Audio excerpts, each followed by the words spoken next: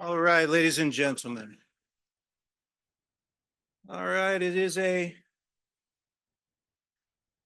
great delight to see all of you here this morning.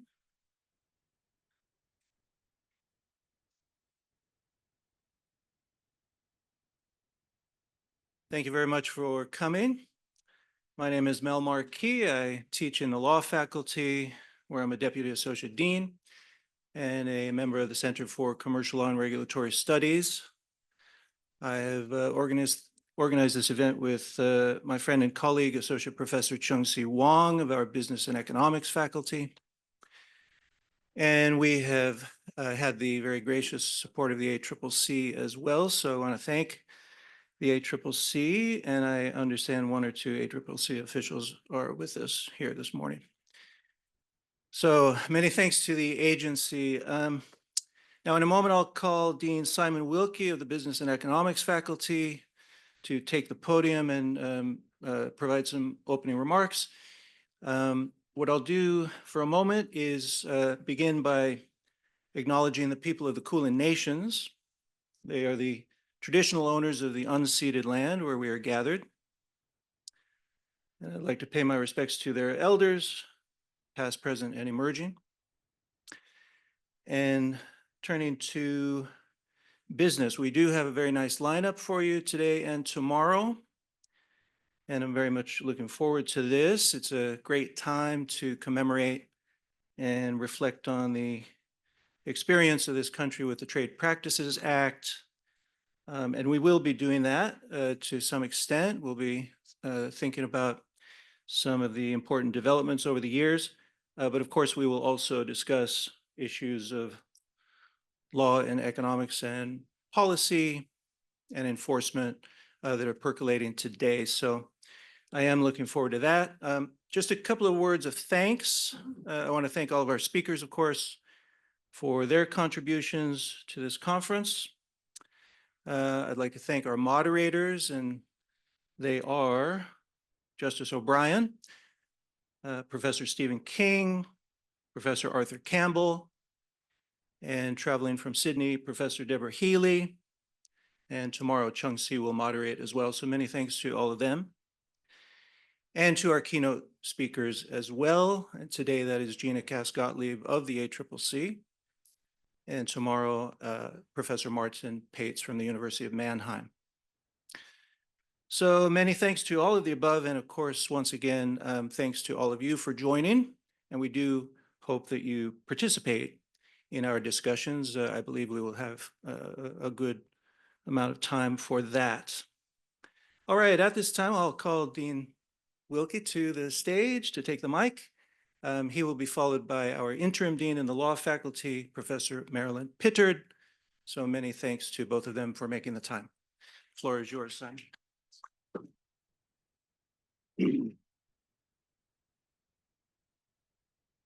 Thanks, everybody. Very excited to see everybody here today. Let me begin by acknowledging the traditional custodians of the lands and waterways that we are meeting on here today, the people of the Kulin Nation, and pay my respects to elders past and present, and acknowledge anybody with Indigenous heritage here today. Today, I'm going to go a bit off script, and I want to talk about my tie. This tie has an important role in antitrust history. Several years ago, in words I thought I would never have to say, in the first Trump administration, there was, if you might remember, a antitrust action against AT&T merging with Time Warner. And previously, in my previous life, I was chief economist of the Federal Communications Commission. And as in that context, we had imposed several non-discrimination rules on vertical ownership of television channels by cable companies. And those rules, the way that they were written, did not apply to the holders of satellite television licenses. So AT&T at the time owned DirecTV. And so therefore we thought it had an incentive to harm competition in the adjacent market, the market for programming. However, the rules, non-discrimination rules, didn't apply to the holders of satellite licenses. So the government asked me to testify. AT&T had offered up as a voluntary behavioural remedy that they would agree to abide by those rules, even though they didn't legally apply, and put that as a condition, behavioural condition in the merger. The government's argument was based on, in fact, another FCC model, a model of vertical power in bargaining, and used the economist Carl Shapiro to develop the model, the structural model of what would happen in competition. The judge in this particular case was an old Brahmin Republican from Boston. And I turned up to the trial as an expert with a blue tie. In which case the case manager freaked out and said, "What the hell are you doing with a blue tie? We've got to get you a red tie." And so this is my red antitrust tie, which is intimately related to what happened in that case. In that case, the arguments, I think, even though it was a Trump administration, the objections to the merger were in fact sound. The judge, however, had never tried a complex antitrust case before and completely missed the point of the economic modeling. It was way and above his head and referred to it as a Rube Goldberg contraption, when in fact it's a standard bargaining model in economics that we'd previously used in dozens of cases. So, and by the way, it was also the basis for what ultimately became the Media Bargaining Code in Australia, but that's a different story. So what's my point? My point is often we have remedies in competition policy that are structural remedies, which are probably the correct remedies, but often in terms of enforcement, there's a failure of enforcement because it becomes a legal issue, and that means it has to be prosecuted. That means it has to be tried. And so often in the context of that, and the possibility of failure to get the structural remedies through, we fall back and rely on behavioural remedies. And so I think the question for us is, in Australia, do we have strong enough competition policy such that it would lead to strong enough structural remedies when they are required, or are we relying too much on behavioural remedies? So with that framing and this blue tie, oh, red tie, I will hand it over to Marilyn. So thanks very much. Thank you, Simon, and welcome to everybody here today. And I too pay my respects to the Indigenous owners of the lands on which we meet today. This is a wonderful collaboration between the Monash Law School and the Monash Business School, and I congratulate all the organisers who've been involved with that, especially my colleague, Dr. Mel Marquis, and also Associate Professor Wong. I think it's wonderful to have everybody together in this way. I'm going to start by telling you a little bit, not about ties, I can't beat that story, but a little bit just about the Monash Law School. Some of you may not know where we're up to these days, but we turned 60 this year.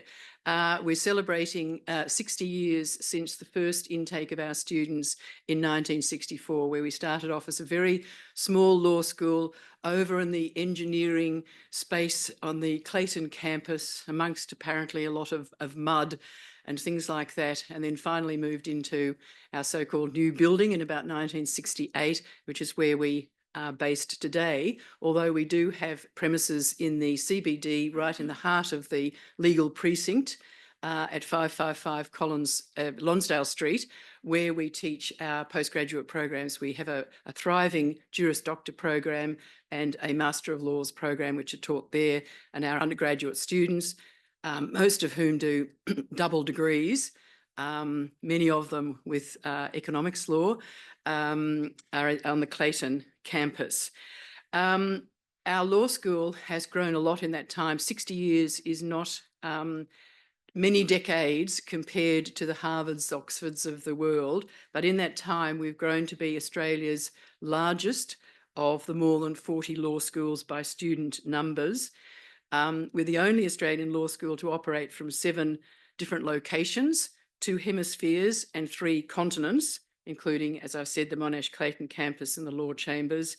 We have programs that operate out of Prato, Italy, Kuala Lumpur in Malaysia, and we have clinical operations in Clayton and the Melbourne CBD and also Springvale. We have a diverse range of staff, and our alumni are very distinguished people. They include former judges, they include partners of law firms, KCs, captains of industry, people who are in the ACCC, etc. I mentioned then our clinical programs. We have a clinical guarantee for our students. So every student who wants to do a clinical law unit can do so. And we have a thriving program there. And that means that students get to practice, see practice in community legal centres, which we basically operate. And so they get real life experience of coming before clients. And next week we have, thanks to the Vice-Chancellor giving us a little bit of a donation, a justice bus going to regional Victoria, going to places like Shepparton, Bendigo and Ballarat, with 2 of our staff and about 10 of our students who will do community legal practice around Victoria, and we're seeking to develop regionally. I think our law school has had fruitful inter-faculty collaborations, of which this is one. But I want to go back to an early one, which it was very successful. And that was a collaboration between Professor Robert Baxt of the Monash Law Faculty and Professor Maureen Brunt of the Economics Faculty. And they put on a graduate seminar, which law and graduate economics students could go to. It was a smallish seminar, about 20 people, and this was to study trade practices law, basically, and the new bill, the new act, the Trade Practices Act of 1974. So in those seminars, and I had personal experience of these, we had not only Professors Brunt and Baxt, but we also had Dr. Philip Williams, who is here today. I'm going to rely on him not to mention dates and years, because Philip, that will reveal too much about us. And also Jack Fagenbaum, who went on to be a QC and practiced in the area of competition law.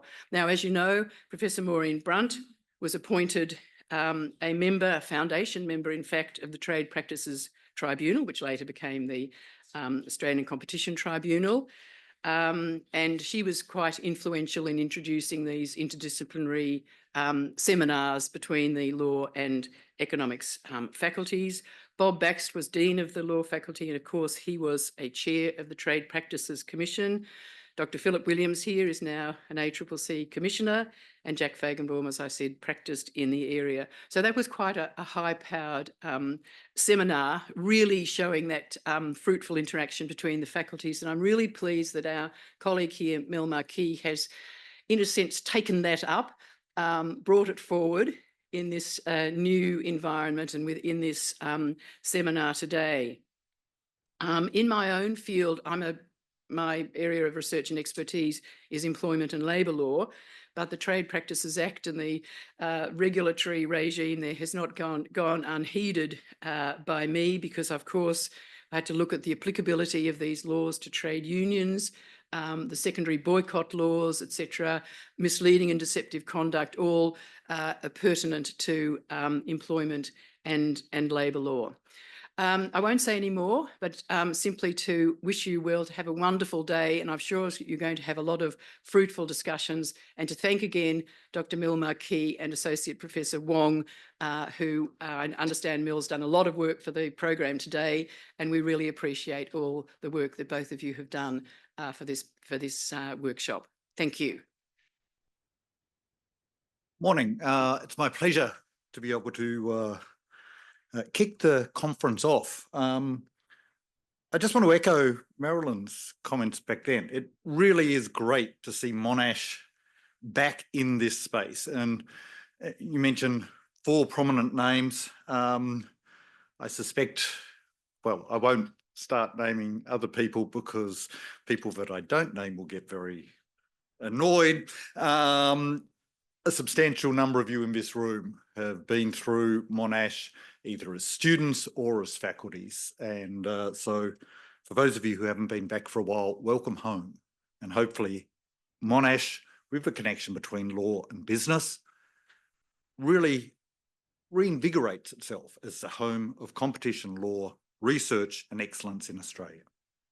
So today we're talking about 50 years of competition law and economics in Australia. Over that period, there's been one person, Gina Cascott-Lieb, who has been one of Australia's leading, I don't want to upset the other people in the room, if we know, leading competition lawyers. I must point out, by the way, for part of the 50 years, not all of the 50 years. So Gina was a Fulbright scholarship at the University of California, Berkeley from 1986 to 87, where she studied, among other things, competition law. Returning to Australia, Gina joined what is now Blake Dawson Waldron and went on to become a partner. In the mid-1990s, Gina moved to Gilbert and Tobin as a founding partner of its competition and regulation team. Now, Gina explained the move to me a few days ago, and I won't repeat the story. Needless to say, oops, own goal, Blake Dawson Waldron. I do notice, by the way, the first 2 people that I came across in here, Morel and Luke, they've left Gilbert and Tobin since you've left. So hopefully you were the pillar, you were the founding partner, the structure of Gilbert and Tobin's competition group. And hopefully they're able to maintain that group and that excellence. Now you've moved on. Because of course in 2022, in March 2022, Gina was appointed chair of the Australian Competition and Consumer Commission, where she is now presiding over some of the biggest challenges and changes to both the ACCC and Australia's competition laws for 50 years. Now, as one example, the new approach to merger clearance is hopefully going to be passed by Parliament before the end of the year. And according to today's papers, it's got bipartisan support. Best of luck, Philip. So, Gina was a member of the Reserve Bank of Australia's Payment System Board from 2013 to 2023. For 10 years, she served as a director on the board of the Sydney Children's Hospitals Foundation.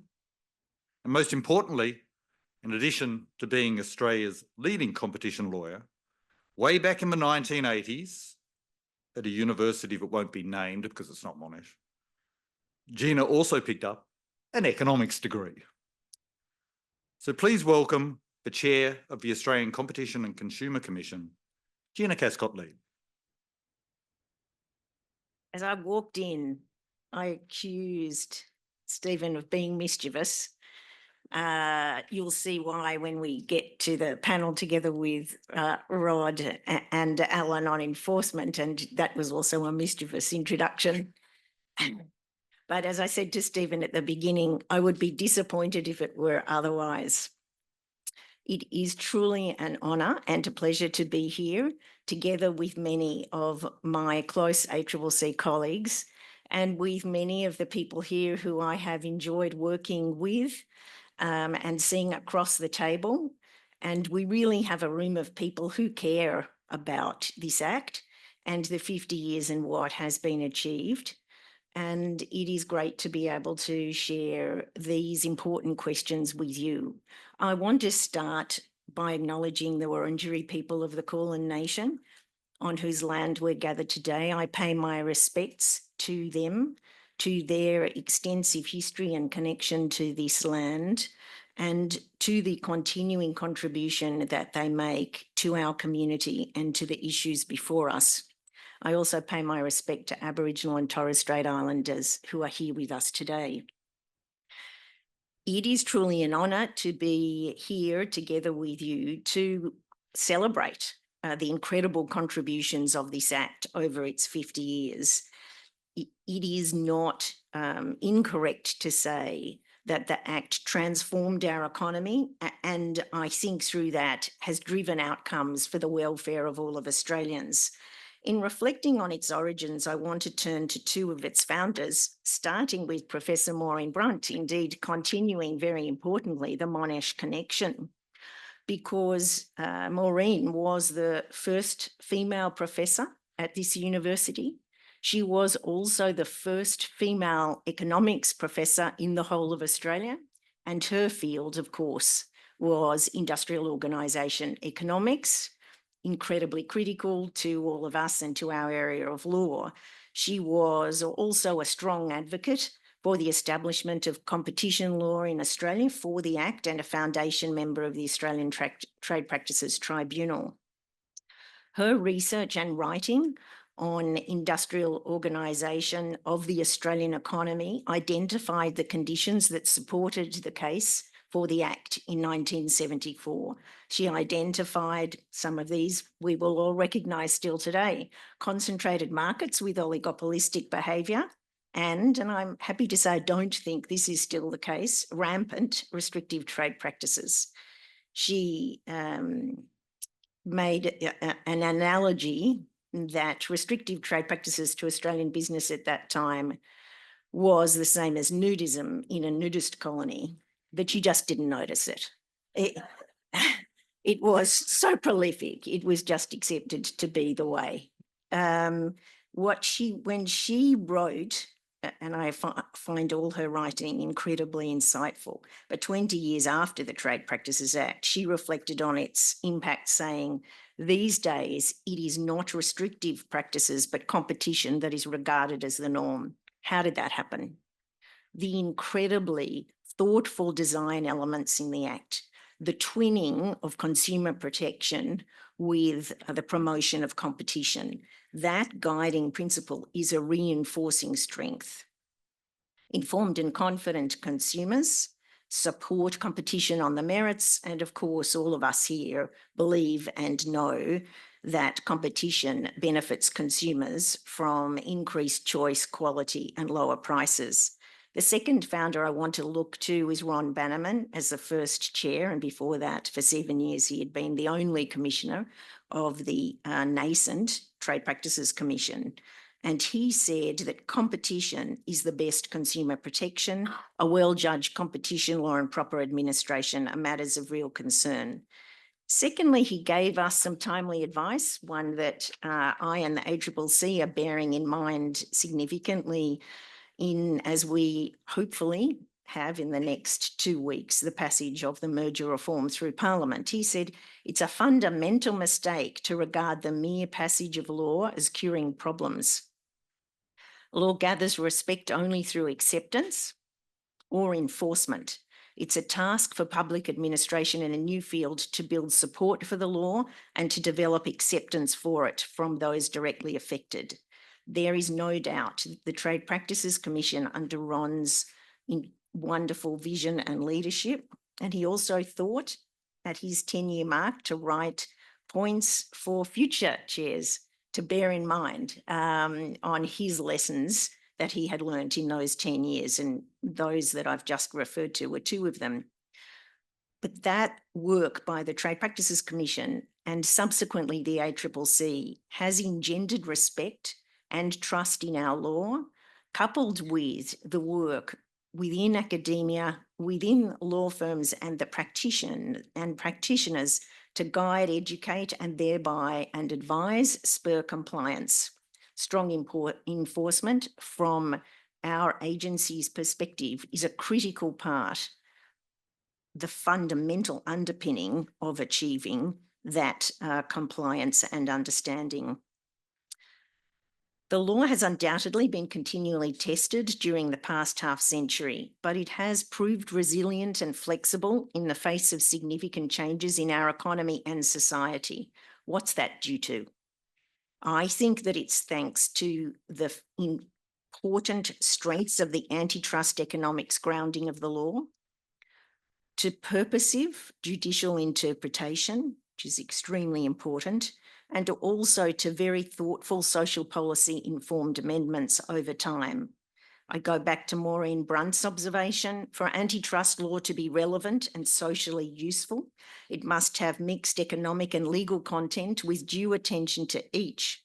Most obviously, antitrust law is a type of regulatory law directed to achieving economic and associated social and political objectives. So looking at our current day, we have a series of interrelated economic and social opportunities and challenges: digital transformation, the net zero transition, all of which are operating in a more and more complex global environment. A number of these are featuring in this conference, asking how does our Act and our law and our implementation of the law deal with and respond to these challenges.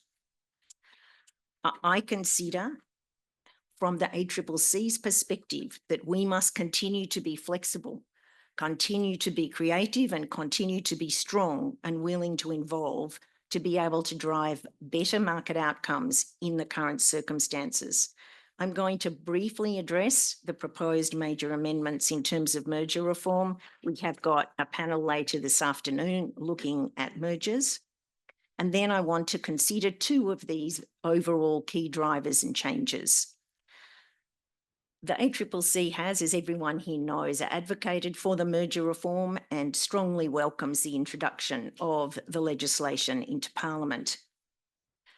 As I look forward to the challenge of implementation and to Ron Batterman's guidance to us, I recognise that this represents a major change for the ACCC, for business, for legal advisors, and for the Australian community. We will move in essence, and it will be interesting to hear Bill Kovacic's comments later, we will move from a voluntary judicial enforcement model to a mandatory, primarily administrative regime. We are moving to the opposite of each of the key elements: voluntary to mandatory, enforcement to administrative, largely, not solely. In addition, the reform includes features to address challenges around serial acquisitions and mergers that substantially lessen competition by entrenching market power. We consider that if passed through the Parliament, the bill will provide the ACCC with fit-for-purpose tools targeted at identifying and preventing anti-competitive mergers. We're committed to and already working hard to prepare for the successful implementation of these reforms, to ensure that transactions that may adversely affect competition are subject to adequate scrutiny based on the risks raised. We recognise the importance of delivering and being seen to deliver a faster, well understood and more transparent process for business and for the wider community. We have published a statement of goals, sits on our website, to outline our approach to implementing the new regime. And it also addresses the significant extent of consultation we will undertake in relation to the process, the forms, and our analytical approach as we move into this changed and important change of regime. We look forward very much, firstly, just with every possible appendage crossed, to the passage of the legislation, but then to engagement with each of you as we work forwards into the implementation of this, I consider, most important in the last 50 years reform to our Act. Another benefit that this proposed new merger regime will bring is it brings us into line with many of our international peers. We are only currently one of 3 of the OECD nations that does not have mandatory notification. This is an important time to be making the change given the global nature of many of our challenges. To the first of these, the pace of digital transformation and the critical intermediary role digital platforms play across our economy pose a key challenge the ACCC considers for competition and consumer policy and regulation. First, digital platforms are serial acquirers. Between 2008 and 2018, Amazon, Meta and Google, and of course there are other large platforms as well, made approximately 300 acquisitions. 60% of them involved firms that were less than 4 years old. Undoubtedly, many acquisitions that they make are likely to be benign. I do not suggest every one is problematic.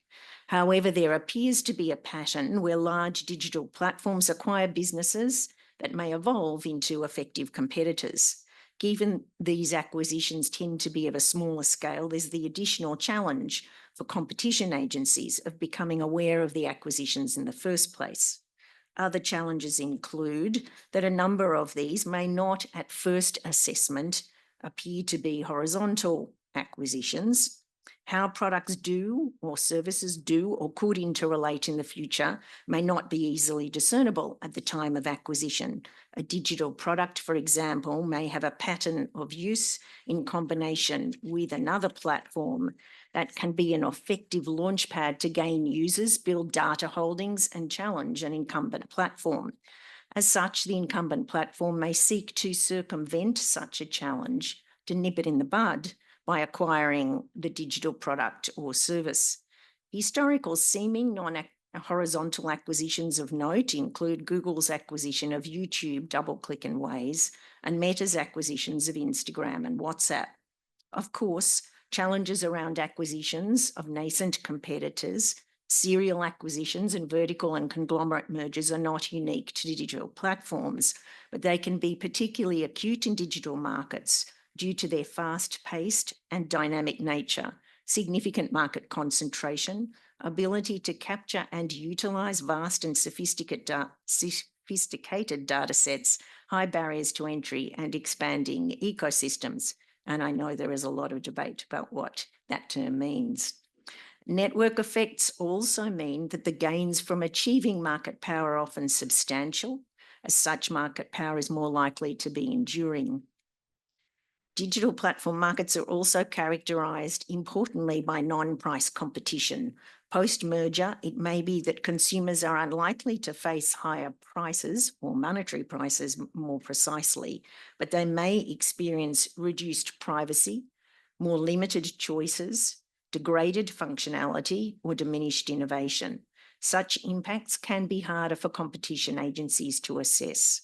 The ACCC's 5th Digital Platform Services Inquiry Report on Regulatory Reform, provided to the government in September 2022, emphasised the competitive harms arising from serial acquisitions by major digital platforms, which remove potential competitive threats or extend positions of market power. One of the recommendations of the report was economy-wide merger reform. To address this behaviour in digital and traditional bricks and mortar sectors.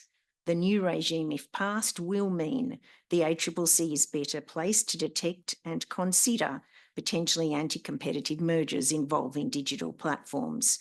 If we look to anti-competitive conduct, digital platforms often serve as gatekeepers to critical markets that are driven by core digital services, such as apps we all are using frequently every day, search engines, e-commerce, digital wallets, and social networking and messaging.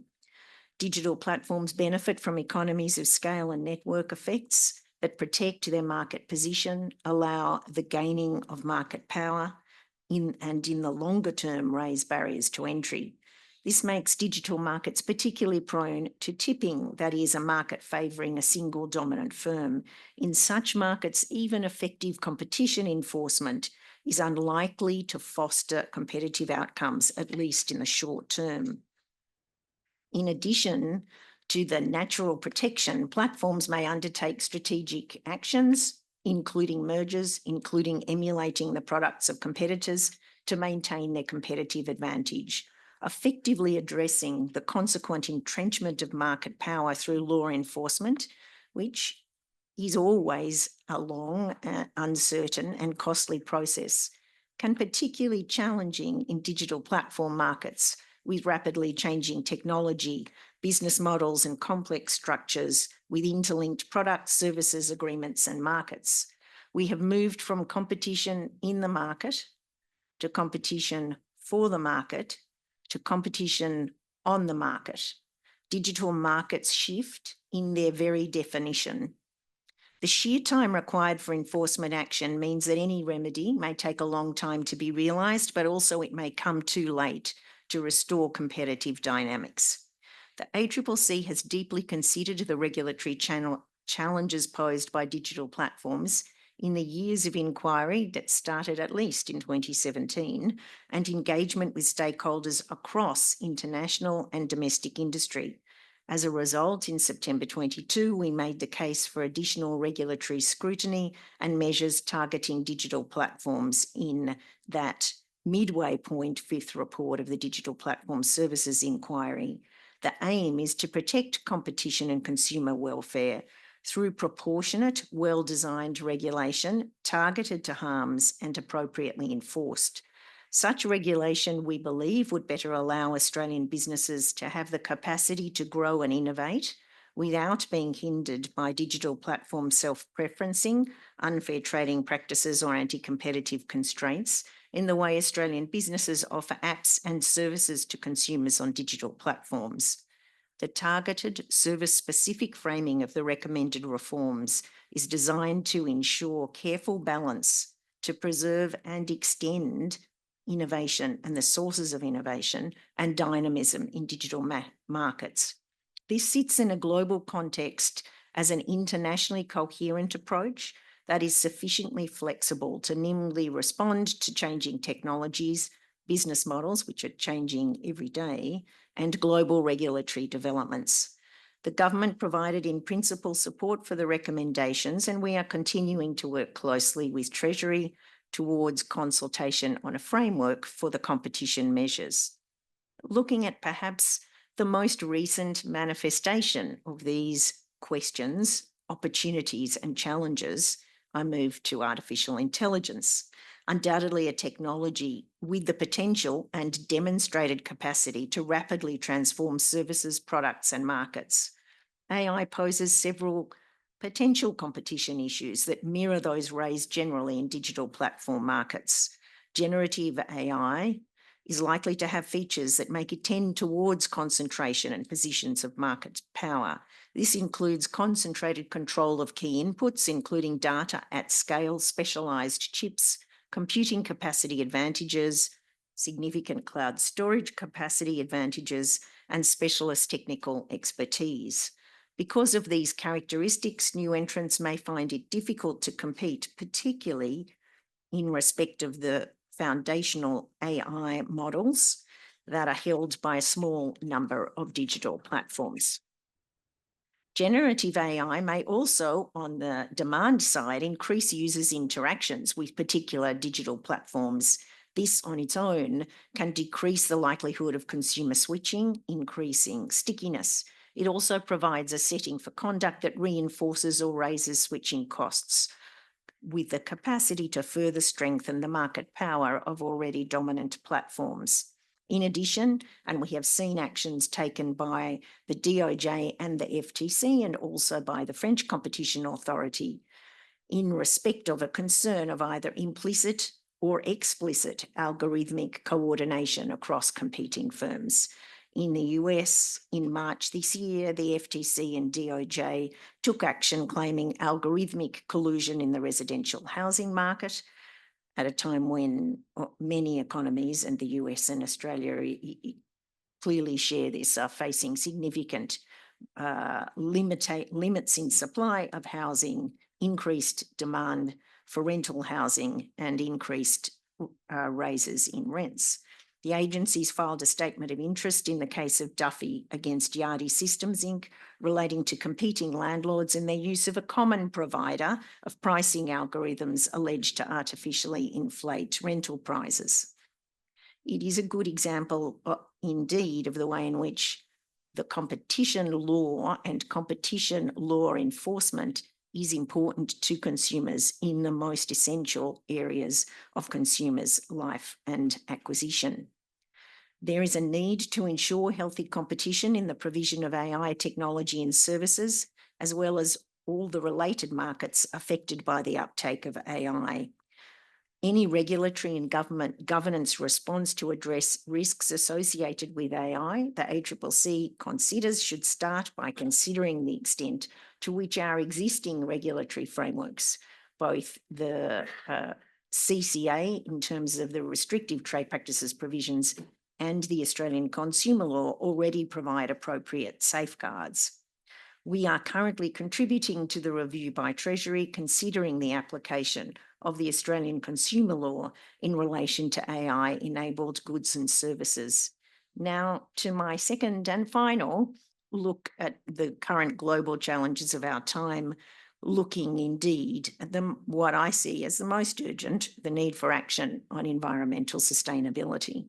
Environmental harm, including climate change and biodiversity loss, represents a special category of threat to the environment and the economy, requiring action broadly. There is no doubt that we would all look to competitive markets to drive investment and innovation needed to support the critical transitions, both in terms of carbon emissions and in terms of nature protection. However, the ACCC recognises that there may be instances where businesses working together can achieve better and faster environmental outcomes. We recognise that an individual business may have insufficient volumes to justify the investment necessary to achieve an environmental objective, or that acting on its own, it ends up at a competitive disadvantage relevant to its rivals, including as a result of other businesses free riding on its efforts. In such circumstances, competition law should not be a hindrance to businesses acting together to achieve sustainability objectives. This is a great example of where the thought and careful design elements of our Act from the very beginning have given significant and powerful advantages, because from the commencement, the Trade Practices Commission and now the ACCC are able to consider and authorise competitor collaborations that deliver genuine and evidenced net public benefit. The authorisation test is sufficiently broad and flexible to enable the ACCC to take environmental sustainability benefits into account. Indeed, in the past 5 years, 1/4 of the authorisation applications assessed by the ACCC have included environmental benefit claims. At the same time, there is undoubtedly a need to assure ourselves, and for all advisors to be assured, that such collaborations are not at the expense of conditions that support competition, nor that they are acting as a screen to what is actually anti-competitive conduct. To bring greater clarity to the availability of authorisations in the sustainability space and our approach to them, we published draft sustainability collaboration guidelines in July, which we're in the process of finalising after quite significant and valuable consultation and submissions. We look forward to releasing that guidance in the coming weeks. In this speech, I have wanted to give examples of the resilience and ongoing strength of our Act and the importance of policymakers and regulators continuing to be flexible and willing to evolve to meet the changing economic and community conditions that are around us. We are all going to be exploring these themes together across the next 2 days. I do believe, though there was incredible foresight amongst the lawmakers of 1974, that they would not have managed or imagined all of the products and services available in our rapidly transforming global world of trade and commerce. But they did clearly envisage the ongoing importance of setting strong principles and clear guidelines for competitive and truthful business conduct. There can be many forecasts for our economy 50 years from now, but whatever lies ahead, I am confident our Act will continue its legacy as a cornerstone of our market economy and a strong contributor to our community more broadly, and to the welfare of generations of Australians to come. Thank you.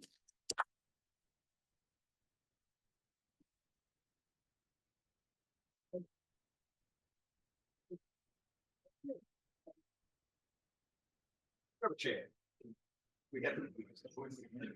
So Gina said she's happy to take some questions because we've got about 10 minutes, I think. Who would like to go first? Otherwise, I get to ask the first question. It will be mischievous. I'm going to hand you a mic, Chris. So many mics. Chris Marsden from Monash Law School. Google is now awaiting remedies in the States. And it occurs to me that the last 2 points you made there about AI and the environment, Google and Microsoft and anyone remember a website called X or Twitter that used to exist? Are all, of course, now doing AI-powered search to ruin the consumer experience, to make it almost impossible to find products that you want to find, and also, of course, to drive up the environmental costs of that very, very basic consumer function. So I don't know if you, I'm sure the US would be delighted to hear your thoughts, but any thoughts on remedies? Because it will obviously impact us very, very strongly here in Australia. I know that, firstly, the case had commenced prior to the rollout or the evident, undoubtedly there was already investment in AI happening amongst the major players, but it was not so apparent. So the case did not concern AI. However, submissions have been put and the judge has accepted that that can be considered in the context of the remedies. The Department of Justice and the collaborating states, because it was a combined action, have envisaged in their application a broad range of potential remedies, including potentially divestiture. Those, and looking at the court's findings, of course, which are subject to appeal and may go on appeal all the way to the Supreme Court with its current composition, which may in the coming 4 years become a more reinforced composition in terms of perhaps a more conservative approach. But subject to the appeals, I think that the intent of the most successful remedy will be structural remedies.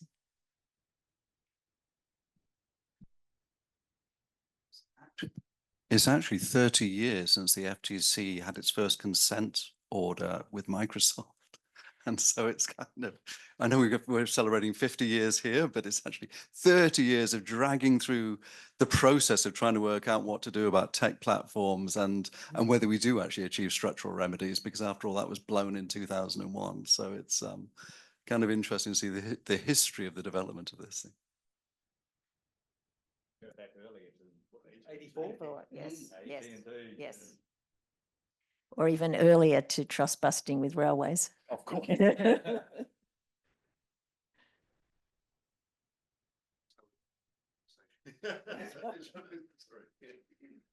questions?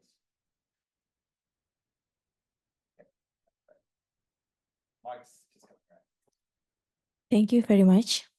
I'm Umi Hairapati. I'm a PhD student at Monash University. This is my first semester, definitely.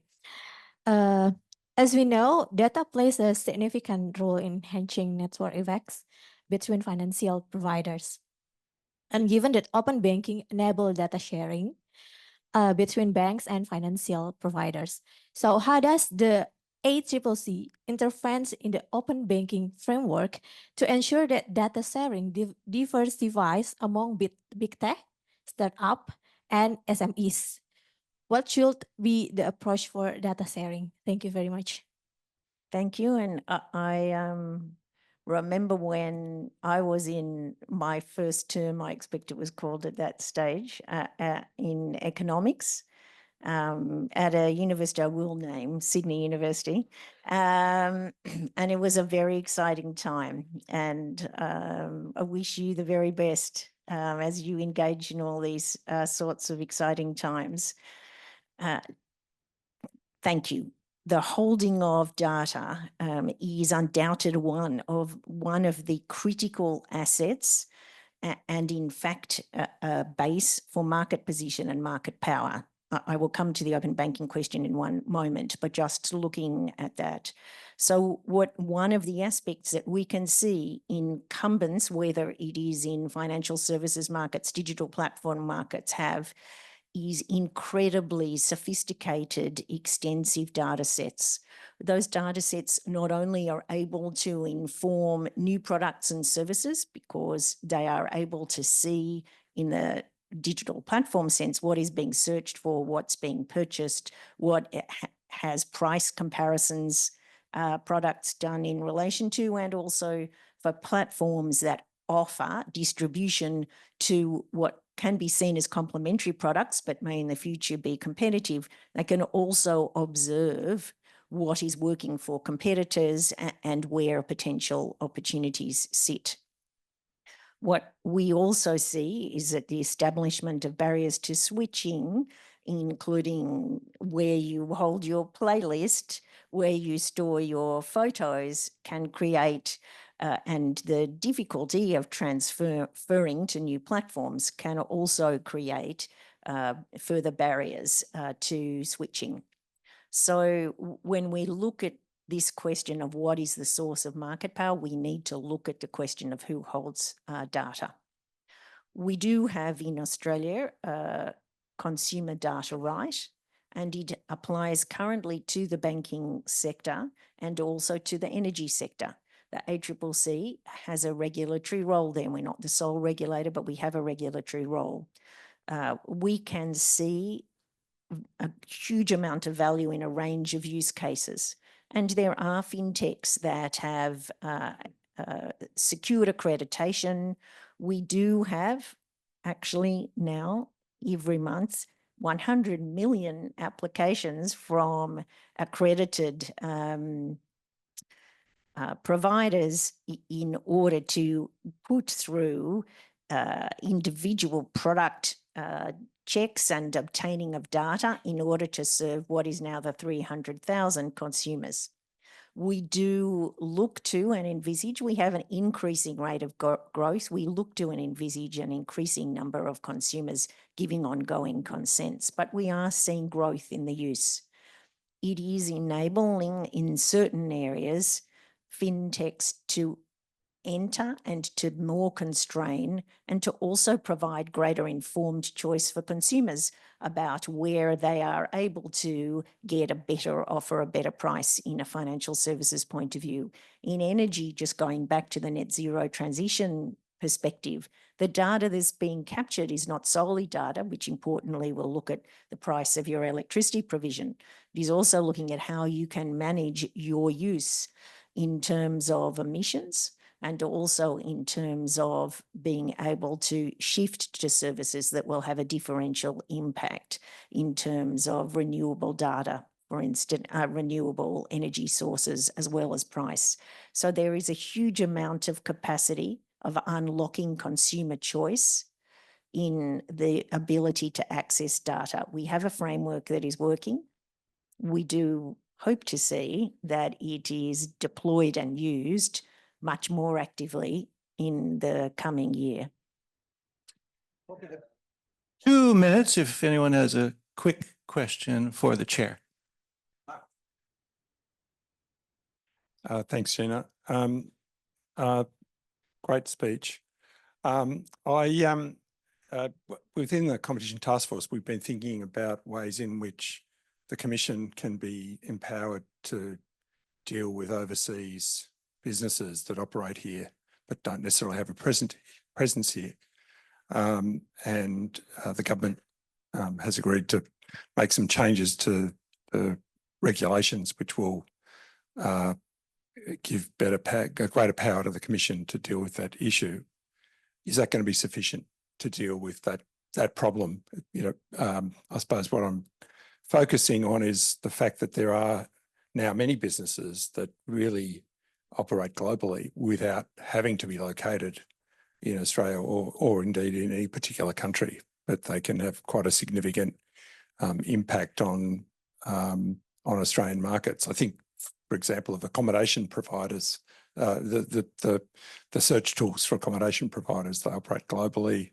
They don't have a presence in Australia, but most consumers use them to find hotels. The first point I think we should all have absolute confidence in is that our law applies to global corporations that are undertaking business in Australia. That has been held in multiple of our courts and also was firmly reinforced by the High Court in the Carpick Carnival case, so the Ruby Princess case, when the High Court found that a business that is selling services that are delivered in Australia is required in its standard contracts to comply with the Australian legislature's view of what are Australian standards of fairness, regardless if the contract in that case had been entered into outside of Australia. So our law does apply, and that is very important. And the ACCC has had successful, undoubtedly multiple successes in relation to international businesses or international acquisitions of Australian businesses, and consumer multiple successes against the global providers. So Google, Meta, Airbnb, Trivago in Australian consumer law cases. We do face additional complexity, though, undoubtedly. One is there is always a question, and when we are investigating, we get answers that the controlling mind and will and the documents of the controlling mind and will are not located within our jurisdiction. That those amendments, which we are very grateful that the task force is working on, while we did receive in an earlier amendment the ability to serve on companies outside Australia, there are more procedural elements that are very important that are being worked on there. We also do have agreements, of course, with peer agencies that enable them to also use their powers to take these investigative steps for us. However, that can be time consuming, and we are very much looking forward to streamlining, because there is no doubt the law applies here and our investigative powers need to work more effectively and efficiently. We draw that session to an end. Thank you so much for doing that.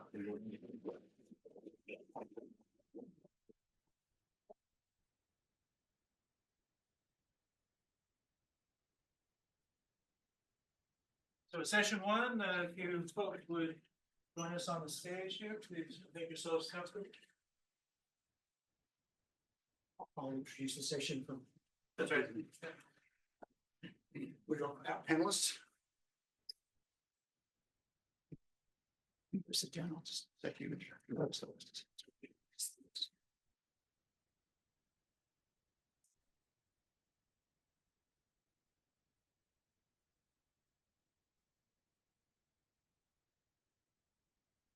Good morning, everyone. I'll just make some introductory remarks to our session this morning. I'm very pleased to be able to moderate this session, which is titled Building the Law and Improving the Legislation, obviously reflecting on 50 years of competition law and economics in Australia.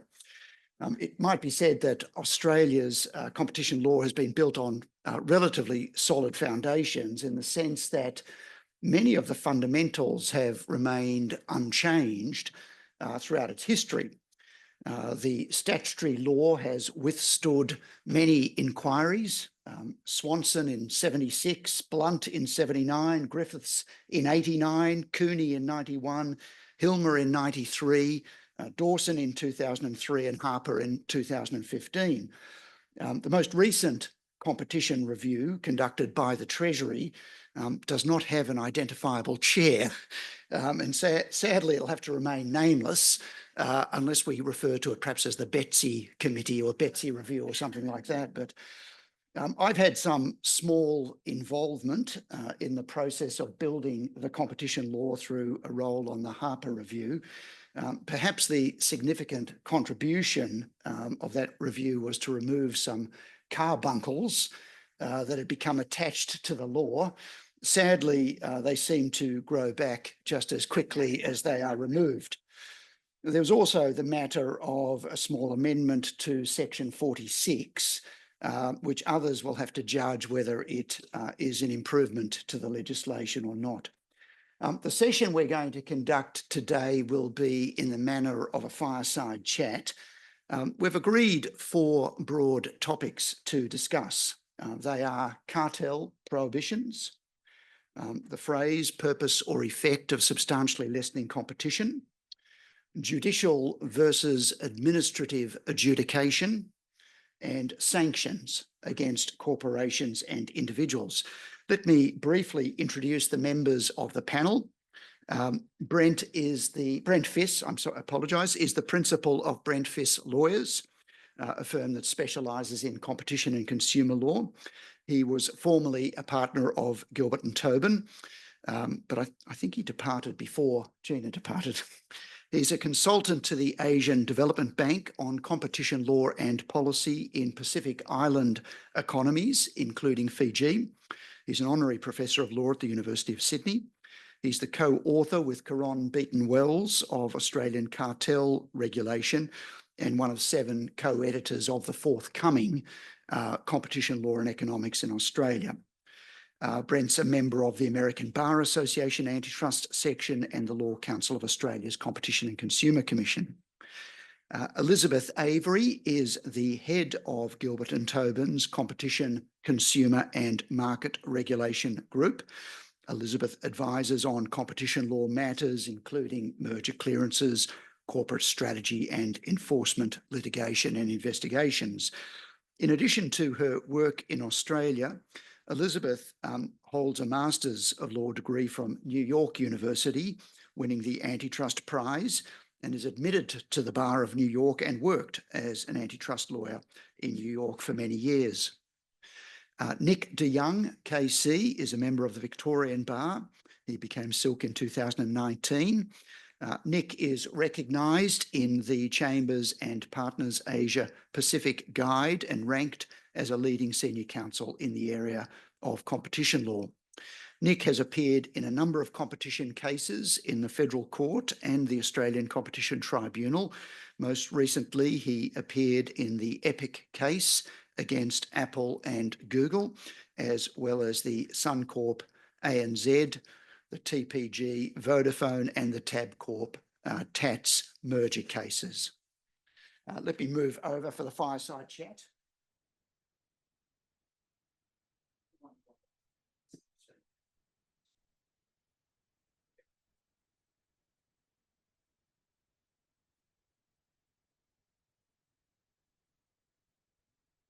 Hoping that's working. It is. Good. Let's start with cartel prohibitions. There's yet to be a successful cartel prosecution in Australia in a contested case before a jury. Some have suggested, one of several possible explanations, that the elements of cartel offences are too complicated to enable clear and straightforward directions to juries. In the ANZ Bank cartel case, Justice Wigney published in his reasons the following observations about the framing of our statutory cartel law. His Honour said, those responsible for drafting the cartel offence provisions in the Competition and Consumer Act, none of whom could possibly have ever set foot in a criminal trial court before, appear to have approached the drafting task as if it were akin to producing a cryptic crossword. The offence provisions, when read with the extensive definitions of the terms used in them, are prolix, convoluted and labyrinthine. When coupled with the general principles of criminal responsibility, including the extensions of criminal responsibility in Chapter 2 of the Criminal Code, the complexity of the offences is multiplied. By the time the maze of provisions is worked through, it is very easy to lose sight of exactly what conduct the offence provisions are intended to bring to account and punish. Brent, can the cartel law be simplified? Still pondering that question. I'm not sure whether I have this. Press it up now. Yeah. Thank you. Sorry. Thank you very much. Yes, I think the definition can be simplified so as to make the cartel offences much more workable. That said, the challenge. I think hold it closer to your mouth, I think. Can we hear that now? You want to make sure that mic is. One moment. All right, yes. All right, thank you. The task is, I think, much more difficult than has from time to time been assumed. There's quite a long backdrop to this, and the history goes back really way back to about 2003 or so, and even earlier, when there was a lot of talk about the need to criminalise so-called hardcore cartels. The difficulty is no one has expressed the concept of a hardcore cartel in a way and statutory definitions that is going to be intelligible or readily translated by a judge in a trial direction to a jury. One of the spectacular cases that illustrates the difficulty that Wigney J emphasised in the ANZ cartel case is the Country Care case back a few years now. I won't go into detail about that, but essentially there are 8 charges in that case. Bromwich J, a very experienced criminal lawyer in his day, former head of the Commonwealth Director of Public Prosecutions, directed the jury in terms that, with respect, were impeccable and widely regarded as a model of a direction under our legislation to juries. The difficulty was that those directions took some 30 pages, and even to seasoned practitioners in the field, they are quite a taxing read. In the Country Care case, the jury acquitted the accused on all charges. I think it was within about half an hour. So that is, as I said, a spectacular case. Well, what can be done to simplify the cartel offence definitions? We got off to perhaps a start in 2015 with the Harper Review, which recommended simplification, but unfortunately the model legislation at the end of the report did not simplify the cartel provisions. I'm not being critical here because there was such a huge body of work accomplished in the Harper Review, and the task of simplification is really one that requires further careful thought. So nothing happened then. Since then, the New Zealanders have introduced cartel provisions that are simpler than ours. That would be one modest alternative to the approach we have in Australia, some 13 pages of definitions relating to the cartel prohibitions. The New Zealand provisions, however, are not ideal. There's still jargon in them. They still refer to concepts like price fixing and allocation of customers and the like. They also retain the strange concept of purpose of a provision. Why on earth this concept ever arrived in our law is difficult to fathom. What does the purpose of a provision matter? In the context of a criminal offence particularly, it should be the purpose of the accused that matters. So the New Zealand provisions, with a tweaking of the concept of a provision to remove that concept and just to focus on the intention of an accused, would be one modest approach. There are other possibilities. The English, the United Kingdom provisions on cartel offences are there. They, in some respects, are better, they're simpler than ours, but they do contain a number of quirks. I won't go into the detail here, but as a model, they're far from satisfactory. Well, that brings us to other possibilities. It seems to me one approach would be to go back to the fundamental essence of the concept of hardcore cartel conduct, and to define the offence by reference to whether or not there's an intention to substantially lessen competition by a party to an agreement to substantially lessen competition with one or more other competitors. And the concept of intention could be a concept essentially of dominant purpose. And the idea of that, in a nutshell, would be to try to reflect the idea of a naked restraint, the US conception from long ago of a hardcore cartel conduct. It would seek to do that, and it would be possible in such a definition just to dispense with the concepts of price fixing, bid rigging, allocation of customers, and restriction of supply. Now, I appreciate that's a radical suggestion. It is unattractive.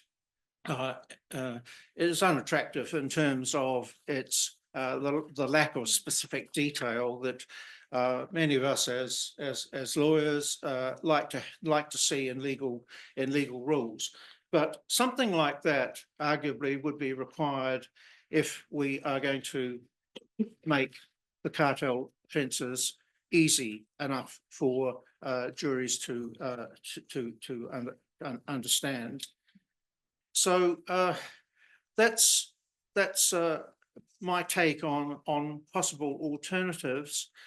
I suggest, though, that if we can't come up with a better alternative, then consideration should be given to repealing the cartel offences, because they don't justify retention unless they're going to be workable in the jury context in which they must be applied. So there we have some basic thoughts. There's no panacea here, but that's my take. Thank you. Nice road to Elizabeth, and particularly reflecting on your time in the States. One can't think. The one common element generally of competition law around the world is that cartel prohibitions are prosecuted in the criminal jurisdiction almost universally around the world, where Australia was a little bit late to the party. But no doubt it happens in America, and one might think happens perhaps a bit more successfully. What are your reflections in any comparative sense as to Australia's criminal law? Thanks, Judge. I guess my reflection in recent times is that not everything is better than in America, but but I do. I might just add, I wear a yellow tie deliberately. I'm carefully not wearing red at the moment, but I know my it is my favourite colour. It's just problematic right now. I do recall returning to Australia and having to do a lot of mental gymnastics to translate what I thought were common sense understandings derived from generations of case law to derive some key principles about what cartel conduct meant. Now, that is problematic when you are so-called late to the party, and you have to come up with precise definitions. We're talking about a criminal offence after all, and I think actually the Criminal Code Act requires us to define conduct with precision. So it is quite difficult to extract, I suppose, to a great level of generality what might be cartel conduct without being somewhat precise. The problem is I'm not sure that what we have now is precise, and I certainly find it, you know, the fact that you have to establish a contract arrangement or understanding, which we'll get to in more detail later, but that of course is fraught. Then you need to establish either the purpose effect condition, loosely price fixing, or a purpose condition. Then you have to establish the competition condition. All of these elements make it incredibly difficult for a jury to, or even a judge, frankly, and a prosecutor to prove beyond reasonable doubt. And then you have a labyrinthine set of quite prescriptive exceptions, which aren't necessarily intuitive in the way they apply. The vertical restraints exception, which you then have to step through very carefully the labyrinthine drafting of the exclusive dealing provisions and figure out whether it fits within that paradigm. The same with the joint venture exception. You know, they are overly complicated, and I do think, as much as you modestly say you had some small involvement, the Harper review was actually groundbreaking in the amount of ground it traversed. I do think what was proposed there in the model legislation may not have been perfect, but was a vast improvement over what we have here. Thanks, Elizabeth. Nick, what are your thoughts? Brent mentioned New Zealand and mentioned the adoption of just broad phrases such as price fixing and bid rigging.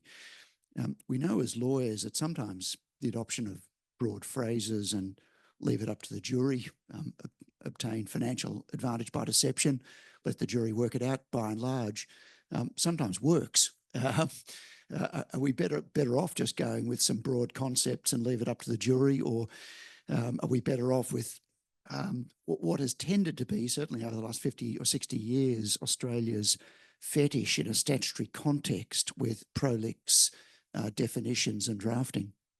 Yeah, I think that's the question. I mean, there are two broad ways of approaching any legislative provision. Do we be specific or do we be general?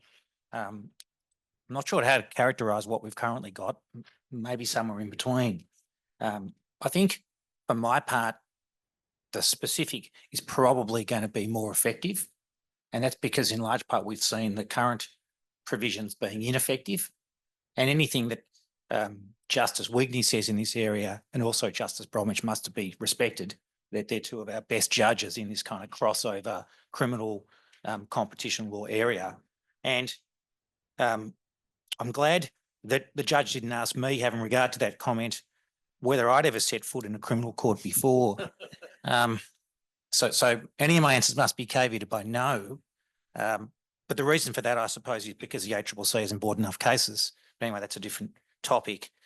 The New Zealand, the Harper model provisions were more specific in a sense. They had separate provisions for each of the key conduct, price fixing, restrictive output, market allocation and bid rigging.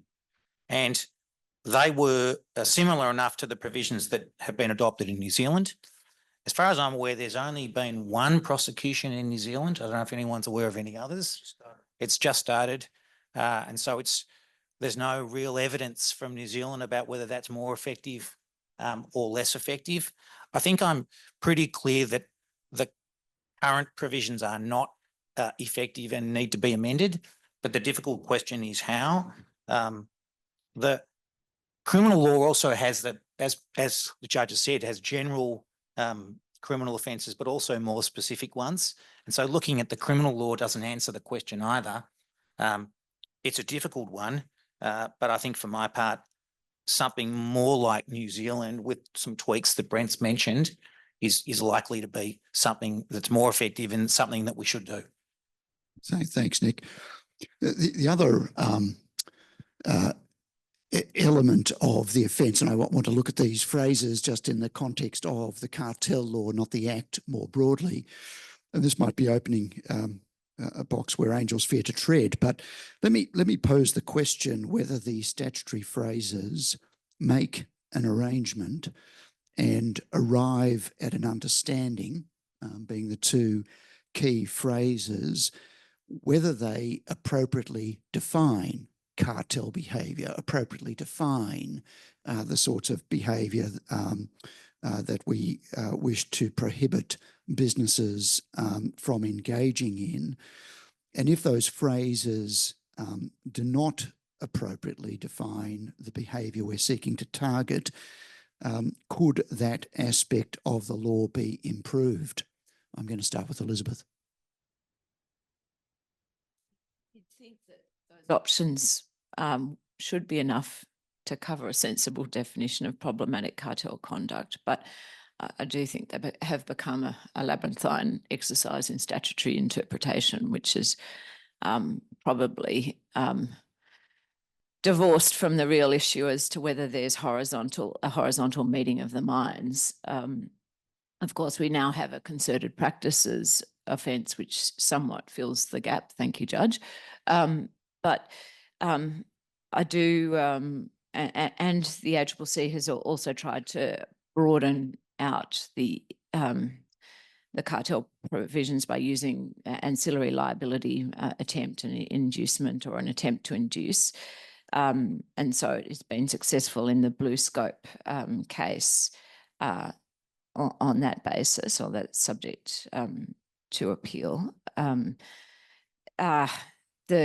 course, in the Hutchinson CFMEU case, we have the High Court is about to consider the limits of the approach, and the full federal court found that the parties hadn't reached an understanding or an attempt to induce an understanding, even though the union made a threat and Hutchinson had acted in the way the union wanted, but there wasn't a commitment, so there wasn't an understanding.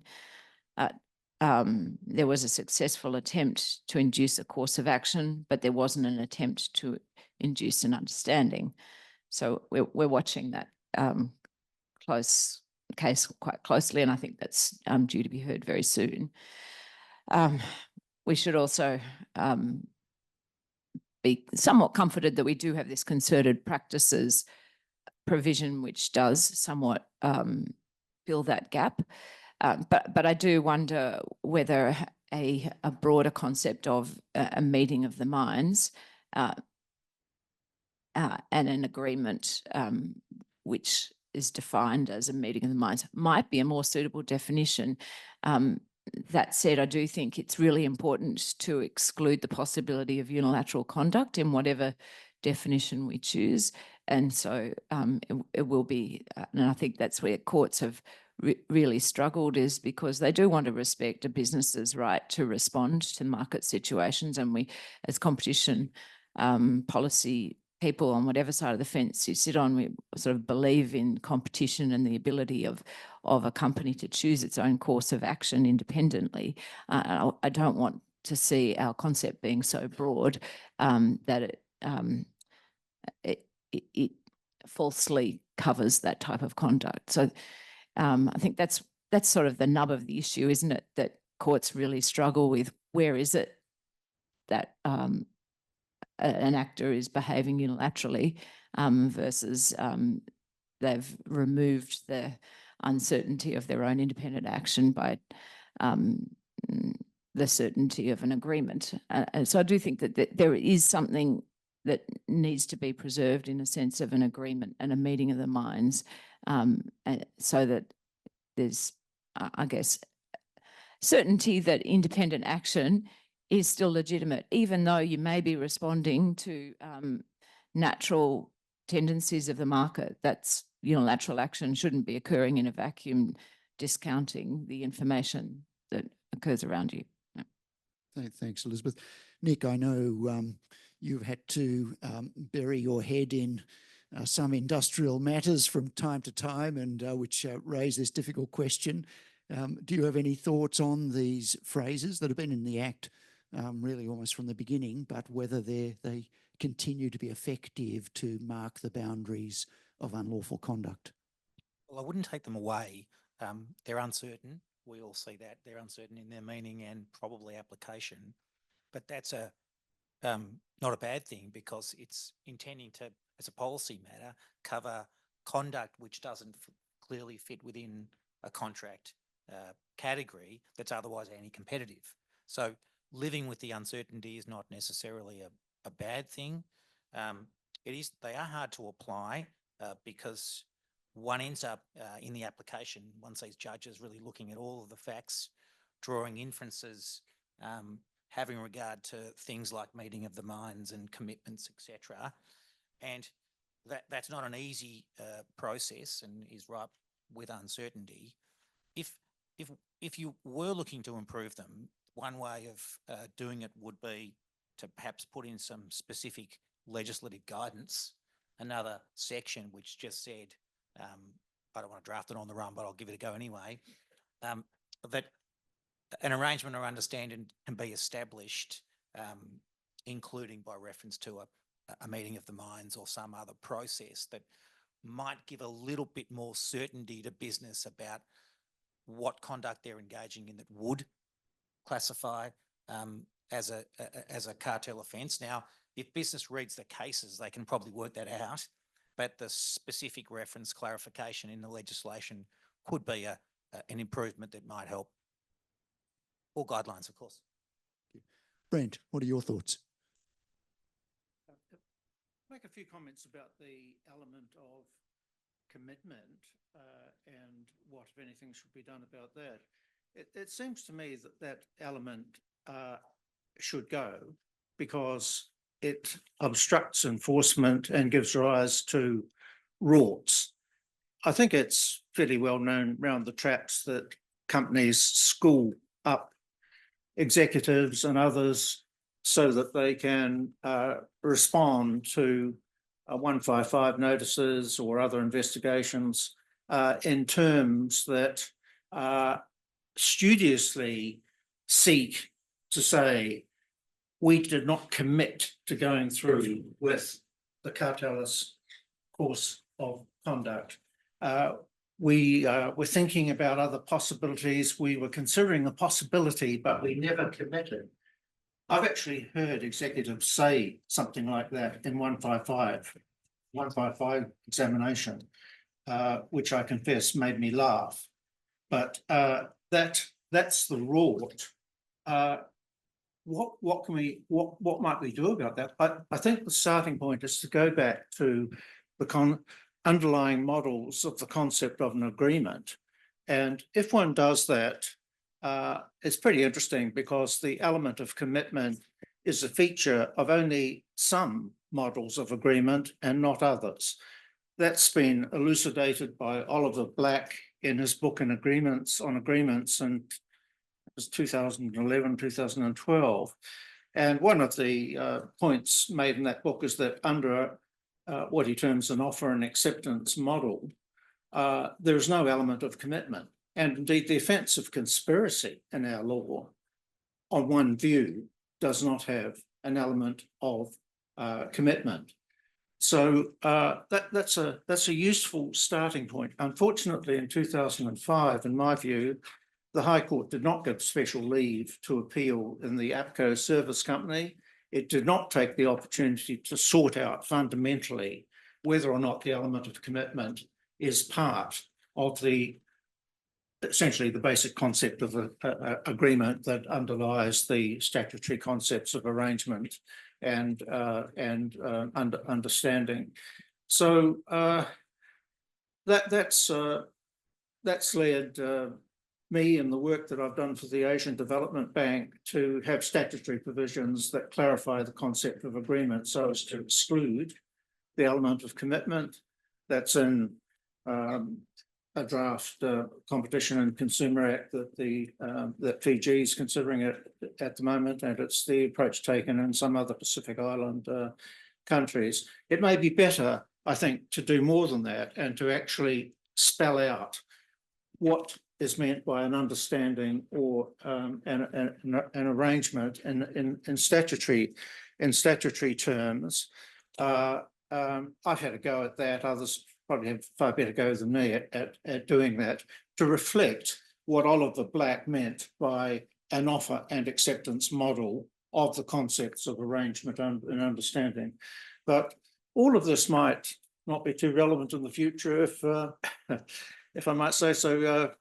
Justice O'Brien's interpretation of the concept of understanding in BlueScope prevails, because on that interpretation, the element of commitment is not part of the concept of understanding, while it is part of the concept of arrangement.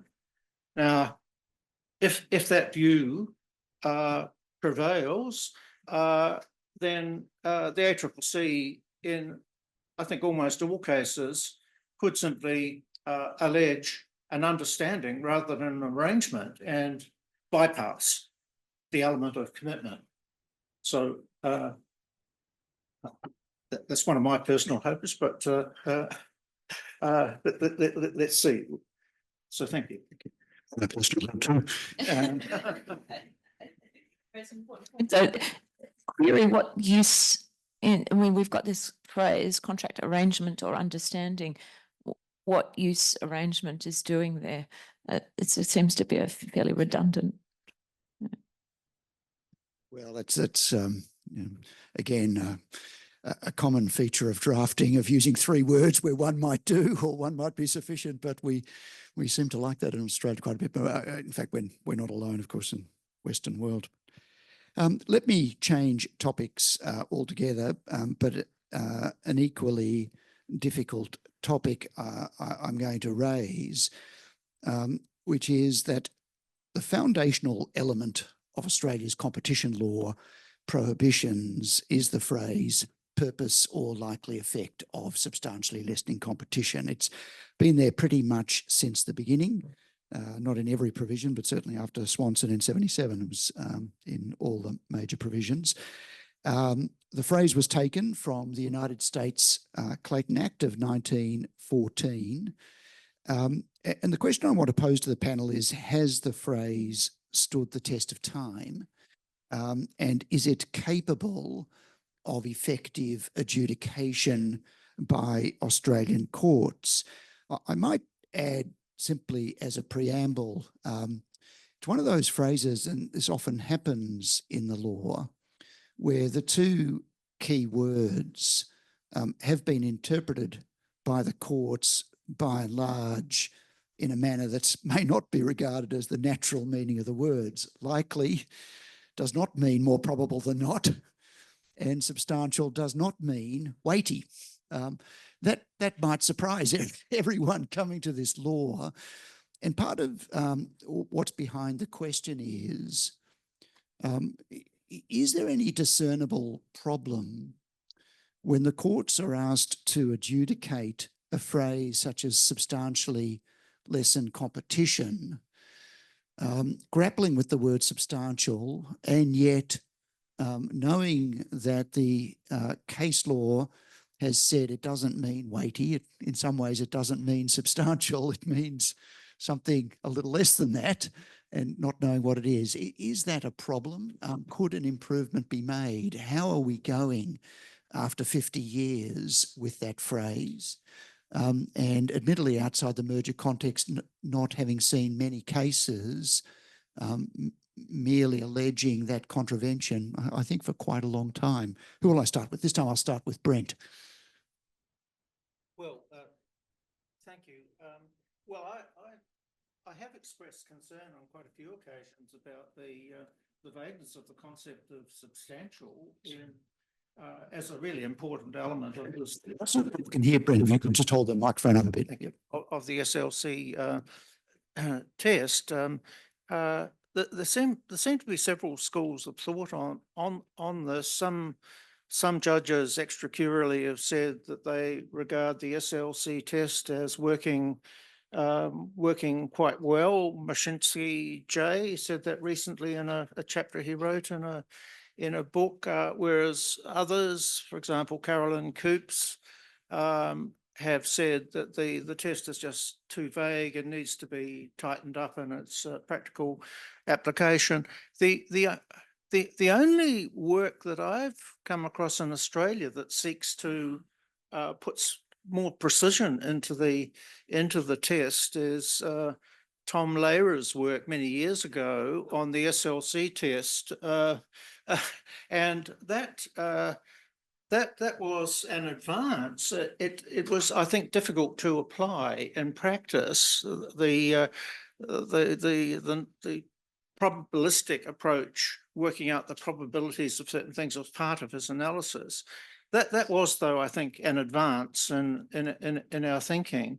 But unfortunately, I think if you break down what substantially conceivably relates to, there are about eight or nine parameters where there's vagueness. I think headway could be made by just asking, first of all, well, what are we talking about here? What does this notion of substantiality refer to? I have had a shot at this breakdown. I've forgotten where exactly, but I'll provide a reference after the conference. So that's one thing that could be done. But I'll just say a little more. I'm also troubled by the purpose limb of the SLC test. It seems to me that this has not passed the test of time very well. There are a number of problems with the purpose limb of the SLC test, as I see it. One is the subjectivity of it, as interpreted by the High Court. Purpose is referable to the subjective intention of the including party, that is the party who included the relevant provision, the SLC provision, in a contract arrangement or understanding. Well, that subjective interpretation is at odds, in the context at least of civil penalty SLC cases and civil remedy cases, with the orthodox economic analysis, which is not about the subjective intentions of actors, of course, but about objective facts and objective dangers and risks, and so on. So that subjectivity is odd, and I think well, McHugh kind of tried to have it both ways. Was it Rural Press where he and the High Court interpreted purposes meaning subjective? I think it was Lawrence. Yeah. News and South Sydney Rugby. Yeah, thank you. And by contrast, John Land, many of you may know John from Auckland, barrister in Auckland. He's written a chapter in this forthcoming book on to mark the 50th anniversary of the Act about the interpretation of purpose by the New Zealand courts, and that's fairly eye-opening because it indicates the very different tack taken by New Zealand courts. In particular, they have taken a view that purpose is referable to objective purpose, not the subjective intentions of particular actors. So, thank you. Thank you, Bren. Nick, you've had to confront this phrase, most recently, obviously, in Epic, but in merger cases as well. And because of your more recent experience, I'm going to ask you to answer the first question just about the workability of the phrase itself, but I might also ask you about Section 46 at the same time. Of course, the section was amended in 2017 to include that phrase. And so it's a double question. Can Australian courts adjudicate that phrase, purpose or likely effect of substantial lessening competition? And is there any evidence that the amendment to 46, introducing that phrase, has improved the effectiveness of that law, or is it too early to tell? In short, my answers will be, yes, I think it can be effectively applied, and it's regrettably too early to tell on Section 46. Let me unpack that. I do think Brent's raised some good points about purpose, which could and perhaps should be clarified, but I'll just put them to one side and focus more on the competition side of it. I agree with the judge that where we've arrived at is a fairly unnatural reading of the ordinary English words in various respects. But nonetheless, we've arrived at a position where I think the meaning of the concept is relatively clear or clear enough. And in particular, focusing on substantial lessening, it is fairly clear what that means in concept. What is the standard? It is fairly clear. I don't need to repeat it for this audience, everyone knows.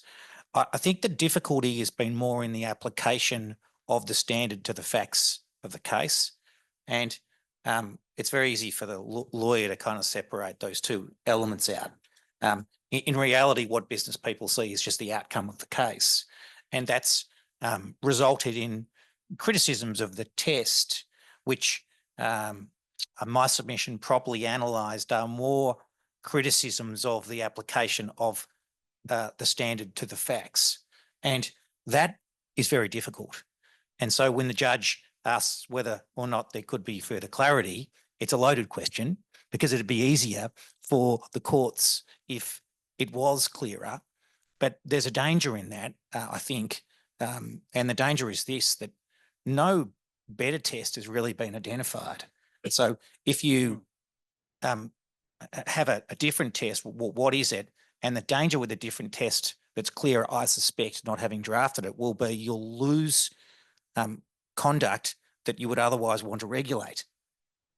And the difficulty with the application of the test is really a good segue into Section 46. And I do think the amendments that were made to 46 are very important, were important, remain important. Regrettably, and they're as broad in this area of market power as I think anywhere in the world, certainly broader than the US and the UK. And so, and that's because you can have a misuse of market power if I can just strip the legal language off it where there's a likely effect on competition. Don't need that intentional element of it.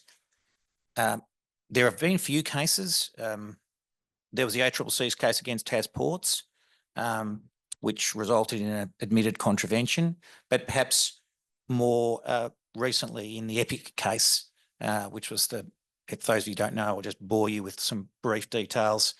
Epic has a game called Fortnite. Anyone that's got teenage boys will know it well.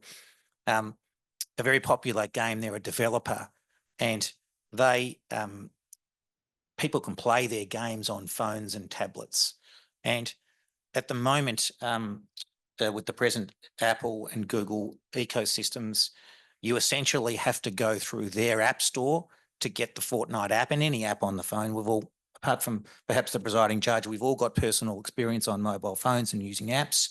And Epic's case involved allegations against Google and Apple that they'd misused their power in various markets pertaining to restrictions on app stores. And there's some very, we had a 4-month trial. There were antitrust economists, behavioural economists, survey evidence, technical evidence, as well as a range of lay witnesses. And it provided a very thorough examination of the relevant market, and I think provides, judgment's been reserved, but I do think that very, very careful attention to the facts provides a good platform for a finding of contravention of Section 46. Whether that happens or not, we'll have to wait and see. But what that, I think, illustrates is that the difficulty in proof of these cases, at least in some, in many markets. In other cases, it will be much more simple. I mean, it's hard to imagine a more complicated market than some of these phone markets, but I wonder if just really speculation, that difficulty in proof is really what is stopping more Section 46 cases coming along. And I'm optimistic that a successful case, a result in the EPIC decision will encourage more 46 litigation, because I do think there's probably more out there that's not coming forward because of these perceived difficulties in proof. Thanks, Nick. Before I ask Elizabeth to respond, I need to tell a Gilbert and Tobin story about Section 46 and the amendment. Gina will know and Elizabeth will know that the former chair or senior partner, I'm not sure the description of Gilbert and Tobin, Danny Gilbert, was quite aligned with the Business Council of Australia in opposing the amendment to Section 46 during the time of the Harper Review. I was acutely aware of that. And funnily enough, around that time, Danny Gilbert used to go up to the Garma Festival in Northeast Arnhem Land each year, and my wife used to go up there frequently as well, and met Danny up there and introduced herself as and made the connection to myself and the Harper Review and all the rest, and they got chatting. Anyway, a year or two after the Section 46 amendment was made, my wife was up again at the Garma Festival and ran into Danny Gilbert and rather cheekily, and I didn't put her up to this, asked him whether the sky had fallen in and whether, you know, this was an enormous problem, the amendment to Section 46. And Danny responded with, I think, a well-known anecdote of the time that Chairman Mao was asked about his reflections on the French Revolution, to which he replied, "Too early to tell." Elizabeth, on both questions, substantial lessening competition and Section 46, what are your thoughts? Hopefully Danny's not comparing himself to Chairman Mao, but I didn't mean to imply.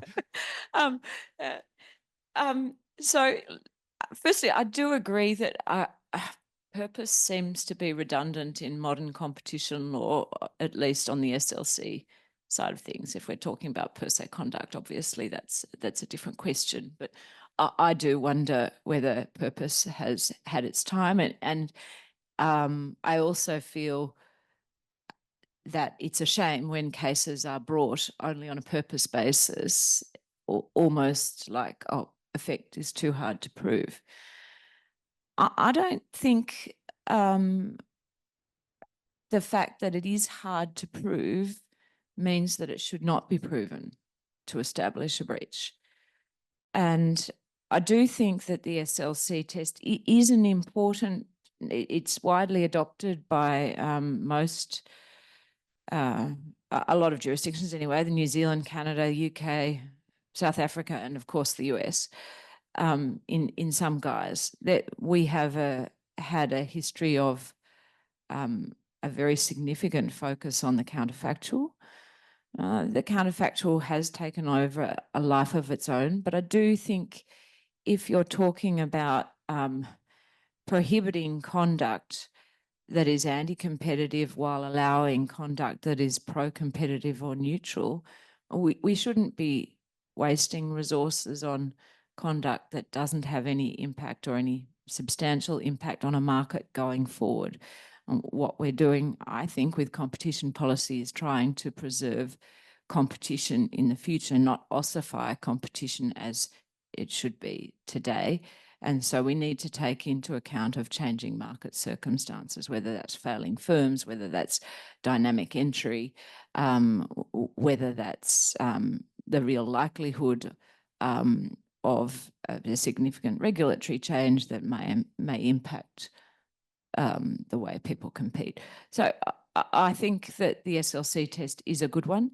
I do think that there are challenges in its application. Facts matter, and facts are complicated. One person's version of the facts is different to the next person's version of the facts. I think that's the beauty of the judicial system. It does have the ability to test the evidence and properly analyse whether those facts meet the test. Look, there is a long history of counterfactual analysis in our law, starting from QCMA, and I do think it has stood the test of time. I think that the courts in general are adept at applying it, and that it has been widely applied in other jurisdictions.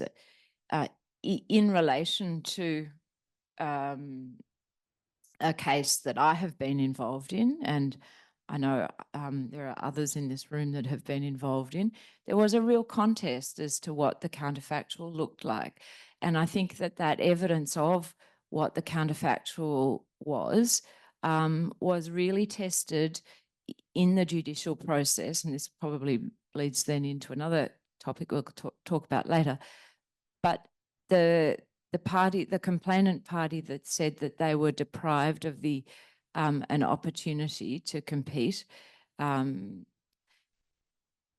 they actually had no concrete plans to compete, or there was no evidence that they had concrete plans to compete.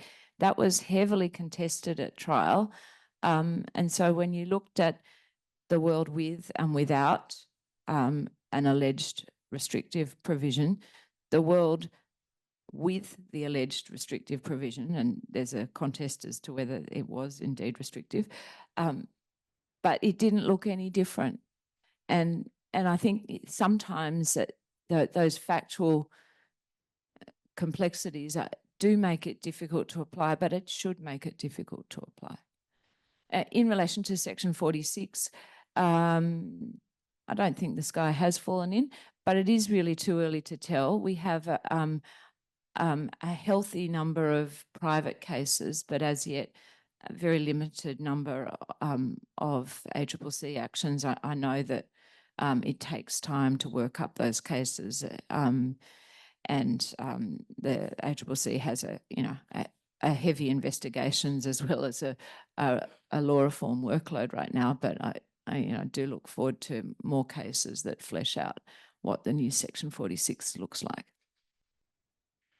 A little conscious of time, and but knowing this topic that we were given is very open-ended, I'm going to segue from the comment about the judicial adjudication of that phrase into this broad topic of judicial versus administrative adjudication. In Australia, enforcement of competition law, the determination of contraventions, the imposition of sanctions has been entrusted to the courts rather than to an administrative agency. And that is in contrast to numerous other countries around the world in which enforcement is undertaken by administrative agencies, then with some form of review, sometimes judicial review, but sometimes not. The proposed amendments to Australia's merger law will bring about a fundamental change to competition law enforcement in Australia in that respect.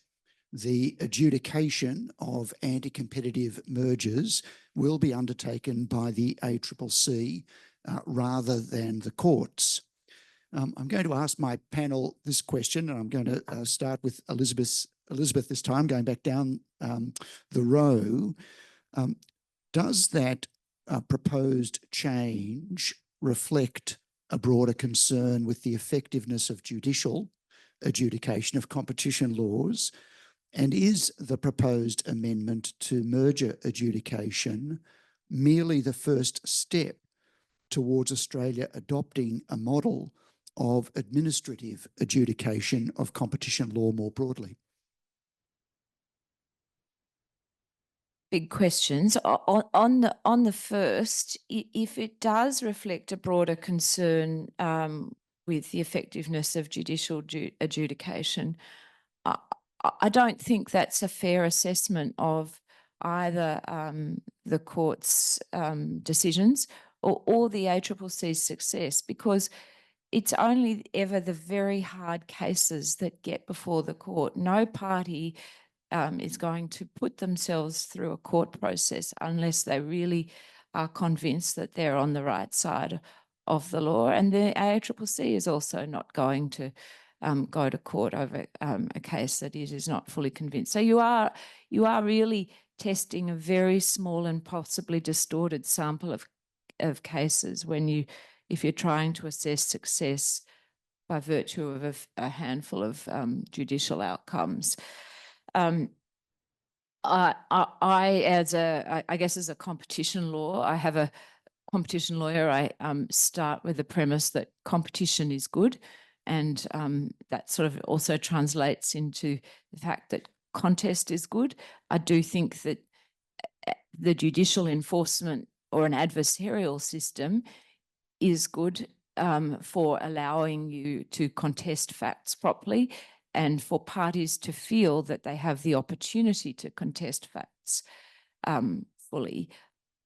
If we were to move entirely into an administrative model, I would be concerned that we would lose the benefits substantively and procedurally of that contest. I'm conscious of time. I'll pass on. Thank you, Elizabeth. Nick. See us go to a purely administrative outcome, even though I'm not sure what that would look like, because any decision that the ACCC makes would be subject of judicial review anyway. What I wanted to focus on more was that this point that the current merger reforms will have merits review to the Competition Tribunal, which is a good thing, perhaps a very good thing. For my own part, I think the Competition Tribunal strikes the right balance between, on the one end of the spectrum, purely administrative, and on the other end, cases in a federal court seeking to prove or disprove an SLC about a merger, which are very taxing on the court and taxing on the practitioners and the judge. The Competition Tribunal, of course, has the benefit of having a judicial member, as well as generally an economist and someone from the business or industry. I heard yesterday at the RBB conference that everyone seems very confident that there'll be a flurry of cases in the Competition Tribunal, which is a good thing. That will remain to be seen. But I wouldn't want that taken away. I think it's an important and good feature of the reforms. Thanks, Nick. Brent. If I may just add a quick comment about the likely increase in administrative decision-making. Adjudication is part of that, but administrative decision-making generally, inevitably, we are going to see a lot more of that, and that's, I think, largely due to the importance of controls of misuse of market power, anti-competitive harm, and other problems that arise in the context of digital services. And there's a massive change that's occurring out there before us, thanks to, and it's been recognised thanks to the luminous work of the ACCC and other players in Australia. What we do not have at this stage is a legislative package that indicates the government's response to the 5th interim report on digital platform services. That seems to me, it's relevant to our discussion here because we can't actually comment sensibly on what exactly the legislation will or will not do, or any possible problems with it. I think, if I may say so, it's remarkable we don't have a legislative package yet. Australia, in this respect, is lagging behind other countries. That's a point that's been made by the present chair of the ACCC, and with all respect, I fully agree with that particular view. Recently, I prepared a report for the Asian Development Bank on dark patterns and unfair trading practices, and I was just stunned by how far Australia has fallen behind in combating anti-competitive forms of harm in the digital economy, and fallen behind in combating dark patterns and unfair trading practices. It's really lamentable. But to the eternal credit of the ACCC, we have a fantastic platform to help resolve legislative approaches here, whether they involve judicial adjudication or administrative adjudication, or some mix of the two. Thank you. Thanks, Brent. Now, I'm conscious of time. We've got 10 minutes left. I'm just going to confirm with Mel until we're going till 11:10. I have another topic, but I wanted to give the audience an opportunity to ask any questions that they want to. So I might turn to see if there are topics under the very broad umbrella of building the law and improving the legislation, and whether it's some of the topics we've covered already, or something else that anyone would wish to raise, and just provide this opportunity. Thank you, Luke.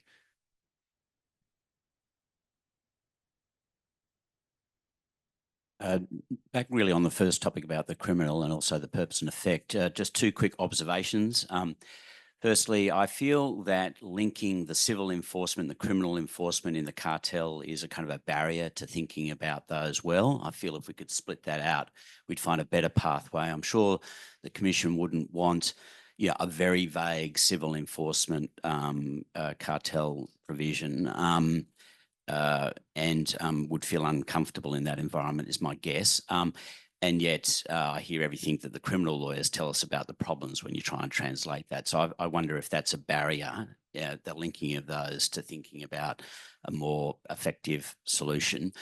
Secondly, in relation to the purpose element, it's linked to the provision, and I wonder again if that's just a barrier to thinking about that, whether or not we should be thinking about the purpose of the understanding or the arrangement, and if we could lift those things up, whether we'd actually find more practical and simple solutions. So, quick comment. Thank you, Judge. Thank you for those observations, Luke. Anybody else? Yes.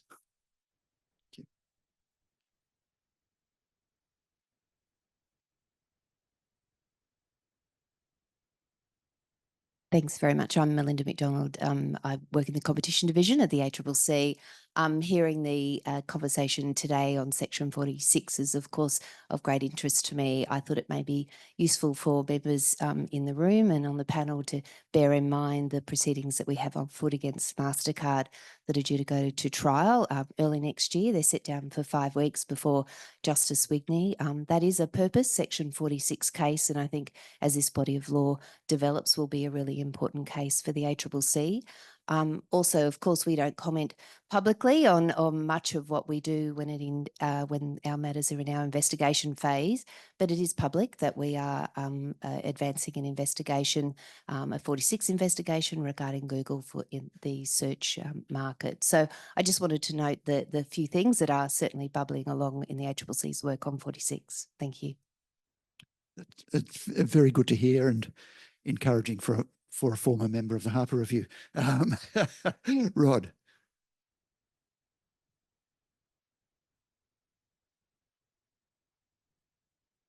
Thanks. So look, that's working, isn't it? Yeah. Look, fascinating discussion. Thank you. I think it's just, what's interesting with the merger law changes is they emanated from the ACCC, and over the last couple of years, Gina and the team's done fantastic work. But I don't think it would have happened without the Treasury Competition Task Force, because it otherwise had nowhere to go. There was no one to pick it up.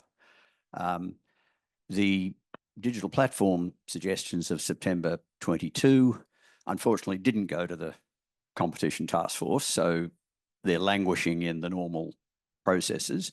They've got a fair bit of momentum. I'm still confident they'll get there. So going to the point that I think you made at the start, Michael, that we've had all these reviews and that's where the changes have come. I think there's a real advantage with the Treasury's Competition Task Force, and I'm really hopeful that that will continue.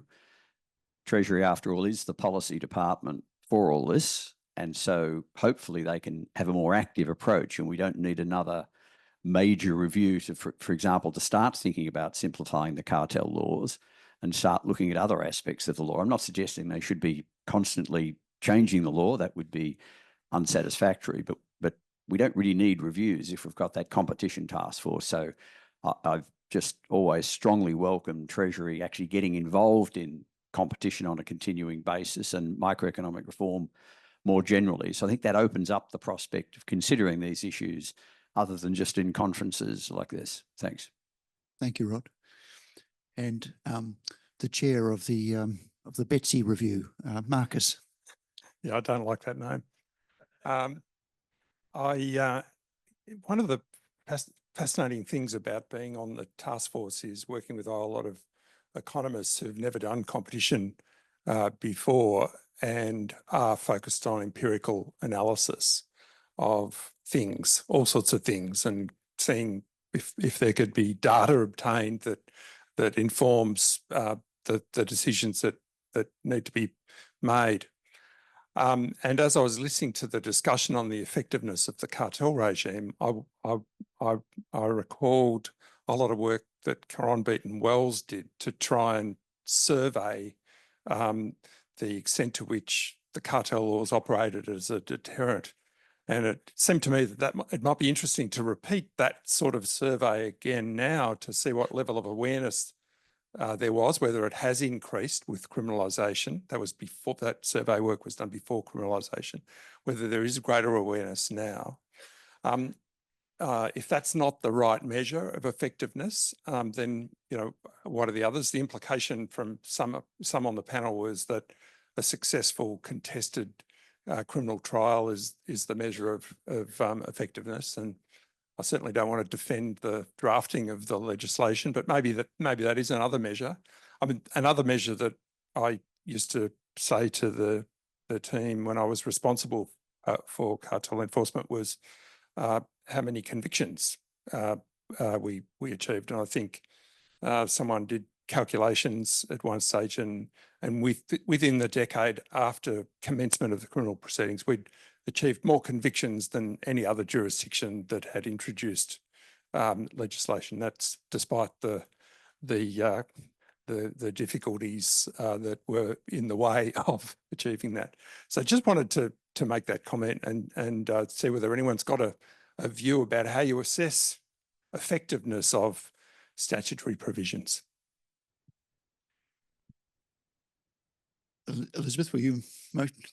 I was going to say, my own experience, yes, together with the ACCC's immunity policy, I think it is effective. I think businesses are rightly identifying the possibility of criminal conduct and are quite rightly utilising the immunity procedures in order to bring conduct to the attention of the Commission and get immunity from criminal offences. So I think it is working.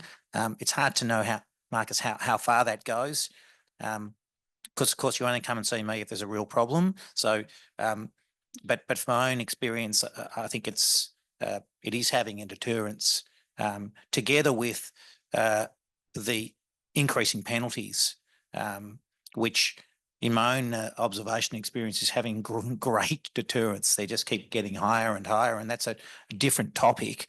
But they are having a deterrent effect in my observation in commerce. I would agree with that. I probably get involved a lot more in sort of compliance advice.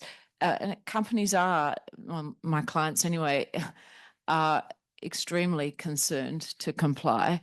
And of course, there are always going to be rogue actors, but I think they're aberrations rather than the norm. When I explained to my 19-year-old that I was going to a conference to celebrate 50 years of competition law in Australia, he's studying economics, he looked at and found and said, well, what was there before that? Like, couldn't comprehend that there was no such thing, and it was the Wild West, you know. So I really do think it has a significant effect, not just the competition law, but also the cartel laws. And there's nothing like the prospect of reputational damages, significant fines, all sorts of other penalties to clarify the mind as to what sort of training needs to go in place, what sort of conduct is okay. Brent. Just very briefly, I certainly agree with Marcus. It'd be very useful to have further empirical research of the kind that Caron Beaton Wells so usefully undertook many years ago now. But here and now, I think what's also required is just a a critical look at sanctions against individuals and corporations. I won't go on about this here. I've written a chapter about this for the book that's coming out, which is pretty critical of what's happening at the moment. One of the problems is that if you look at the data in recent years, over the last 7 or 8 years, individual liability is exceptional in the vast run of cases.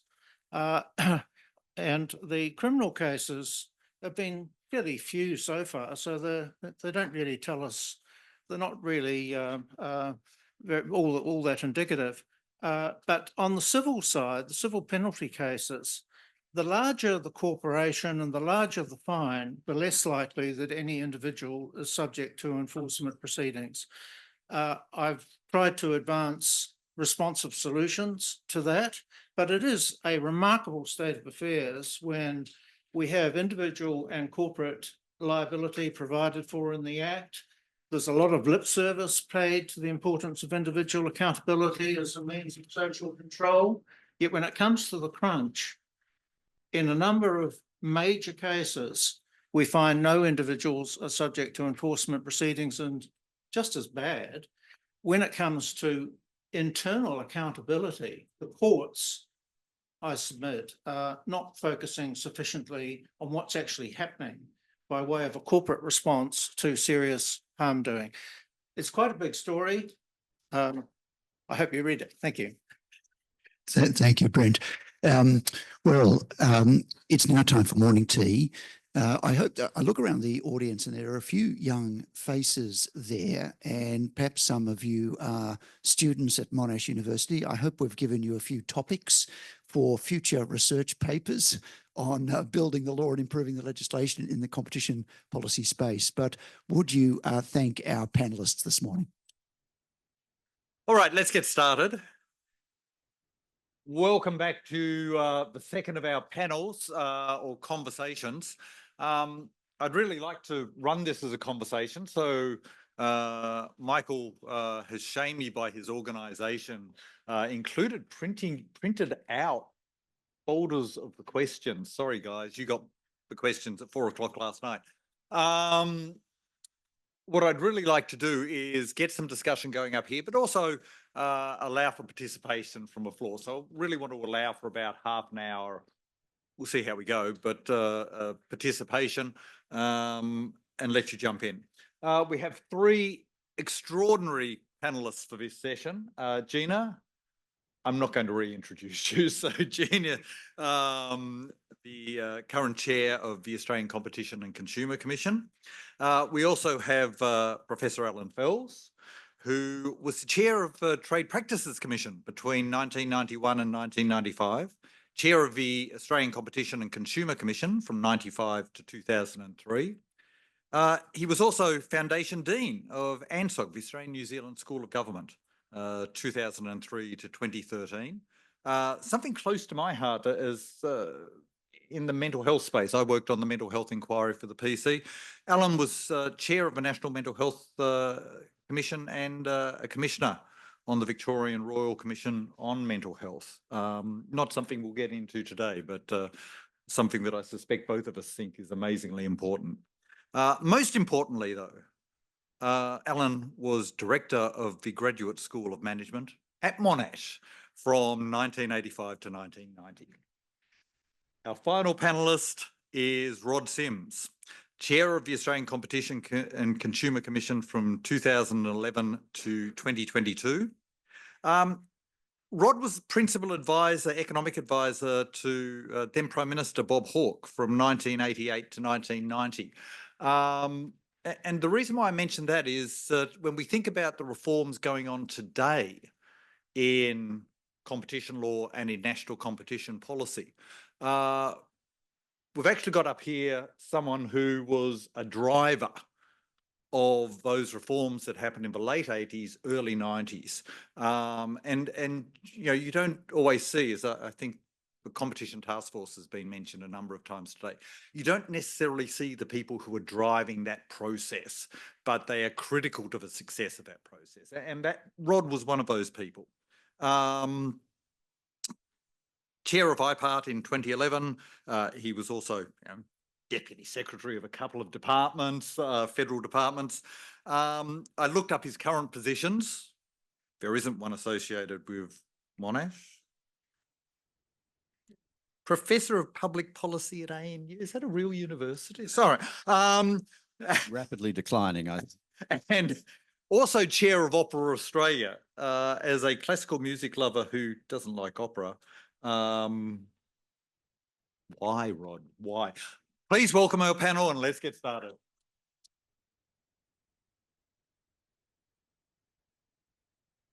So the first, I need to get myself organised now.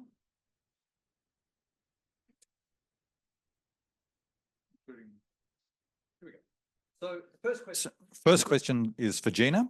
And I want to start with a bit of history. I want to take us back to the Trade Practices Act. And it took a while for that Act, that 74 Act, to start working its way through the court system to get early judgments. But certainly by the 1980s, there were a series of cases brought by the then Trade Practices Commission that set the precedent and understanding for the operations of the competition provisions of the Act. So those early examples and critical examples of enforcement, TPC versus TNT in 85, TPC versus Australian Meat Holdings, something close to Rhonda's heart. She's in here somewhere. The Arnott's case, Philip Williams is in here, something again close to his heart.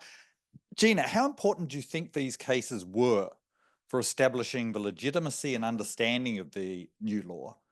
And how important are these early Trade Practices Commission cases for the activities of the ACCC today? These early cases are very important cases to merge as one anti-competitive conduct case. I want to take us back to one that's earlier, though not in the court. I want to go back to QCMA, which is in 76, because I think that that decision by the Trade Practices Tribunal, really led by Maureen's economic analysis, set the framework for those subsequent cases. And I've actually got a lovely quote from Justice Frankie in TNT where he's referring to it, but set the analysis for what is a market, how to analyse a market, and particularly how to analyse what is competition and what is close competition. And when you get into TNT, and there's no doubt that sort of analysis, I think, is applied by the people in this room and applied by the ACCC. But in TNT, Justice Frankie interestingly said he was citing and applying certain decisions of the tribunal because, although not binding on me, so he was noting, was not binding on the federal court, but what he found that it was illustrating a general uniformity of approach to the question of the identification of the relevant market. And when he applied that analysis and took into account the 3 sets of expert economic evidence before him, he actually found the relevant market definition to be broader than submitted by the Commission, but to be narrower than submitted by the parties. But it just was interesting in the way in which I think how critical that mode of setting a clear framework that I think does allow us to say that we understand the test and we understand what is the investigation that needs to take place. What I also want to draw out, just sticking on the important precedents in the case, there are a number of people here I know who, whether at the Commission at the time or as an expert at the time, were engaged in the Arnott's case. Now, at that time, the mergers test was still creation of dominance or a substantial strengthening of dominance.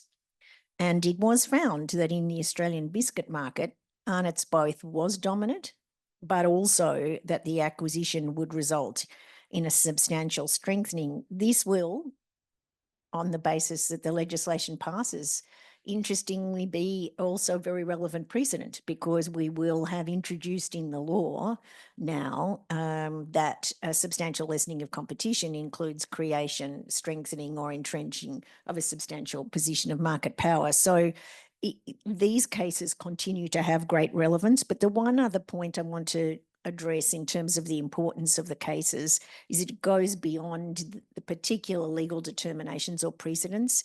It is about the importance of the enforcement stance of the Trade Practices Commission at the time, critical in building the understanding of the law, in revealing the deterrent power of the law, and therefore in those early years for businesses to change their conduct to comply with the law. And so it is the combination of the elucidation of the testing of the law and the elucidation of the law. And for the ACCC, active enforcement is the foundation of our role and our work in whatever role we are occupying, actually, across the breadth of our responsibilities. Enforcement is the foundation of it. And whether in merger enforcement, anti-competitive conduct enforcement, or indeed in ensuring compliance with the consumer protections, the ACCC takes a strong enforcement stance to set the norms of business conduct and to change business behaviour, which is absolutely the intent of our Act.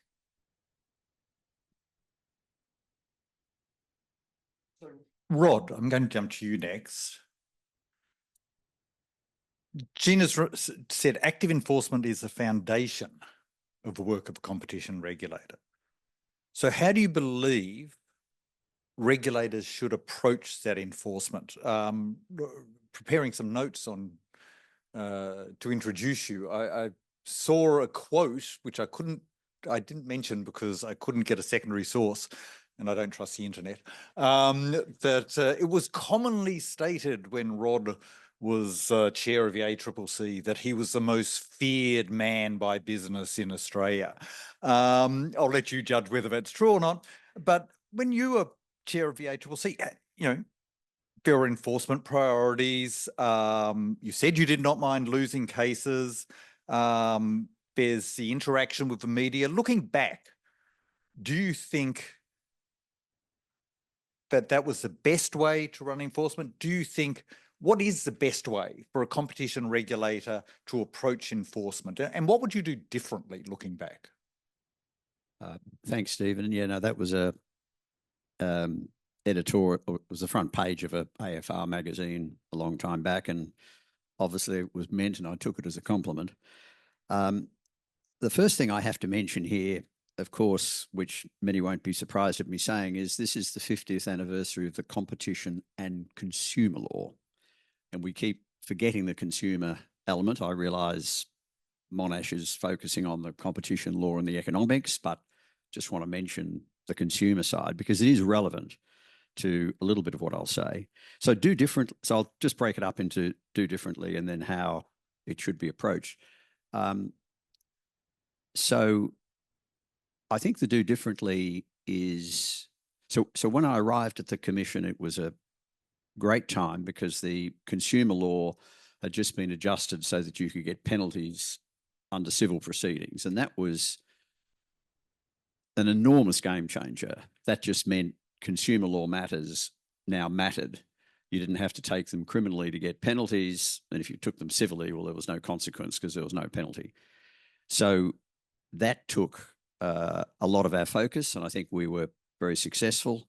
I often say the ACCC, certainly in my time, but I think definitely still under Gina's, is that the consumer law cases we take involve larger companies than the competition cases. So the compliance benefit, the consumer benefit, the effect of the ACCC is significant because of those consumer cases as well as the competition cases.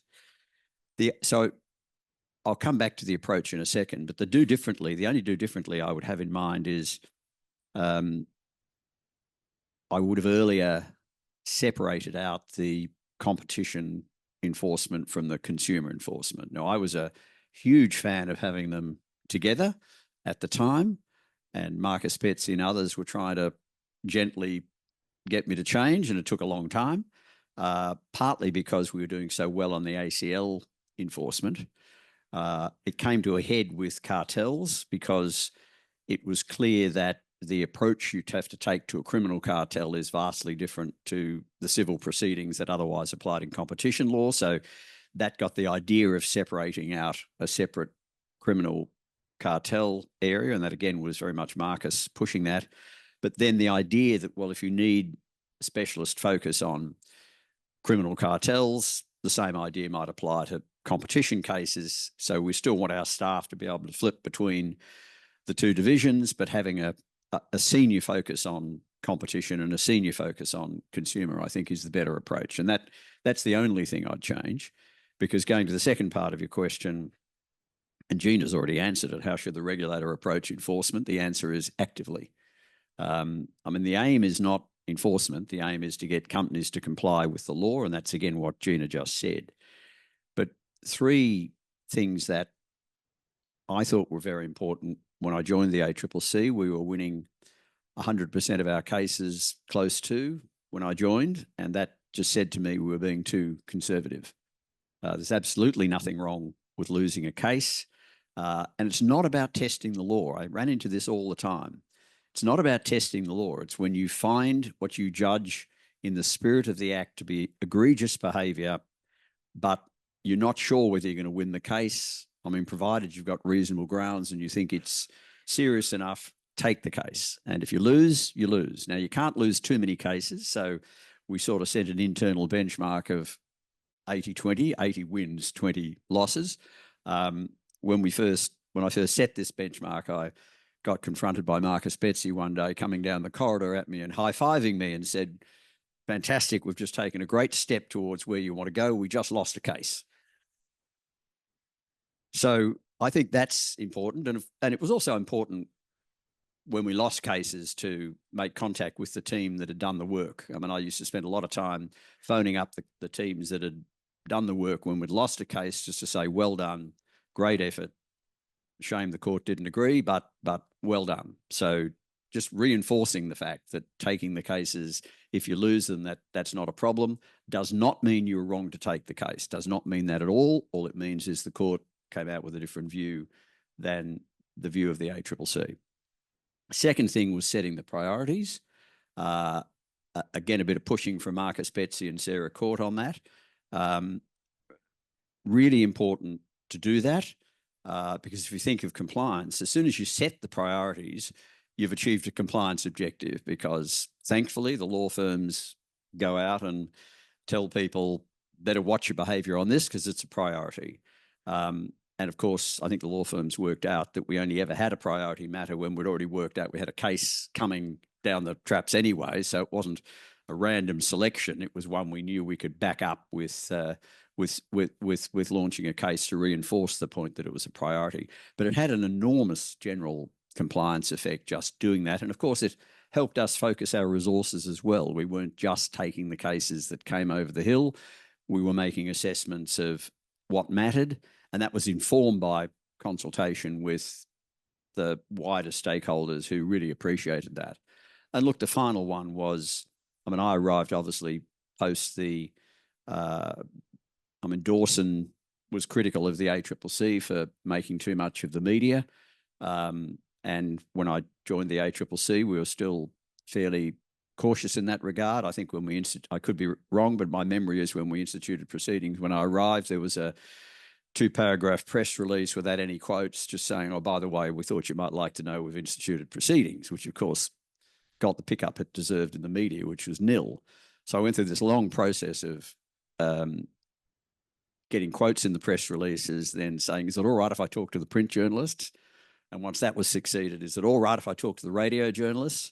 And then finally the TV journalist was one after a few years. So I was pushing really hard, but I was not going to override what people said. I was just pushing. And so I think when the ACCC has decided that it wants to institute proceedings, that is a big deal. By the way, from a media point of view, that's the only time you're ever going to get any pickup, right? When the case is decided, it's old news. So you do need to do that. And the compliance message of that is enormous. I mean, unless the world knows what you're doing, it's really not that effective. One thing to take cases, but everyone has to know what you're doing. It's really important for compliance, and it's important for the standing of the organisation. So I think in terms of approaching enforcement, do it actively, don't worry about losing too many cases, set priorities and make sure as hell the world knows what you're doing.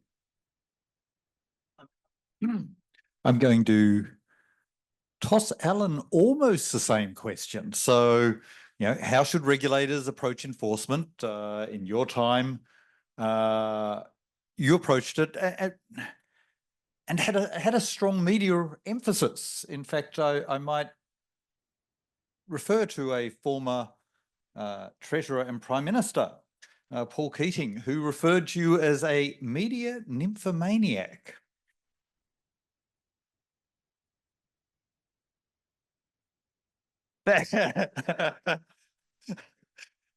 So looking back, Alan, looking back at that time, do you think that you took the best approach to enforcement? Do you agree with Rod's approach, his comments, and what would you do differently with the benefit of hindsight?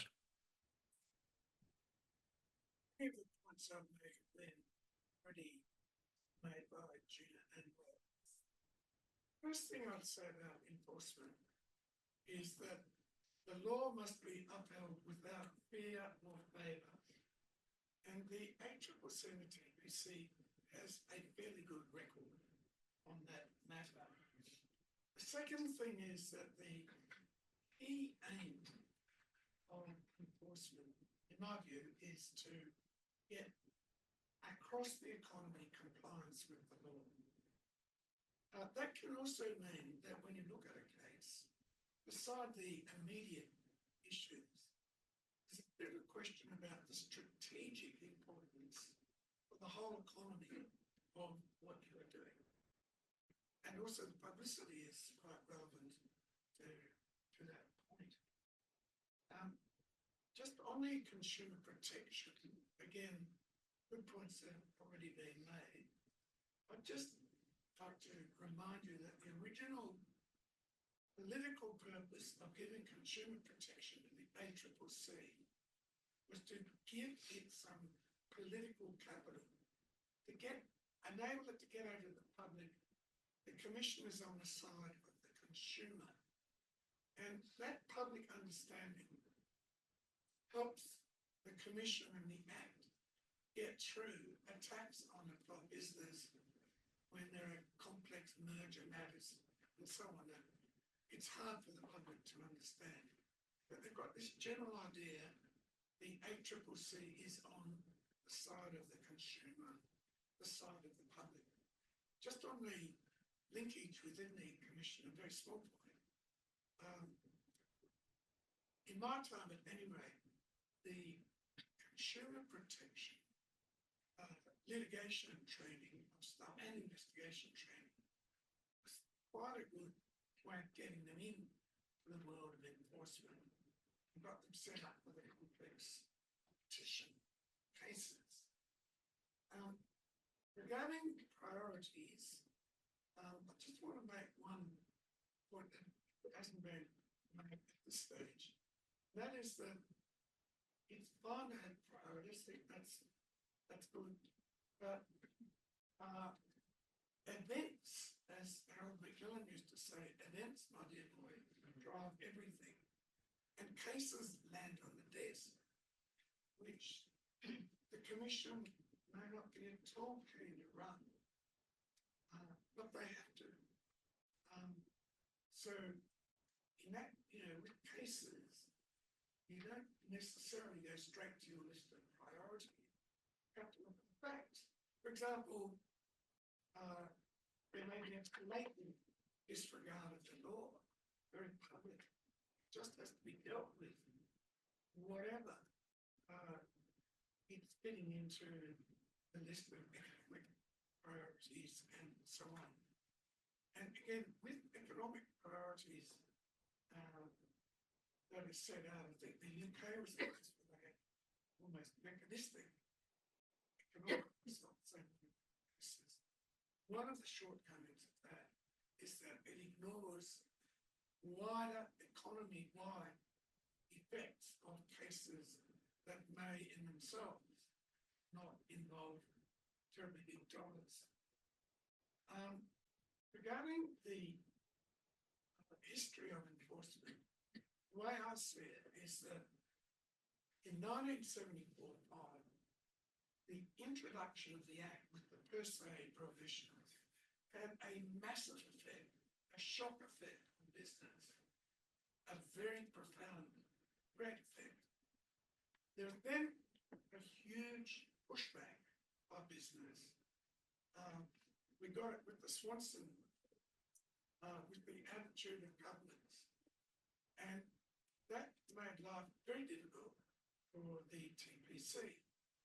So there was fairly low rates of litigation through the 80s. I mean, the government didn't fund the TPC that well. There are other things. So there's quite a low rate of case law activity. And it was really only in the 90s that there was a big pickup. And one of the priorities, as has been mentioned, or sort of mentioned, was concern not so much of the technical cases and so on that could be built on that are important, but to get the fines up and the number of cases. When I started, the maximum fine was $250,000.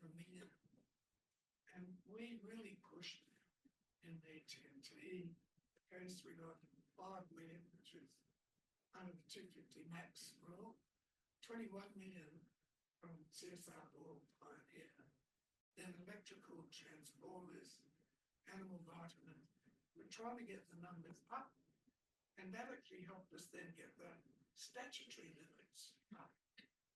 Final thing I just mentioned is that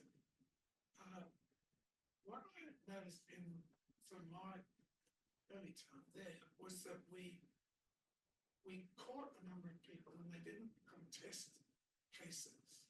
You went to court, and with my question, court endorsing discussions you had with the firm. And so by about the mid-90s, we were not battle hardened in competition cases, SLC cases, etc. We then stepped it up.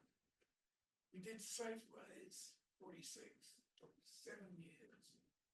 Oral, which we lost in the High Court, up winning full federal, losing Mitchell.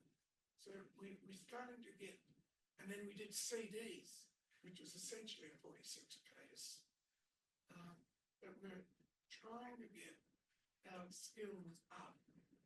Now, even then, things were easier because, frankly, the defence bar, if I can call it that, the law firms, maybe the barristers and others, were nowhere near as skilled and effective as they are today. I believe the ACCC faces much more skilled, highly resourced, well thought out defence when it runs cases. Now that is a real continuing challenge, despite the skills and excellence of the ACCC. Dina, come back to you. And I won't ask you about how you're doing enforcement, but I will come back to a particular bit of the law close to my heart. It's already been raised this morning, which is Section 46, which was substantially amended in 2017. And since then, while we've got Epic, the Apple and Google, a privately brought matter, it appears that there hasn't been quite as many cases as some people would have expected over 7 years brought by the ACCC. Good to hear that there's a MasterCard case that's been filed, and there's thoughts around one of the digital companies. But why hasn't the ACCC brought more Section 46 cases since 2017? Is that something that's gone wrong? with the law? Is there a barrier there? Is the ACCC taking a view that, well, Section 46, you can take a private action. So if you're an aggrieved party, the ACCC should be a safety net, not the first port of call to take private action. What's happening there? Why haven't we seen more enforcement in this area? Important point, Stephen, to note is that enforcement activity is not limited to the cases that ultimately get commenced. The ACCC has a very strategic engagement in investigations, in warning letters, in resolving matters potentially administratively, in reaching court enforceable undertakings, and in taking cases. And that, depending upon where we consider there is the greatest harm, so we are looking strategically, and in setting our priorities, we are looking at what are the critical issues in the economy, but in addition, listening to the complaints that we receive from consumers and small business and look at the competition implications. But we are then, so we're determining that strategically and also how we settle. So to look at the situation post 2017, there was the Tasports case as referred to earlier.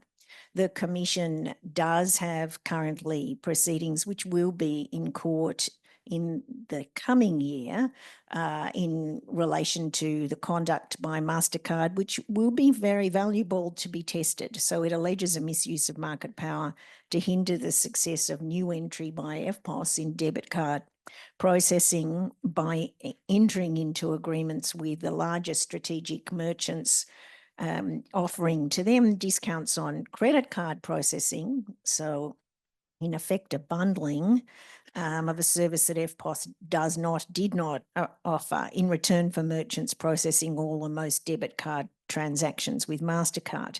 Now, the value of that action is, yes, we can all see that significance in a payment systems, payment processing sense, but it applies very well to other technological questions as well.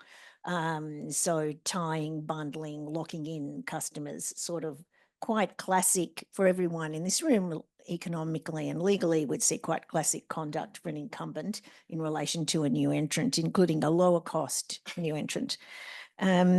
But in addition, the ACCC has taken action, which we have disclosed publicly through the final outcomes, that it has also been based upon Section 46 investigations. So the ACCC did last year accept an undertaking from Telstra to release spectrum. And that was spectrum which was an early release of spectrum that subsequently Optus had already obtained in a spectrum auction, but an early release so that Optus could roll out its 5G network earlier. If the ACCC had waited, that was after a 46 investigation, if the ACCC had waited a number of years to get into court, the ability to roll out early, which has resulted in Optus having not only the fastest expansion of its for itself of its 5G network, but of any of the 5G network expansions in the past year. So there have been important investigations and outcomes and public enforcement outcomes, and we do see court enforceable undertakings very significantly in that category.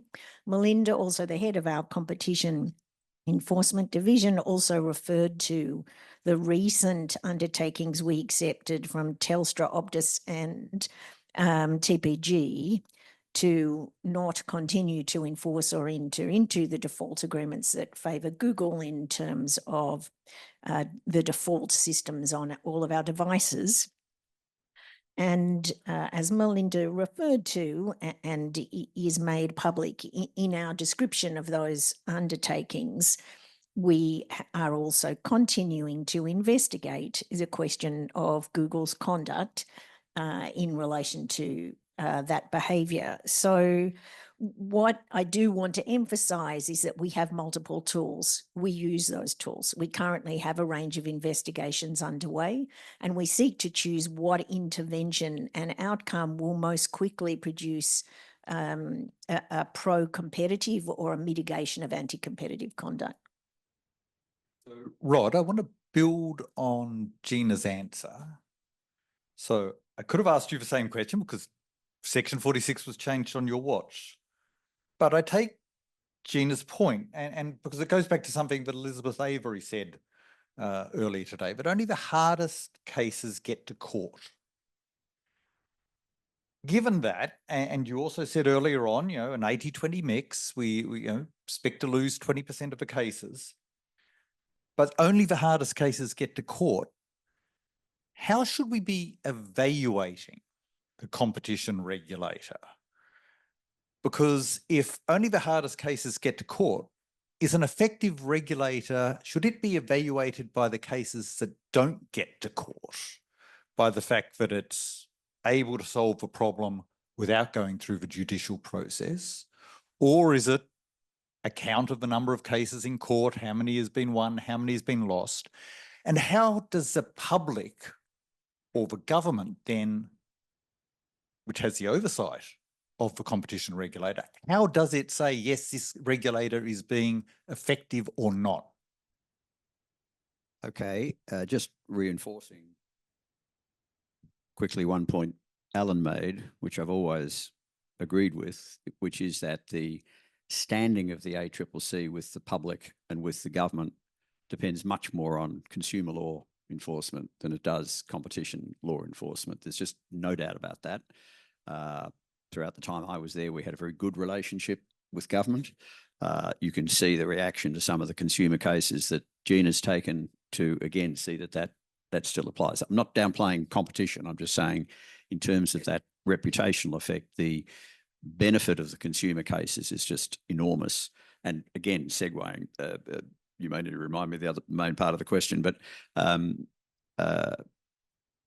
internationally, talking to other competition agencies who don't have the consumer law function or don't aggressively pursue it, they don't have anything like the standing in their country that the ACCC has. So yes, competition law is hugely important, but for standing with the public and with the government, consumer law is really important. So how do we measure the effectiveness?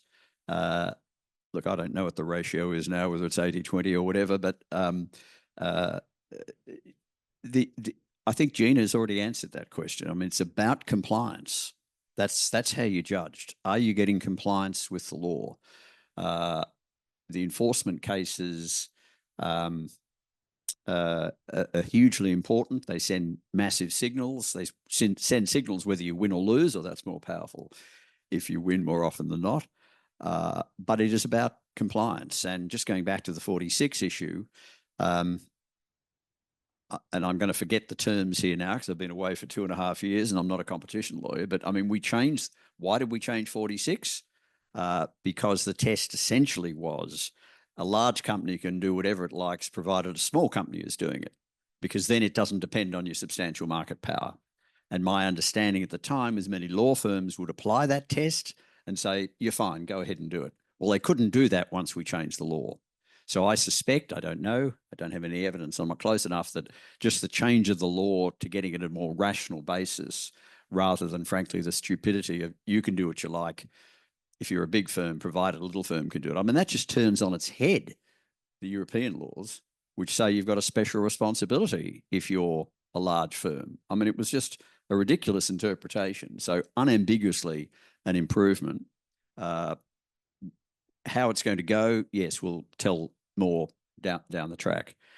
So I think, look, in answer to your question, it's about compliance. And I think compliance with the law in Australia is pretty good.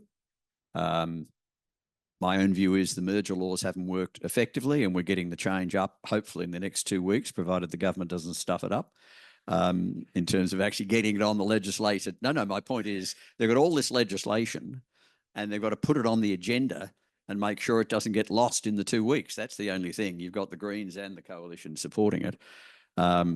So, message to government, if there's anybody here, get the bloody thing done. So I think the merger laws have been problematic. They have contributed to a more concentrated economy in Australia than we should have. But I think the compliance with the overall act is very high, and that's a tribute to all the work of the TPC and the ACCC over many years. And I begrudgingly give credit to the competition economists and the competition lawyers in the room who spread the message so very well. Come on. They are wearing black hats after all, Stephen. Alan, I want to take up this point, and I think Rod and Gina are right. It's compliance that matters, and that fits in with what Elizabeth said in the earlier panel. But as you said in the Safeway case, 7 years to get through the courts. It takes a long time to run the process through the courts. When you were the competition regulator, surely you sometimes thought, please just speed this up. Can't we do this faster and better? Or am I wrong?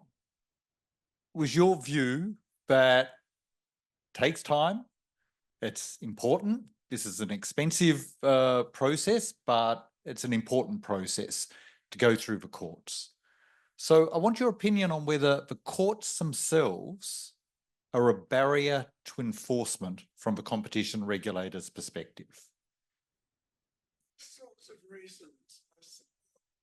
By far the most important part of the proposed merger changes, which is not the compulsory notification, which I happen to regard as a kind of no-brainer thing.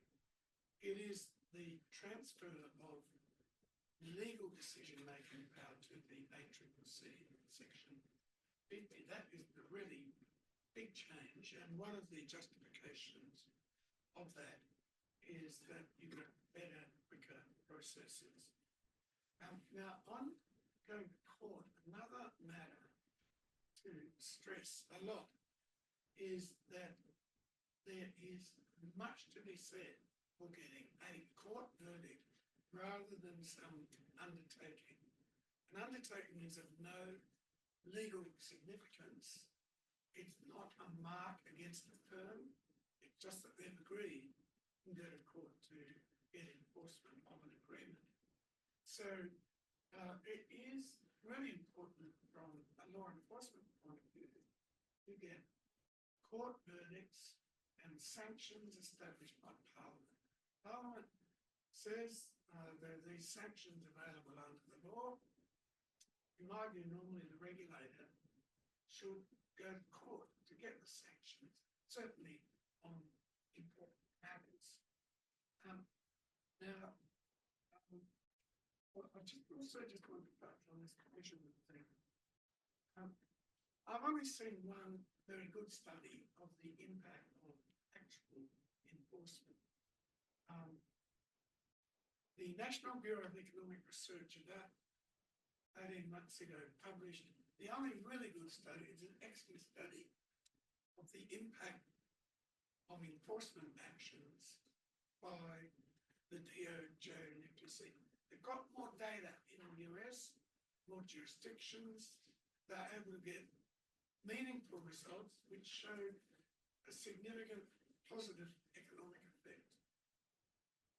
In terms of the econometric studies that have been done in Australia, the Productivity Commission did one in about 2003-04 on the NCP impact.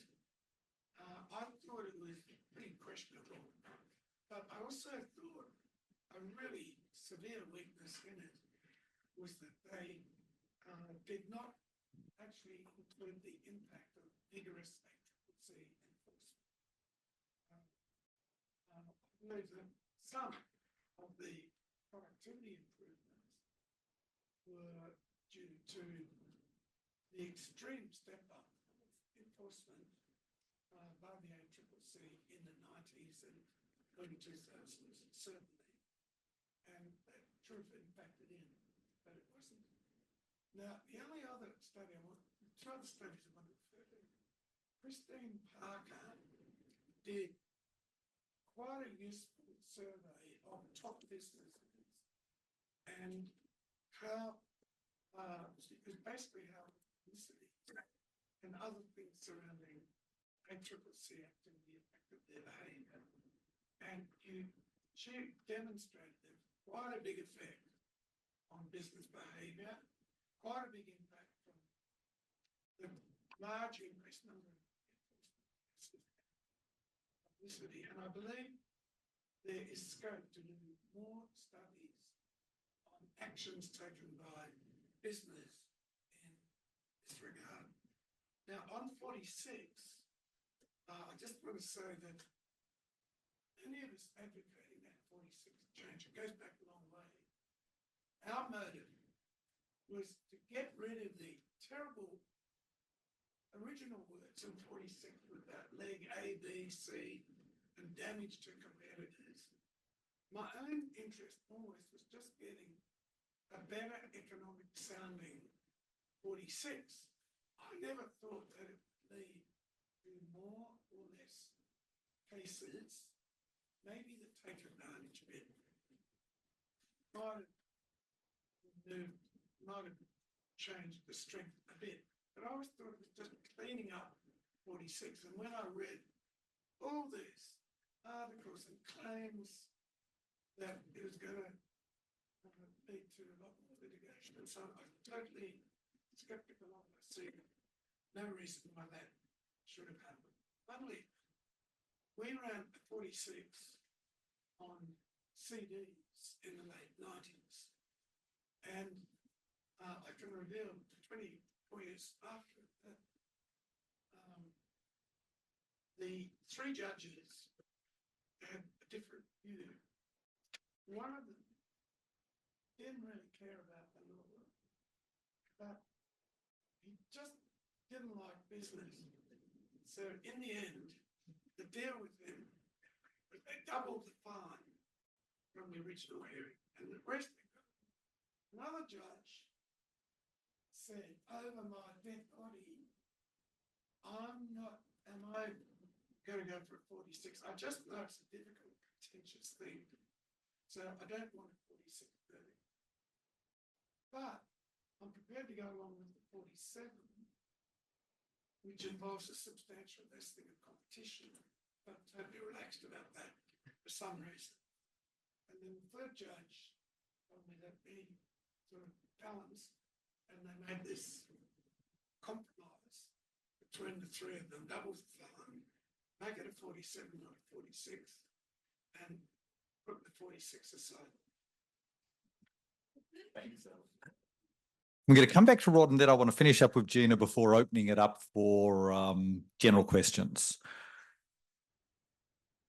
So, Rod, as I said before, you got the news put section 46 on your watch. We've had the digital platforms inquiry, which has raised all sorts of issues about abuse of market power by digital platforms. Why didn't you run enforcement cases against, say, Google or Apple during your watch? Because Google search was obviously going on in the EU.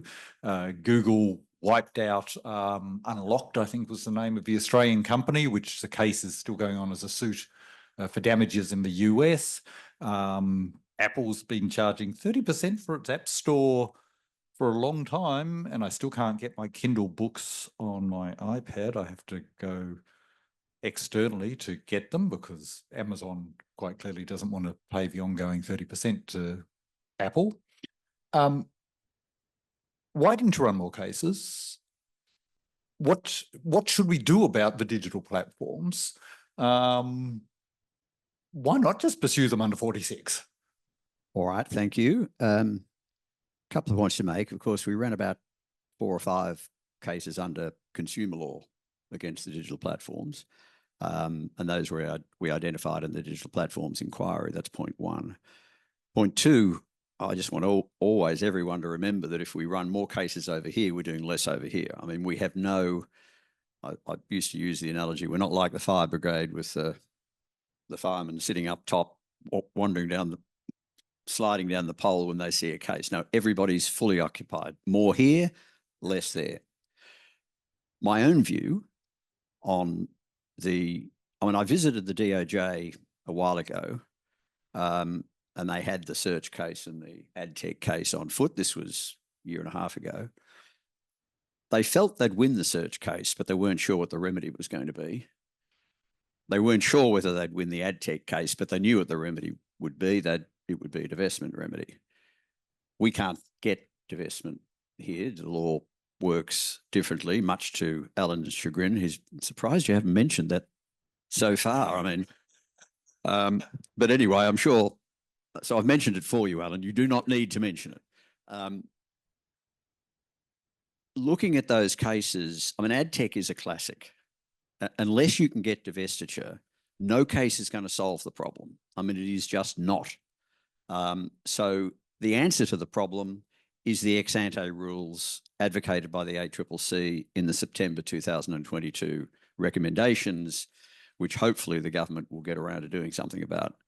And as I read that correctly, those rules are essentially wanting to copy the UK's special market status regime rather than the EU's DMA regime. That is the way to solve the problems. I mean, if the answer is how do we solve, if the answer is taking cases, well, yes, you could take cases. But if the answer is solving the problem, the only way you're going to do it is something akin to the special market status regime in the UK. And hopefully the government will get around to allowing the ACCC to do that. I mean, I should just add the CMA has 200 people running its area for the special market status. Last time I looked, our digital platforms unit had about 27 people, maybe a bit more, maybe a bit less. The government inactivity is probably causing a few people to disappear because they don't know whether they've got a job tomorrow. So they're taking it really seriously. They're doing it extremely professionally. I'm an expert, I'm an advisor to them on that, so I probably would say that, but it's not me that's causing them to do it professionally. They are just a professional organisation, and you give these powers to professional competition agencies and they will bring about great outcomes. As I say, if only the government will give the ACCC the power. Thanks, Rod. And Gina, last one before we open up generally for you. I guess it's going to have two bits. Firstly, the broad one. You are the current chair. What do you see as the key barriers to the ACCC being able to take more enforcement action? Or do you say, no, look, it's pretty much right? If the latter, the ACCC pushed very hard for the change to mergers so that essentially the courts are dealt out of a process and a specialist tribunal, and we've got a few members of that tribunal here today. ANZ Suncorp notwithstanding,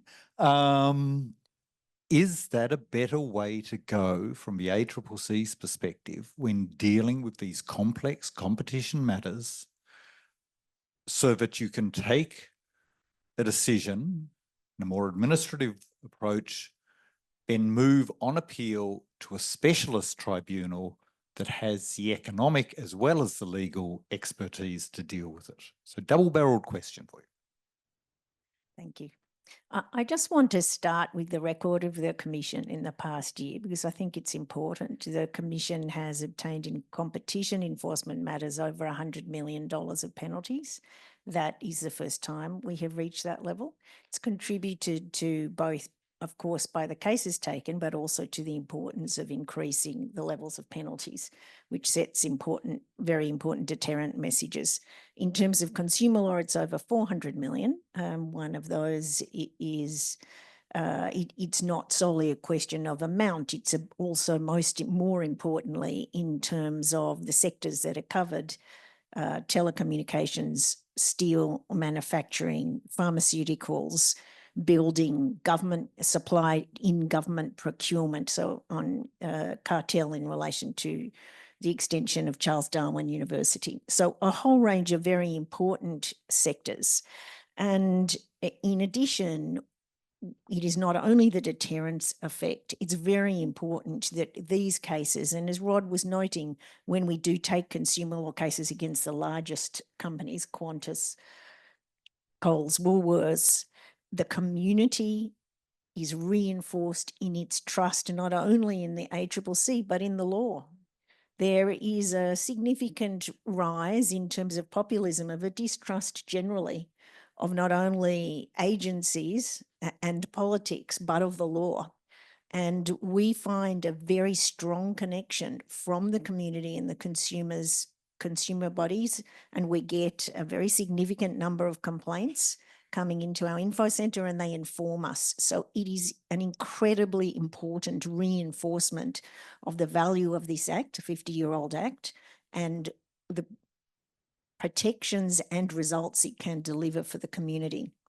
In terms of, do I though then think that's right and the right level and the barriers? We always want to do more. We always want to do more because we are very conscious of what the needs are, where there are harms. And as Rod is saying, you are always having, when you choose what you do, you know there are some things you can't do. And so we do wish for more. What about the barriers? Cases are more complex. When you look at, whether you look at consumer law, and you would previously 50 years ago have looked at advertisements in a local paper, for instance. Now, if you ask all the multiple levels, earlier on Brent talked about dark patterns, so about manipulative behaviour. There is much greater complexity in the conduct. When you look at it from a competition point of view, apart from the question about technology and all the range of economic issues, both from an industrial organisation economics point of view, a behavioural point of view, we have very complex business structures globally and arrangements in order to detect. So all of that is more complex. However, the most important results are valuable to be achieved in court.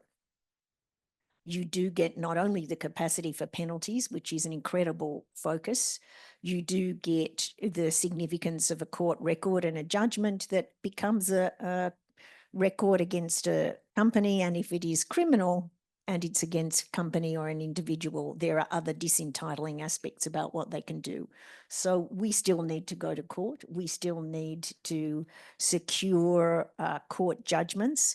And if it takes time, we do it. It is in the areas where time is so critical, and mergers is one. We want to look at more, be able to move them more quickly, and that is best done through administrative decision-making entirely informed by economic analysis, which the ACCC will do. And as Nick de Young said earlier, the Australian Competition Tribunal will do very well on review. In addition, it's why we need ex ante, in addition to competition law enforcement, which we are continuing to do and will against digital platforms, because they are so dynamic that you pause, and the competing browser, we're all aware of that, the competing mapping app, you can't go back 7 years later. They are gone.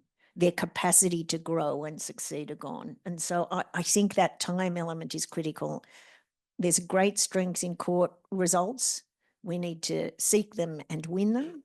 But there are areas where, in the interests of time and preventing in advance the conduct that actually is really limiting innovation and causing serious impacts across the economy, we have billions of dollars being spent on those platforms every year. Why doesn't the time matter for all, well, for abuse of market power, for example? Why just digital platforms?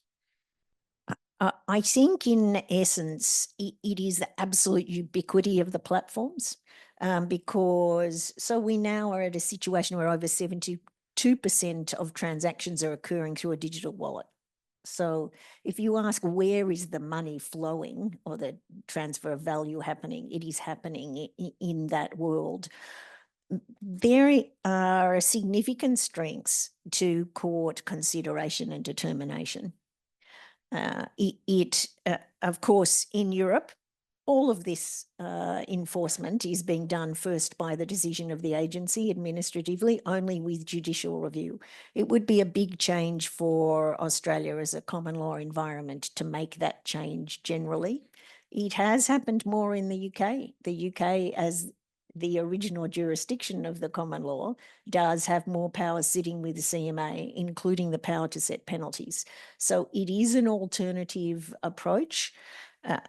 Here, I think that we still get the greatest outcomes through our court processes. But it is an interesting question whether some of the areas of contravention are so serious that they also should be considered for that change. I just want to, I'll be quick. So, I mean, my observation coming into this world in 2011, my sense, I mean, sorry, let me step back. The reason why people focus on competition law at conferences like this rather than consumer is consumer's straightforward and competition cases are intellectually challenging and fascinating. There's a huge difference between the two. My experience is that the judges all get consumer law, right? They really sort of understand it because they're consumers, it's straightforward. A lot of judges, some judges get competition law and some don't. And you can see that from the judgments. Therefore, I think there is merit in considering that all competition cases go to a specialist tribunal so that you've got people there who are hearing the cases. So rather than go to the federal court, they'd go to the tribunal. People hearing the cases have some understanding of the concepts of competition, because there's many judges who don't get many of these cases who don't, and you can see it with due respect in the judgments. Michael's no longer here, so he can't jump up and down doing a Indeed, Elon Musk. that's what you should do. Luke. I hope this question isn't too tangential, but I think it follows on about some of those institutional designs. My question will be to Rod and Alan, but Gina, you've got a complete option. When you hear the question, you'll understand why I didn't put it directly to you. 1974, one chair, 5 commissioners, admittedly part-time, 150 or so people. The Commission is outstanding agency, there's no doubt about that, and its success and very professional agency means it's been given many, many, many roles. It's got a staff, and the government has backed it, significant resources, significant staff. Is the governance arrangements, are they still fit for purpose when the role of the agency is so much larger? So I think, I think it's a fairer question to ask an ex-chair, but Gina, comment as you like, but Rod and Alan. I'll make a start. So in the highest level of governance consideration, I mean, you've always had that comparison with ASIC, where the commissioners are line executives, whereas at the ACCC, they're 100% decision makers. I remember hearing once that ASIC, this is some time ago, I think they've changed it, the commissioners only met once as a commission a month. So I think the model of pure decision makers works. I remember suggesting once to Marcus, a particular individual should be assigned to a case. He told me to go take a running jump, which is entirely appropriate. What's happened to the Commission, though, is, I mean, when we got the gas inquiry, which was followed by the electricity inquiry, which was followed by the mortgage inquiry, which was followed by the digital platforms inquiry, and that's only 4 of them, and there were 8 of them, I think. That then led to continuing roles, and that has put a real burden on the Commission. I mean, now we've got 1 or 2 ACCC's got 1 or 2 decision-making committees a day. I mean, every day, every working weekday. So, look, I think the model works, but the doubling of the amount of work being done in electricity and digital platforms and gas and financial services and the agriculture work has put a strain on. So I suspect Gina may want to jump in with that, but I won't. I'll go to Alan first. And probably the internal governance arrangements. I think on size that I'm saying much the same as Rob, all the non-enforcement and non-statutory regulation issues going there, this market studies, price studies and so on, is starting, in my view, to be a bit of a stretch. of the commission. And I see a case for sending more of them off to a new institution, which undoubtedly will be set up to apply the new national competition policy. A new institution, I can't believe it will be NCC model. I think we'll have its own research function. And I think some matters might be better sent off to it. Just on digital, just in the highest echelons of economic thinking, I think the economics of digital is more or less understood. But in those highest echelons, there's no consensus and no really deep, convincing body of analysis about the remedies. We're still not really clear on that matter. Regarding the allocation of functions to courts in the ACCC, I wouldn't be surprised if in 5 to 10 years, all Part 4 goes to the ACCC on the same basis as mergers are about to go, and we're in line with Europe. And finally, the tribunal. One of my concerns with it has been de novo hearings. I don't think they worked at all well.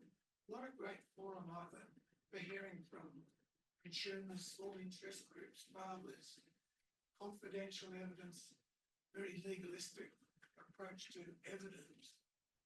So I don't think you can have de novo hearings with the tribunal. And that means doing merits review, and that is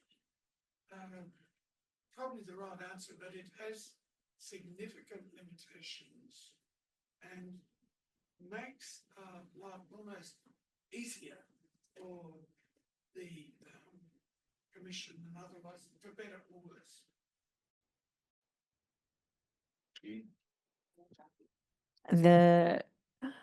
I think the governance model works well.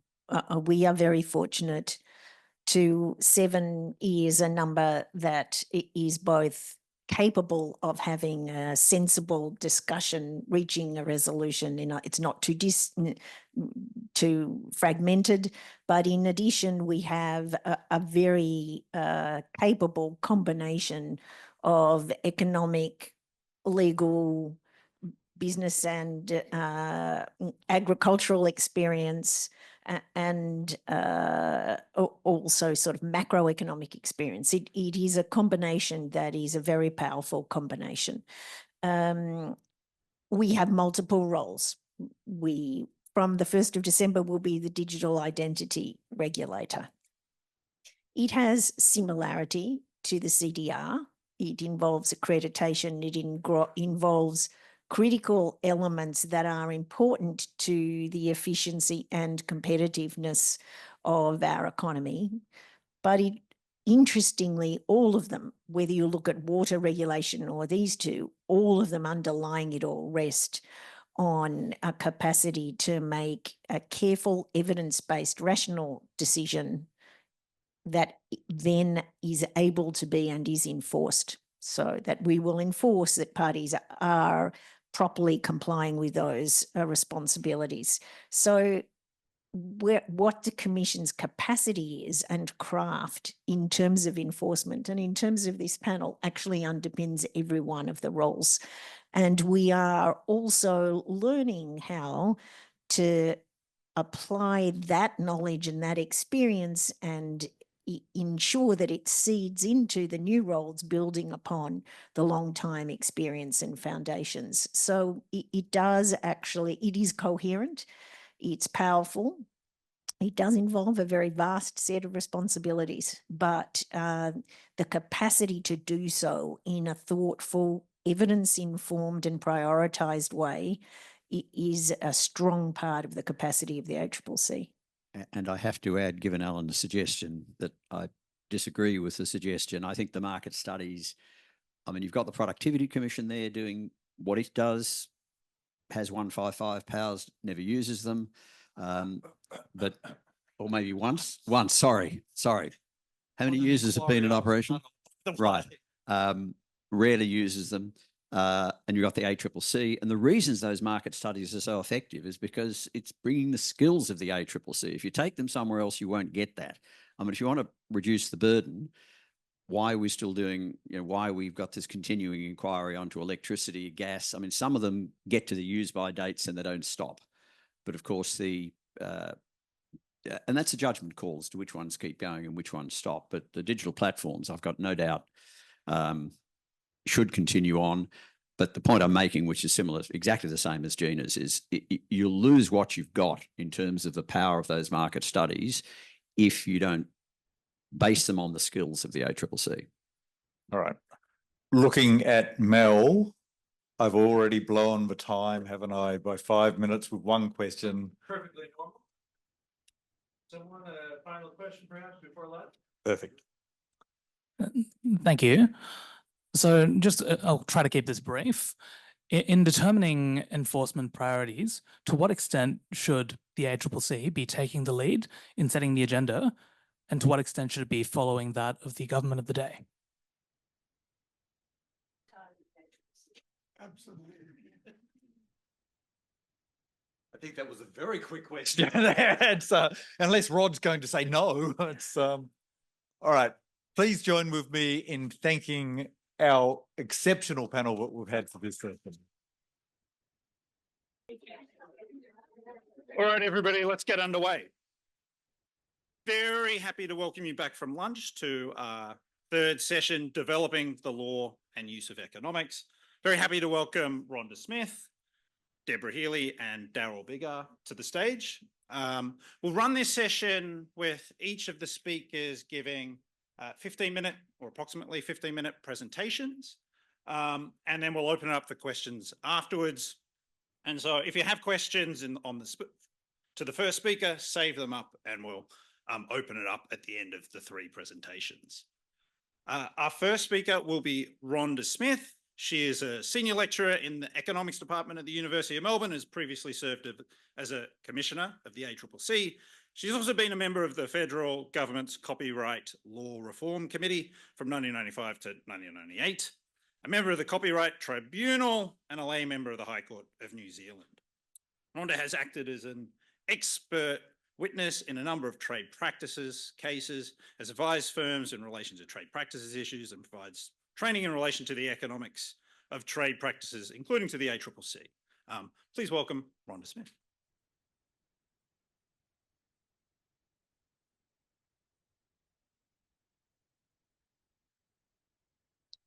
I'm sure everyone knows the definition of an expert. I won't elaborate. I'm also probably going to put most of you to sleep because you will have heard the material before. And Gina very kindly covered a number of the things that I was going to cover, so there may be some repetition.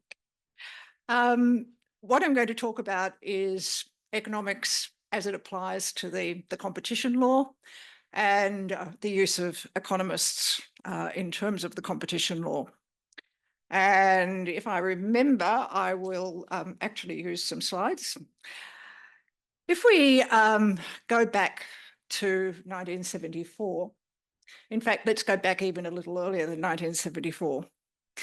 A little book, a tiny little book, was published by Peter Carmel and Maureen Brunt. And it was called The Structure of the Australian Economy. It was published in 1962. And in that book, they stated, while just about every restrictive practices known to man is used in Australia, other than those subject to common law restraints, price agreements, both horizontal and vertical, are undoubtedly the most common. A little further on, they make the comment that restrictive trade practices are regarded by businessmen and consumers alike as normal business practice. I might say no gender neutral terms at that stage. There. We certainly wouldn't say that of the economy today. In fact, the inability to say that, or the fact that it wouldn't be relevant today, is a measure of the success, I think, of the 1974 Act. There are a number of people who have been influential in terms of the 1974 Act and its successful establishment. And as I said, Gina has already mentioned Maureen. I'll repeat a little bit of that in a minute. Certainly, Attorney General Lionel Murphy managed to get mostly the business community on board when the 74 Act came into operation. In the Australian Financial Review, it was noted, unlike the historical and destructive reaction to the 1965 legislation, industry groups offered reasoned objections to parts of Labor's 1974 bill. Murphy took account of these, but also retained the basic principles of his proposal. So 1965 Act business was certainly not on side. We've got a good start for the 1974 Act in that we've got much better buy-in on the part of the business community. Second person that I'd mention, of course, is Maureen, who, as Gina said, was a member of the tribunal from 1975 through until she retired in 1988. And it was her knowledge of economics plus her understanding of the business community. And it's that combination that is really important, were invaluable as far as the tribunal's development of its role was concerned. And of course, in terms of the interpretation of the Act itself. Maureen had taken up a position at Monash here in '67. And again, Gina mentioned that she was the first female professor here. And started off the master's program, which she later moved to Melbourne and established a similar sort of one. Then we have Bob Baxt, also a professor here, and again, interested and involved in developing the skills of both economists and lawyers in terms of the Act. 1975, somebody who many of you will not even recognise the names of, Don Harding, Gare Blunt and Harold Schreiber held a trade practices workshop. I think it was at Terrible, if I remember correctly. I wasn't there, but I have seen papers from there. So that was the first of the workshops. And then they asked Bob to take it over. And Bob organised that workshop for many, many years. And it was kept relatively small. And the whole point of the exercise was one of interaction. People were there to discuss the issues associated with the Act. Of course, Bob also was the editor of ABLR, Australian Business Law Review. And again, it provided a forum for people to exchange views about competition issues. And he was the chair of the commission, of course, from 88 to 91. Maureen published an article on the 1965 Act, where she was quite critical of the Act and put forward a number of suggestions for how that Act could be amended. And then together with Bob, she published an article, again, critiquing the 1973 bill. And when the 1974 Act was passed, it was different in quite significant ways from the original 73 bill.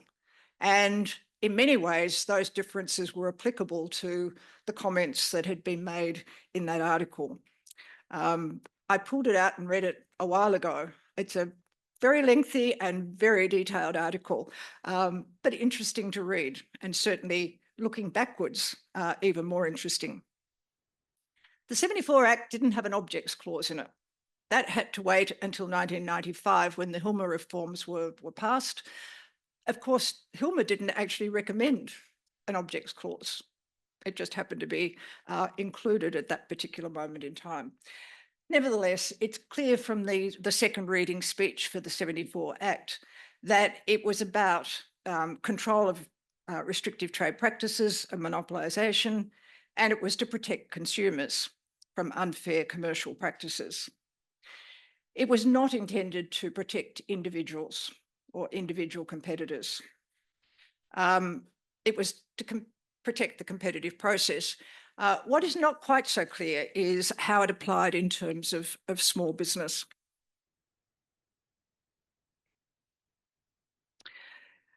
The Trade Practices Act is inherently economic in nature. It uses terms like competition, market power. And there's no doubt that this must have given rise to some degree of consternation among barristers who were going to have to argue cases under the new Act and judges who would have to make judgments in relation to the new Act. Despite being highly prescriptive, the key terms were not defined or interpreted in the Act. That was left to the judiciary and to others, economists. Fortunately, the Trade Practices Tribunal quickly started to shape the way in which the law was interpreted, or at least applied. And so we get Queensland Cooperative Milling and Defence Holdings in 1976. The fact that that is known simply as QCMA probably tells you something about the significance of that particular decision. And it's clear that Maureen actually wrote the economic component of the Act. Again, referring back to the publication that's coming for the anniversary that Mel has been part of the organisation of, there's an article in that which Jill wrote, Jill Walker, who's sitting up the front with her head down, ducking.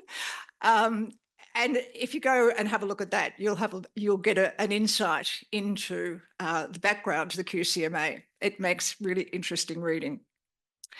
So QCMA provides some interpretation of terms like competition.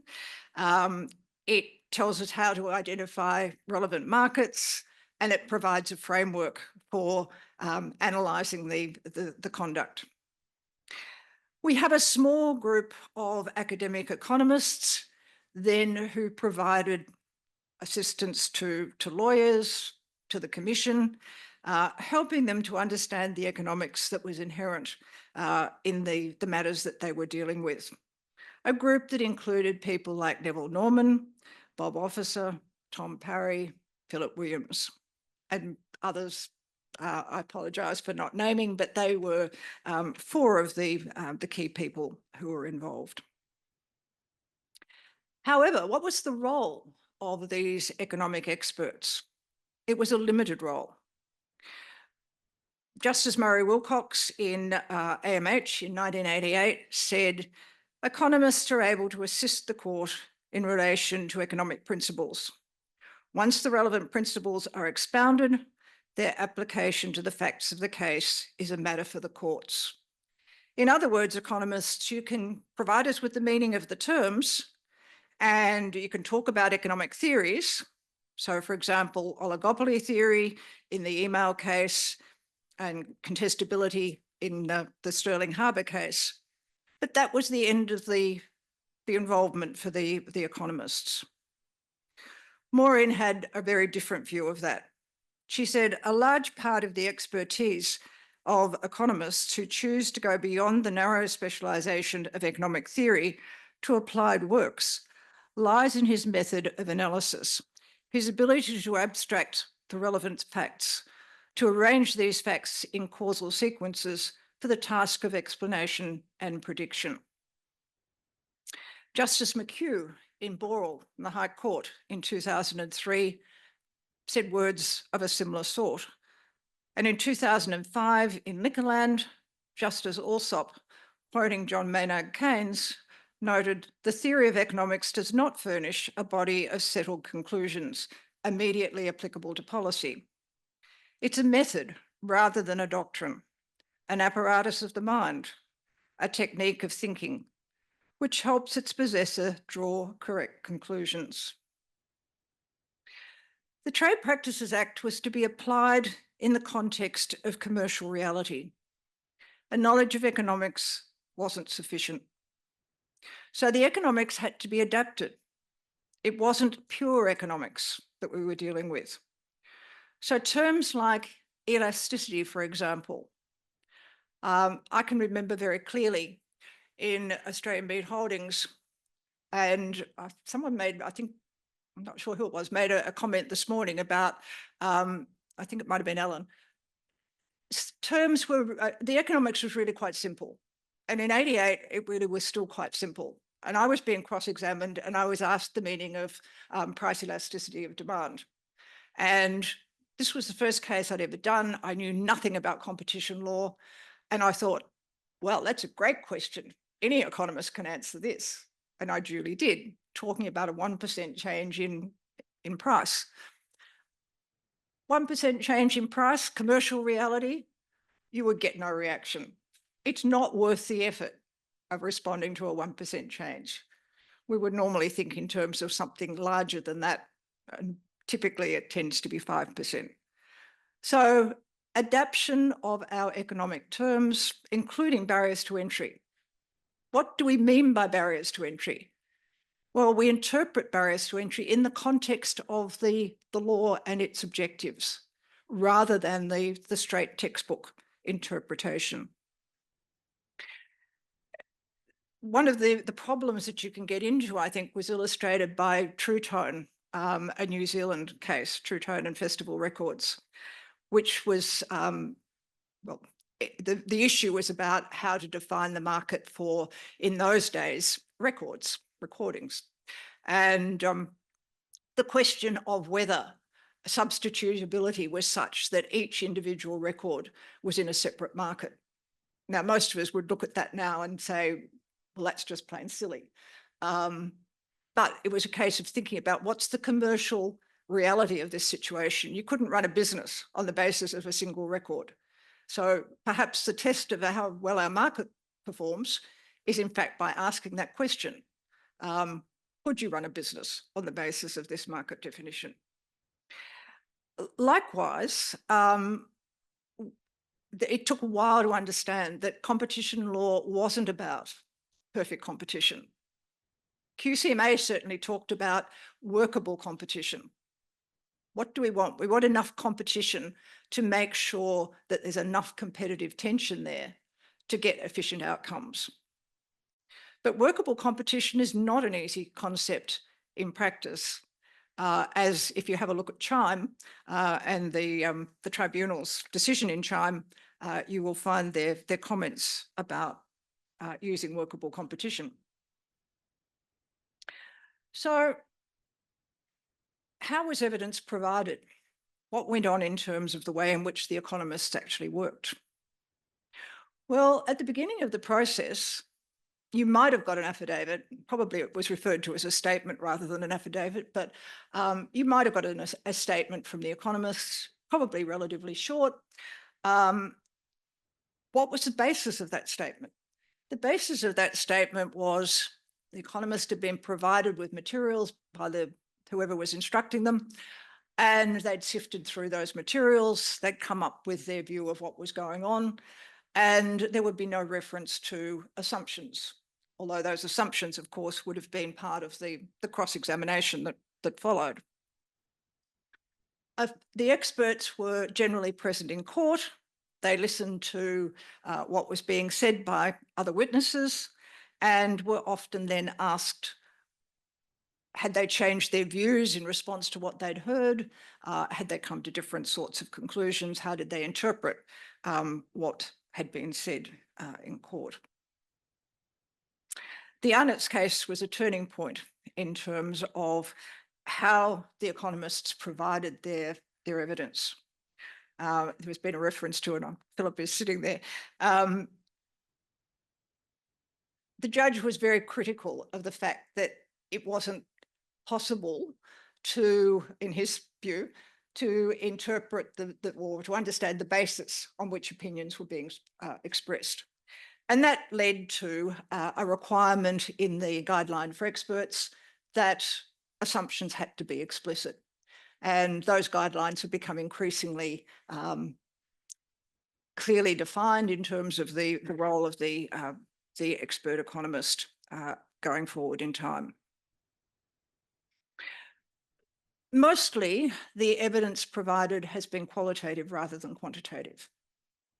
And that, to a large degree, reflects the the smallness of the economy, the difficulty of getting appropriate data, and perhaps the early stages of the presentation of material to the courts. So Professor Bewley in AMH did provide regression analysis. Basically, the judge ignored it. Critical loss analysis was used for the first time in Liquorland. I'm not sure that it's been used again, but that's the only time I know of that it has been used.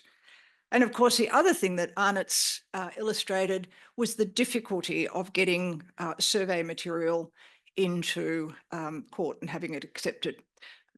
To some extent, that has now been addressed. There are clear guidelines as to the circumstances in which you can put survey evidence into the court. The matters that we're dealing with now are, as we've heard, increasingly complex and often highly dynamic.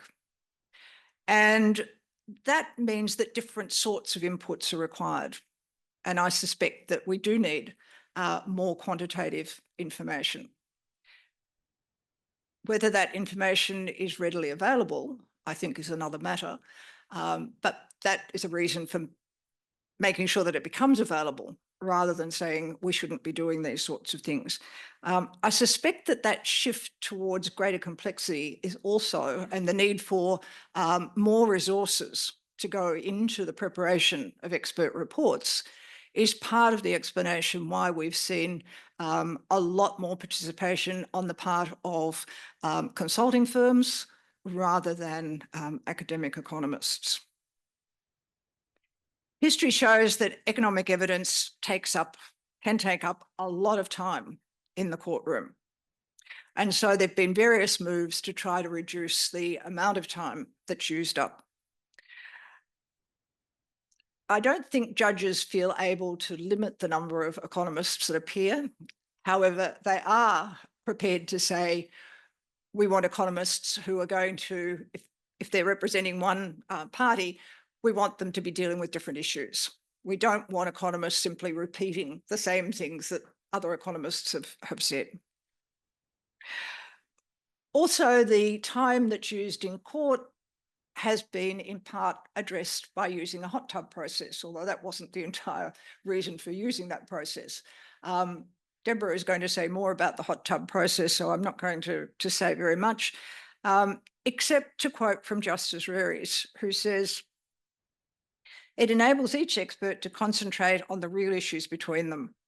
The judge or listener can hear all of the experts discussing the same issue at the same time to explain his or her point in discussion with professional colleagues. The technique reduces the chances of experts, lawyers and judges, jury or tribunal misunderstanding what the experts are saying." And I think that is the real value of it. It is the fact that the experts are interacting with each other and they're getting to the nub of the issue.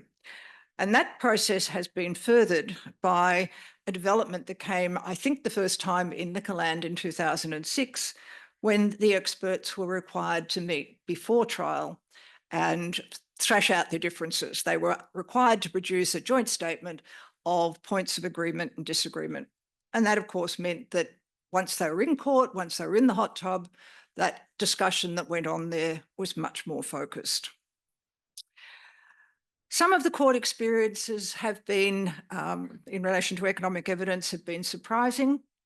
Others have been disappointing. In relation to the former, it's surprising that we went virtually 20 years before we ever focused on how to deal with the functional dimension of markets. And then we dealt with it very badly for a while. We've upped our game since then. In terms of things that were overlooked, things that were disappointing, I think we can take a couple of things out of the Boral case that fit that category. One of them was the failure to recognise the significance of the requirement for excess capacity in order to be able to predate. And excess capacity became the source of the market power, which was found not to exist. And the other thing is interpretation, lifting things from other jurisdictions and perhaps not thinking too much about them. They're used there, therefore they must be appropriate.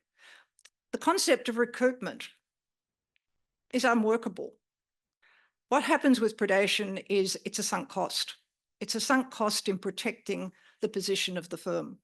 It can't be recovered, but the firm can be a lot better off as a consequence. There are benefits, of course, that come from predation. We need to reformulate the words that we use and not simply lift the book group decision. So challenges for the future, and I've forgotten to turn on the slides. Increasing complexity and dynamism. Court preference for established economic theories. There's a real disjoint between the first and the second of those. The theories that we're likely to be dealing with may well be quite novel theories when it comes to dealing with some of the dynamic issues that we're now confronting. Working out how to deal with strategic behaviour and in particular AI, and we heard quite a bit about AI earlier on. Recognising how to incorporate behavioural economics, not just in terms of consumers, but producers are also subject to behavioural issues. And how do we incorporate those? And analysing the conduct of digital platforms. We are a little bit inclined to see something that we think is new and immediately think we need new ways of dealing with it. We don't see the wood for the trees. Digital platforms are new. Platforms are not new. So if we think about the debates that have gone on about one market or two markets or more markets, maybe what we need to do is to go back and think about the purpose. And I think this is a much more general point, that we need to remind ourselves of what the purpose of the law, what the purpose of market definition is when we're undertaking a competition analysis. And the purpose of the market definition is to enable us to carry out our competition analysis. If that's the case, then when we're thinking about platform businesses and where to, what markets need to be defined, we need to think about where the harm will occur if it occurs. We're not saying there will be harm. We're simply saying if there is harm, where will it occur? So the harm might be at the platform level. And in that case, that's the market that we need to define. The harm might not be at the platform level. It might be at the customer market level. And then the question becomes, well, platforms have more than one customer. Do we need several markets to be defined? We might, but equally we need to say, where is the primary effect? And it's likely that the primary effect will then have flow-on effects to other customers, so that we don't need to define every market. We've never had to. In Australia, we've never taken the view that every possible market has to be defined. It's a case of narrowing it down and getting the best market we can get to enable the competition analysis to proceed. So, we're not saying that new approaches and new theories should be neglected, but we are emphasising that we should build on the very solid foundation that has already been established. So it's appropriate to reflect at this time that we've come a long way in our understanding of economics and of competition law since 1974. Thank you. Thank you, Rhonda. Second speaker is Deborah Healy. Deborah is a professor at UNSW Law and a director of the Herbert Smith Freehills China International Business and Economics Law Centre. Her research and teaching focus on competition law and policy in Australia, China and Southeast Asia, She has also researched widely on topics such as the role of government in the market, both in Australia and internationally, merger regulation and the digital economy. Deborah.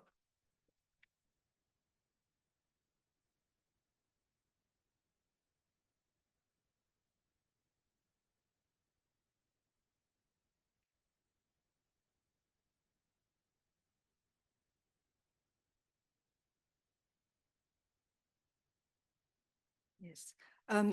I'd like to thank the organisers for inviting me to speak on this panel, and I also would like to congratulate Monash and particularly Mel for their initiative in holding this conference, which I think is really important. As Rhonda was speaking, I was reminded of my introduction to competition law in Australia. I had probably been at law school for about 3 weeks when one of my friends said, "Oh, this guy's going to talk up at the Clancy Auditorium about some new law. Do you want to come?" And I thought, oh, well, I have nothing else to do. And I went, it was Lionel Murphy, and he was discussing the future Trade Practices Act. And he was totally committed to the idea and very inspiring. And I still remember it, which is ironic given that I'm here now. Examining how I might contribute to a panel alongside 2 economists, I decided to take the lawyer's position and present a range of examples and arguments to illustrate some of the interesting twists and turns that the presentation of economic evidence has taken in relation to our competition laws.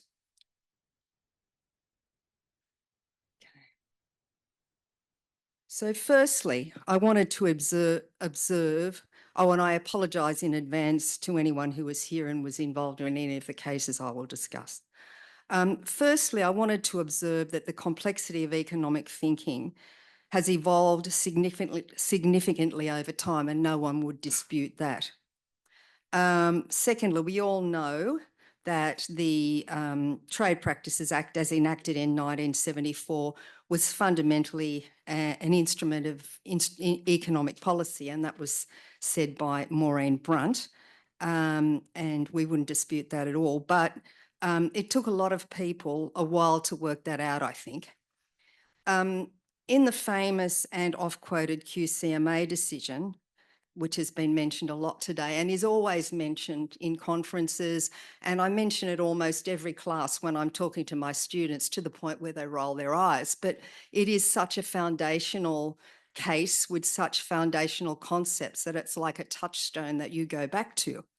The tribunal there set the essential parameters for market definition that are still relied on today, and the tribunal became lauded for its solid economic approach to applying the law, but the economic approach taken in the courts was initially far more simplistic and often less effective.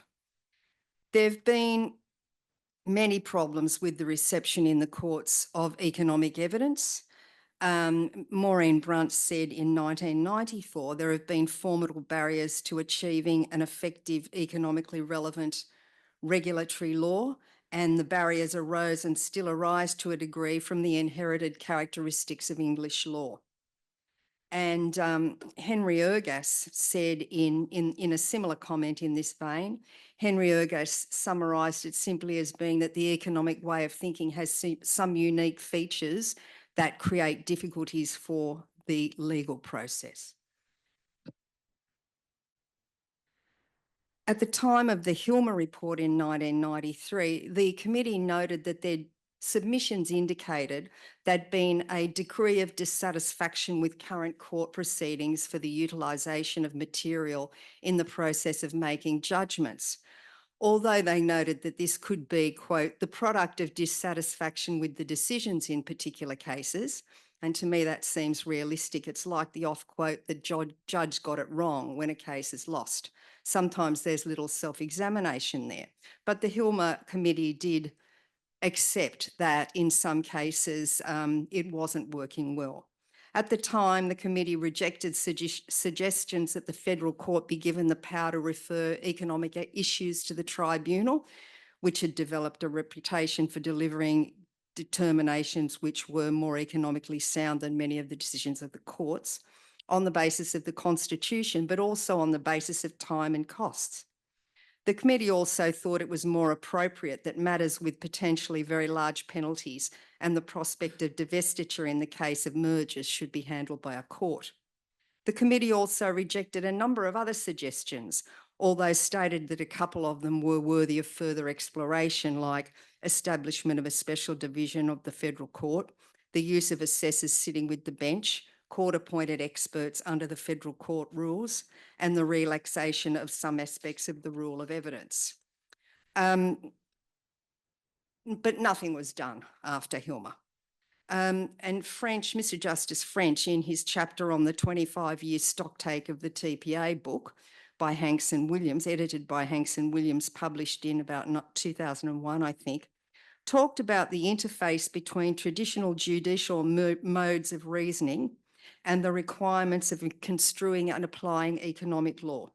His own honour quoted from the second reading speech to the effect that, in his words, the economic considerations with which it was concerned could not be transmuted into legal concepts capable of precise expression. And an example of this sort of thing was provided early on. In Top Performance and Ira Burke in 1976, for example, Smithers J.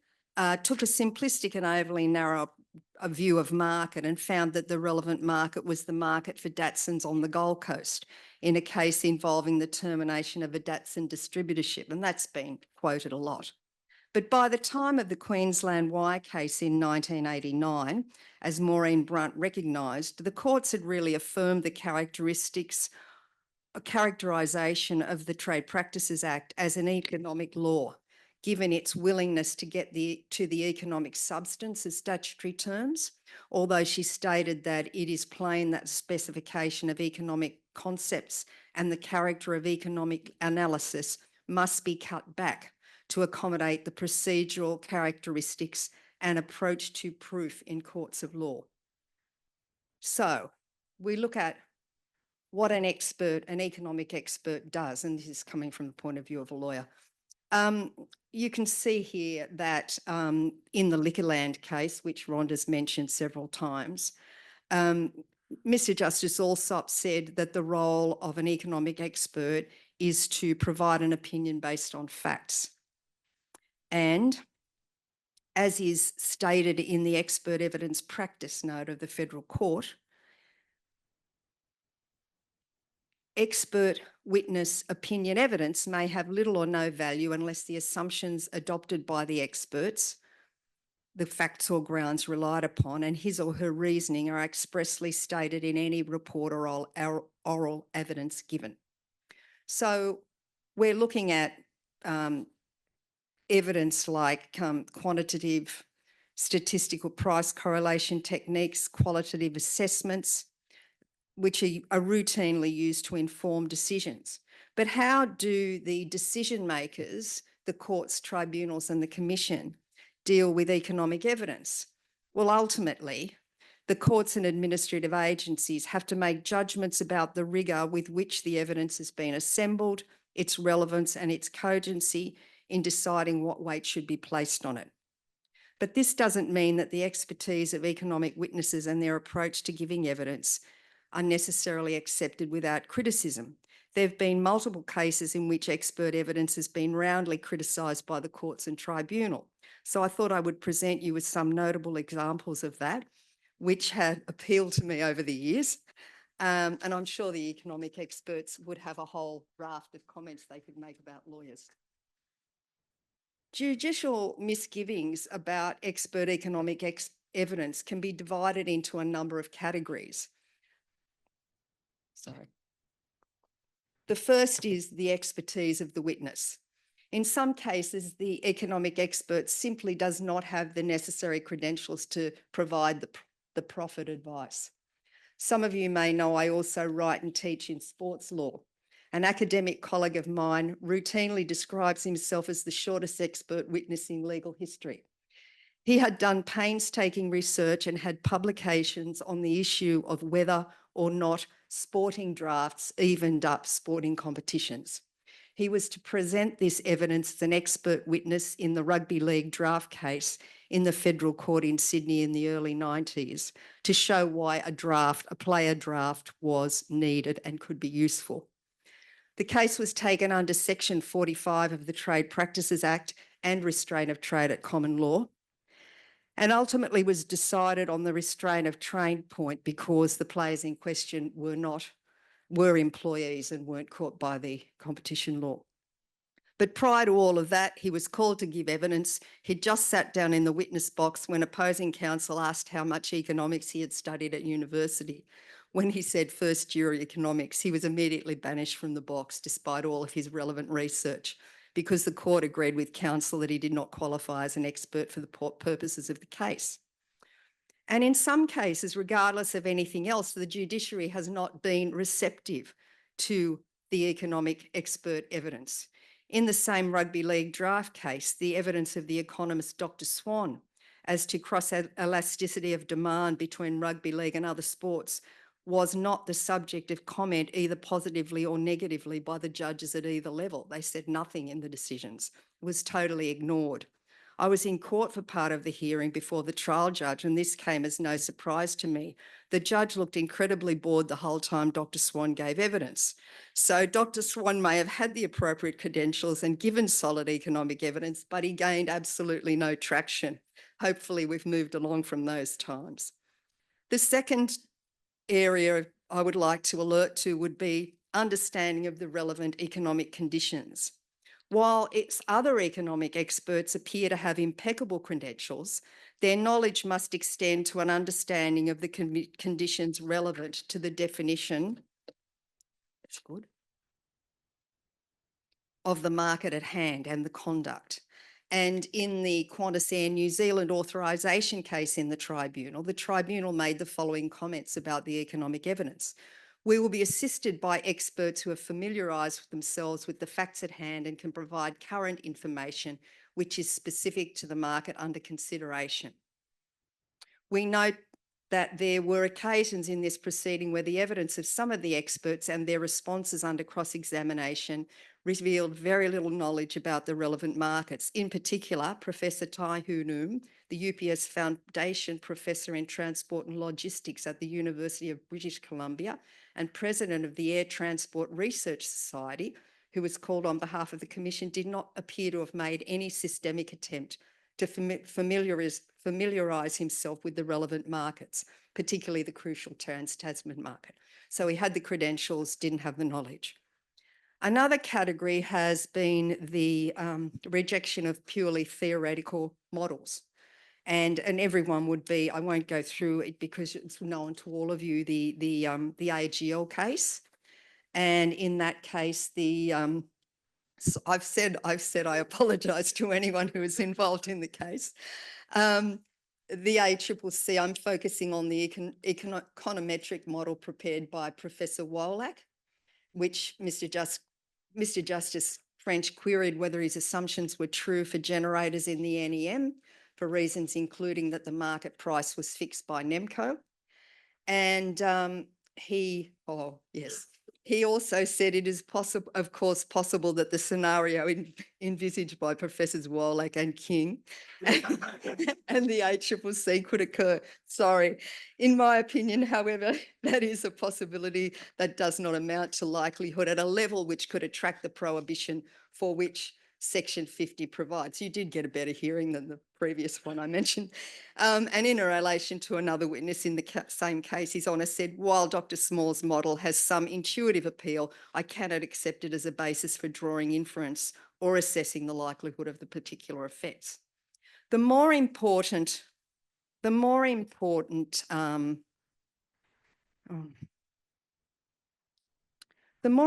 category, I think, topically and more recently, in practice for the Commission, particularly in merger proceedings, has been the many times when economic evidence has been marginalised in favour of real-world industry experts who may or may not have a vested interest in the outcome of the proceedings.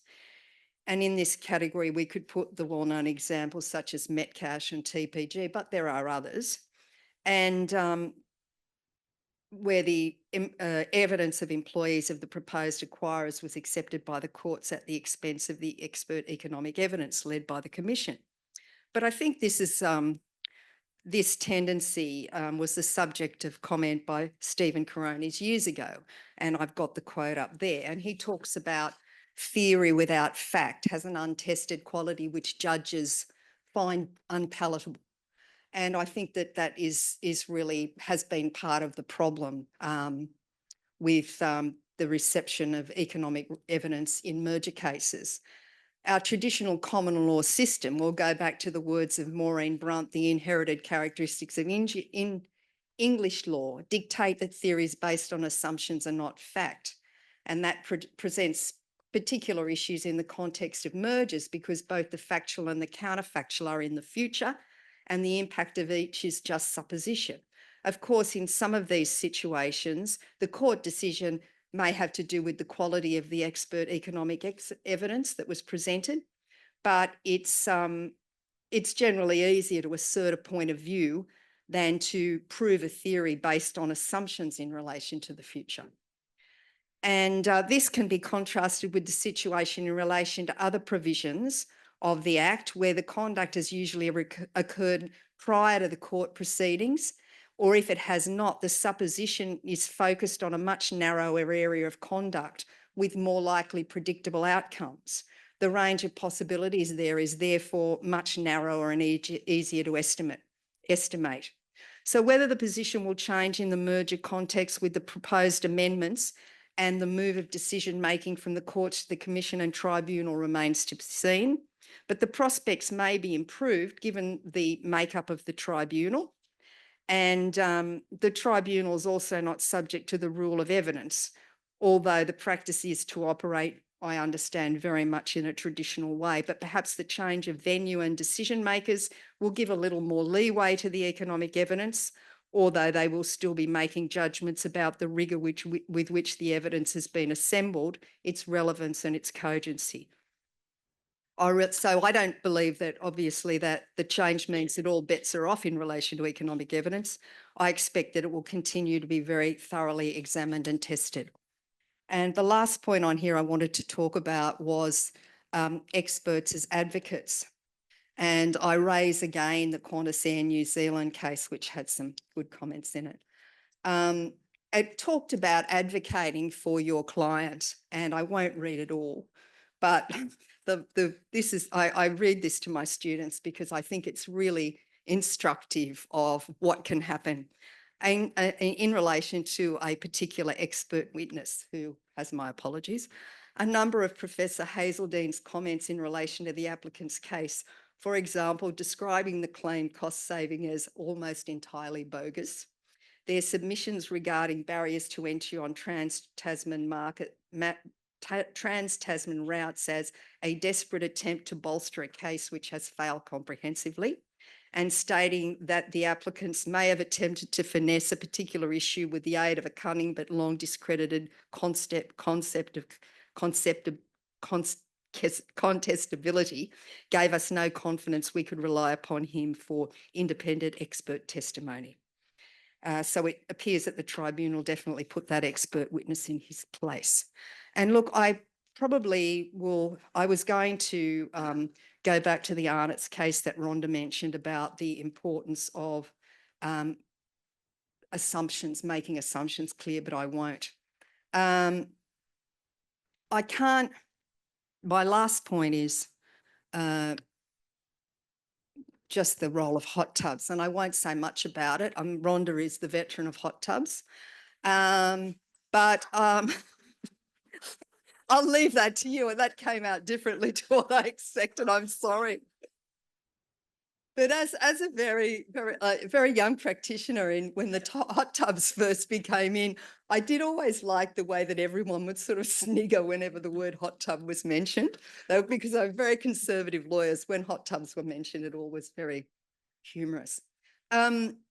My understanding was that they originated in competition law cases in the 90s, mainly at the instigation of Justice John Lockhart, who, besides being a federal court judge, was for a long time chair of the Tried Practices Tribunal.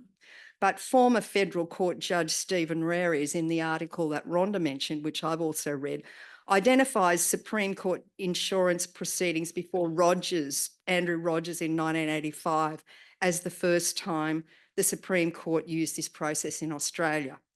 Others who were there at around the time may be able to settle that point of conflict. Hot tubs have, however, been adopted in many areas of the law in Australia and overseas to deal with expert evidence. I was at a sports law conference 2 weeks ago where I was surprised to learn that the hot tub concept has even been adopted in the Court of Arbitration for Sport, the premier arbitration forum originally set up by the IOC and used to determine top-line international sports disputes. The hot tub is used in CLARS as a tool for dealing with scientific evidence in cases surrounding issues such as doping, and also the vexed questions of eligibility around transgender athletes and female athletes with naturally occurring high levels of testosterone. Former federal court judge Annabelle Bennett, an experienced CAS arbitrator, noted at that conference that the process worked well in those surroundings. So it has indeed travelled far and wide. I was going to talk about a contrast between the views of Stephen Rares, who Rhonda's already mentioned, and Henry Ergus, who's been much more critical of hot tubs. But I think I've probably said enough. And it seems to me that a number of issues that Henry Ergus raises will arise in the giving of traditional expert evidence in court anyway, not just in hot tubs. So they probably could be characterised as occupational hazards. So I know there are many of you here who are economists or lawyers who routinely use hot tubs. So there's plenty of room for discussion around this issue. I would throw the floor open to comments on those issues. But in conclusion, I believe I've presented some examples of the treatment of economic evidence by the courts and the tribunal over the course of the development of our competition law, and I now leave it to the economist on the panel to get down to the real business.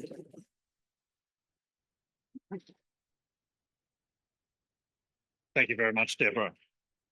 Our third speaker is Daryl Biggar. Daryl is a member of the IPART Tribunal, Senior Advisor at Cambridge Economic Policy Associates and Adjunct Associate Professor at Monash University. He has extensive experience advising the ACCC and the Australian Energy Regulator. His expertise covers areas such as electricity market design, assessment of market power, design of regulatory frameworks, and analysis of public policy. Daryl.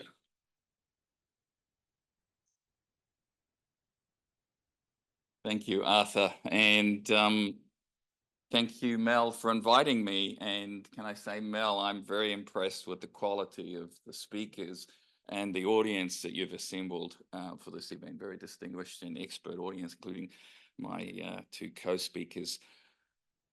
I'm going to change tack, if you don't mind, because I want to speak about what I think is the most important question that we economists can ask when it comes to competition law. Far and away, the most important question. This is the question I think we have to answer before we answer any other, or attempt to answer any other questions. And I hope that some of you will heard me talk about this before, so I apologize if this will appear, if you already heard me so. And that question is, what is the underlying purpose of competition law? What is the economic purpose of competition law? What is the harm that competition law is designed to address? After 50 years, isn't it time that we economists had absolutely a consensus around the economic purpose of competition law? Now you might be thinking, why does it matter? Why does it matter if economists don't agree on the what the actual problem is that we're trying to solve? We heard a minute ago, competition law is part of the broader framework of public policy. We should be viewing this through a public policy lens. What is the public policy that competition law is designed to achieve? So is it important that we achieve a consensus? Does it matter? Well, without a clear idea of what the purpose is, we can't answer very basic questions. How to reform the law? We had a session earlier today which talked about law reform, merger reform, and so on, changes to cartel provisions. How do we know how to reform the law if we don't know what it is that we're trying to achieve? What is the harm that we're trying to prevent? How to enforce the law? How do competition authorities know what cases to prioritize? That was another session this morning. How do you make prioritization decisions if you don't know what the harm is? Which cases create the most harm? We also can't define terms which are basic, elementary concepts like market power. What is market power? We absolutely should have a 100% consensus on what market power is. We don't. Or in the context of Australian competition law, substantial lessening of competition. What is the substantial lessening of competition? We could perhaps look at history to try to answer this question. How far back in history should we go? If we go back to the original attempt at a competition law in Australia, the 1906 Industries Preservation Act, this was explicitly modelled on the US Sherman Antitrust Act, which is about 1890. And the provisions in the Sherman Act, as in many competition laws around the world, are not precisely worded. They give a substantial amount of discretion to the courts. So it's up to the courts to fill in what exactly is prohibited. And over the next 100 years, or particularly in the middle 50 years of the 20th century, the outcomes were mixed. The courts ended up making a jumble of decisions, sometimes inconsistent with each other, with no clear economic rationale. It was said that no one could know which behaviour was anti-competitive until a judge ruled one way or the other. It was even argued that some competition enforcement decisions hindered rather than promoted competition. And this was the situation at the time when the Australian Trade Practices Act was implemented in 1974. And it was into that context that Bork wrote his famous textbook, which you'll all have heard of, nothing new here, The Antitrust Paradox. So what Bork did was suggest that competition law had fundamentally an economic rationale. He said he proposed the promotion of consumer welfare. But his idea that competition law had a fundamental economic rationale caught on rapidly. This was only within a few years later that the Supreme Court was quoting Bork, I presume, and saying that competition law has a consumer welfare foundation. So for the next 40 years or so, there was kind of a doctrine that competition law was about the promotion of consumer welfare. Perhaps not so much in Australia, but certainly in the US, it was a touchstone. There was some debate exactly about what Bork meant when he said consumer welfare, because it wasn't entirely clear, but we'll take it at face value that he meant the welfare of the buyer side of the market. And around the world, even today, you'll find many competition agencies, especially in the US, arguing that competition law is about the promotion of consumer welfare. But there's at least two problems with that, fundamental problems. The first problem as an economist is there's nothing in economic theory which tells me that I'm allowed to focus on just one side of the market. Conventional welfare economics focuses on both sides of the market. It's the conventional concept of total welfare is the sum of consumer surplus plus producer surplus. There's nothing which allows us to focus on one side of the market. Why is it that this one area of public policy is an exception to all of the general principles of economic policy, public policy that we have in every other field? So that's one question, which you might find troubling if you're an economist. Here's another point, which is just as important, and that is that competition agencies do not behave as though they only care about the welfare of consumers downstream. If we only cared about the welfares of consumers downstream, competition authorities would never take action against anti-competitive effects upstream, which had no harm downstream. But that's just not the case. The ACCC blocked a merger of dairy cooperatives where the harm from the merger was a lower price to farmers, not a higher price to consumers. There was not going to be any effect on the price to consumers of the milk.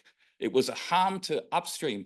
Or if we seriously were concerned, if we seriously thought that antitrust consumer law was a consumer welfare, judged by consumer welfare standards, we wouldn't take cases in which the harms are in the labour market. And yet in recent years, there's been more and more focus on the labour market effects of anti-competitive behaviour. So of course, I'm not the only person to say this. This has become standard in the literature over the last 20 years, 15 years. Lena Khan, who was one of the major contributors to this opposition to the consumer welfare standard, is of course the head of the FTC. So it's not mainstream, these ideas. It has become 100% standard.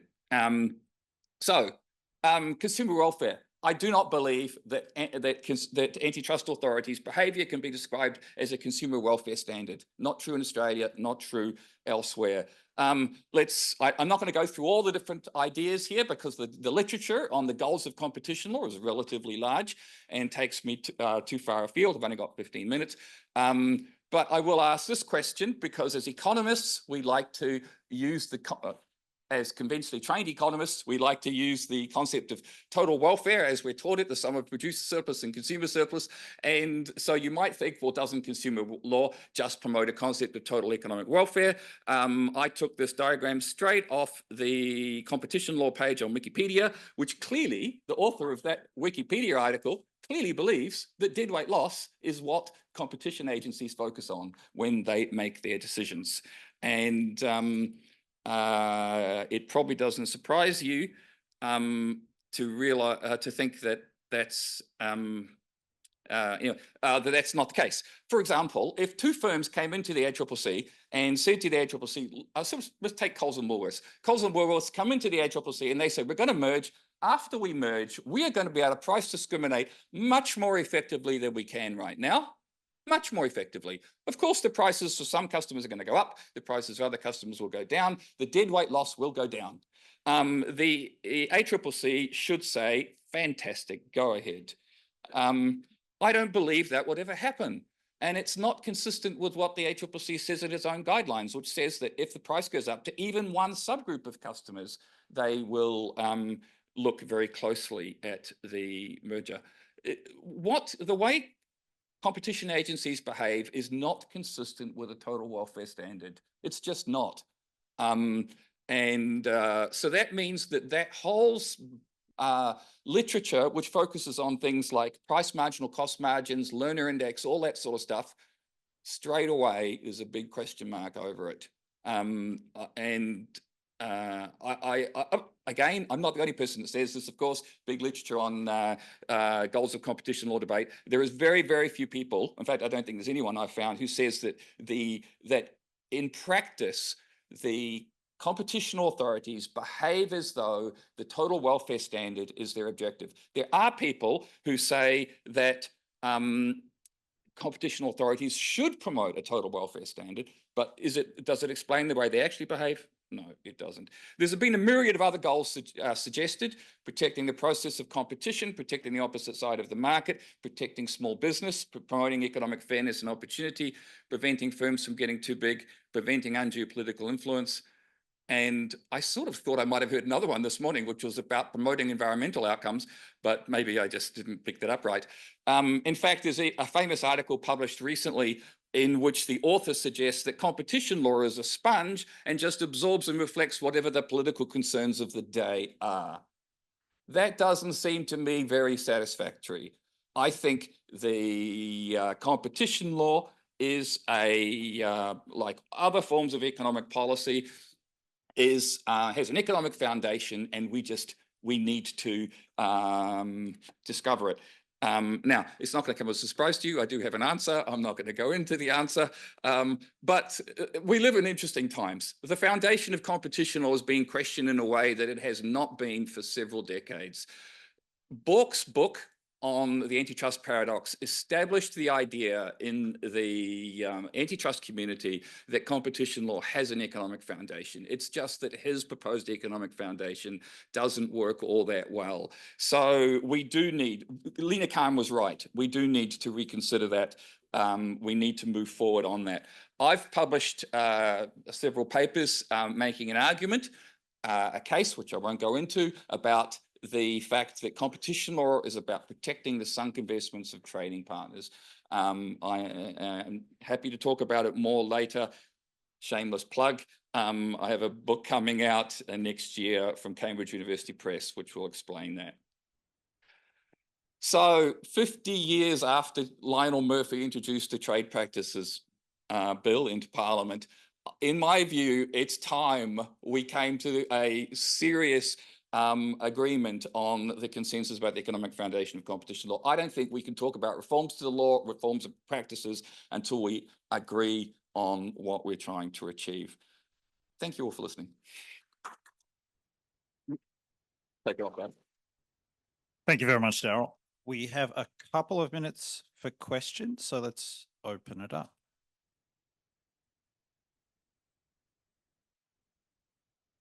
No questions on hot tubs?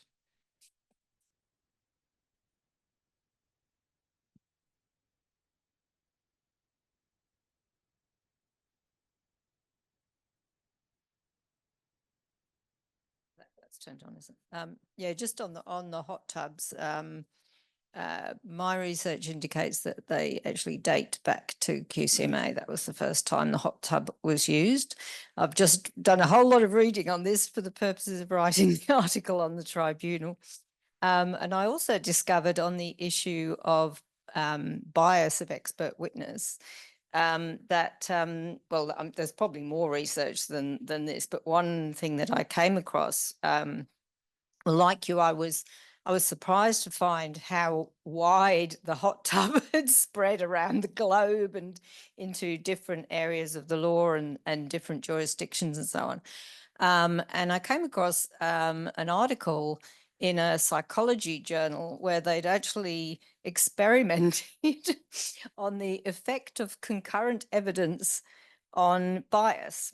And the conclusion was it had no effect, that witnesses were just as biased in giving concurrent, this was medical evidence, as if they weren't. But I don't think that takes away from the other benefits of the hot tub that Rhonda talked about. And just on bias, another little anecdote that I recently discovered in relation to Rod's favourite case he loves to hate, and that I am told that the parties shopped around for an economist, and everyone said wouldn't touch it with a barge pole until they finally found one. So they're not. So all is not lost. Other questions?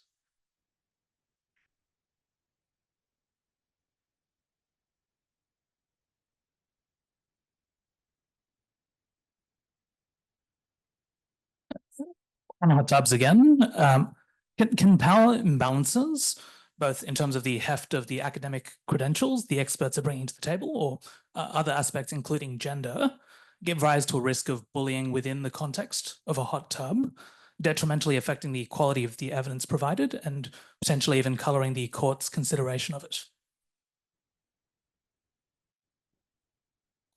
I'll have a go at that, but I'm a bit reluctant to say too much. Look, how the hot tub works depends a lot on how it's run. And it's not run in isolation. The judge is there. And in fact, the judge may issue a whole series of questions to those in the hot tub, and may do so, depending on the venue, may do so in advance, so that the members of the hot tub have actually had time to think about their answers and give a considered opinion, which I think has a lot of value.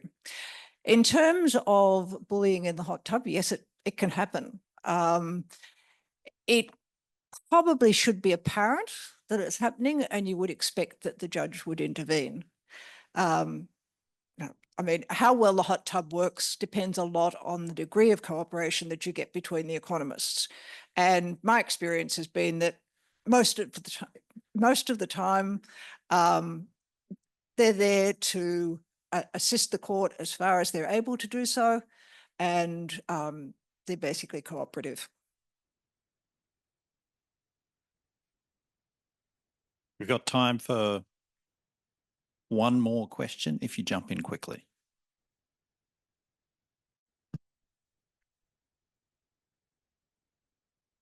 Thank you. This is more for Daryl, one economist to another. I found you talk interesting. I'm gonna quote the law at you, which seems a strange thing to do as an economist. But if you have a look at Section 2 of our Act, it has the object of the Act, and that's to enhance the welfare of Australians through the promotion of competition and fair trading and provision for consumer protection. As I read that, it's not just the consumer welfare, it's enhance the welfare of Australians. And it's saying to do that through the promotion of competition and fair trading and provision for consumer protection. So as I see it, I don't see that as espousing a consumer standard. It could be a total welfare standard, which I'd probably lean towards more than a consumer welfare standard. But do you think the objective's wrong? Or do you think the way we go about it isn't geared towards achieving that objective?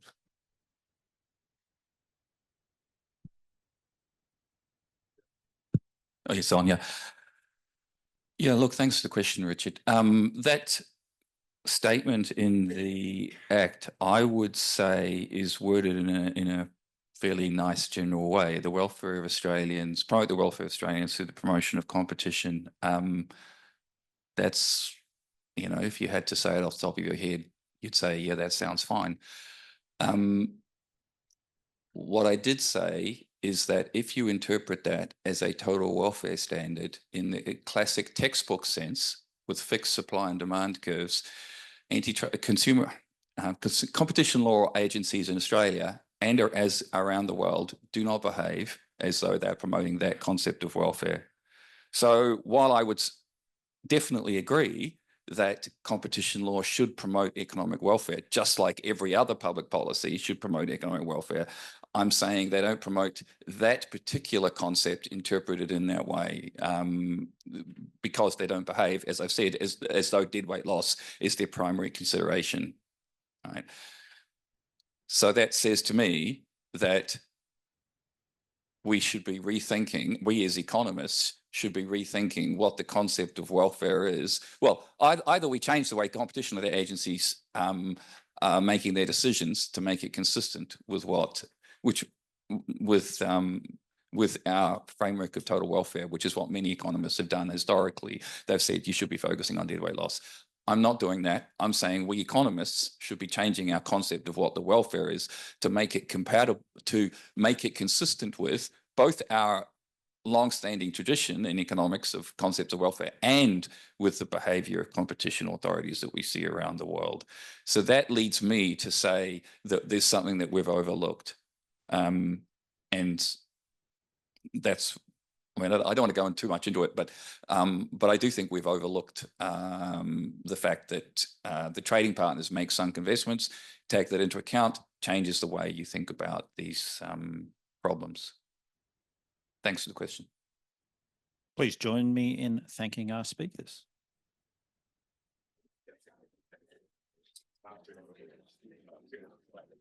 Well, good afternoon, everyone. I have been given the challenging task of chairing this two-pronged session, which focuses on two distinct but overlapping areas of proposed amendments in relation to the Act. So there have been many discussions. I was going to outline the merger amendments briefly and then move to the issue of digital markets, but I think there have been too many comments on all of that already. There have been many discussions around the two topics over the last couple of years, and particularly today. It's pretty much hard for me to think of what I might add to the discussion at this point that has not already been said. But I'm in favour of the proposals in relation to both areas.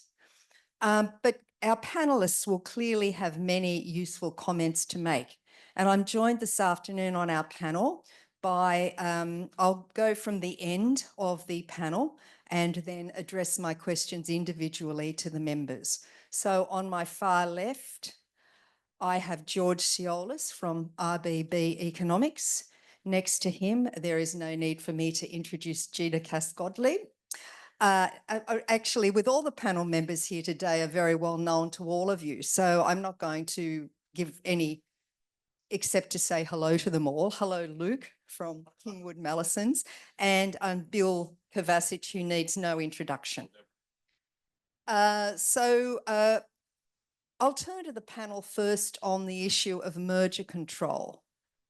And Gina, what do you think are the key elements of the reforms to improve the effectiveness of the merger regime?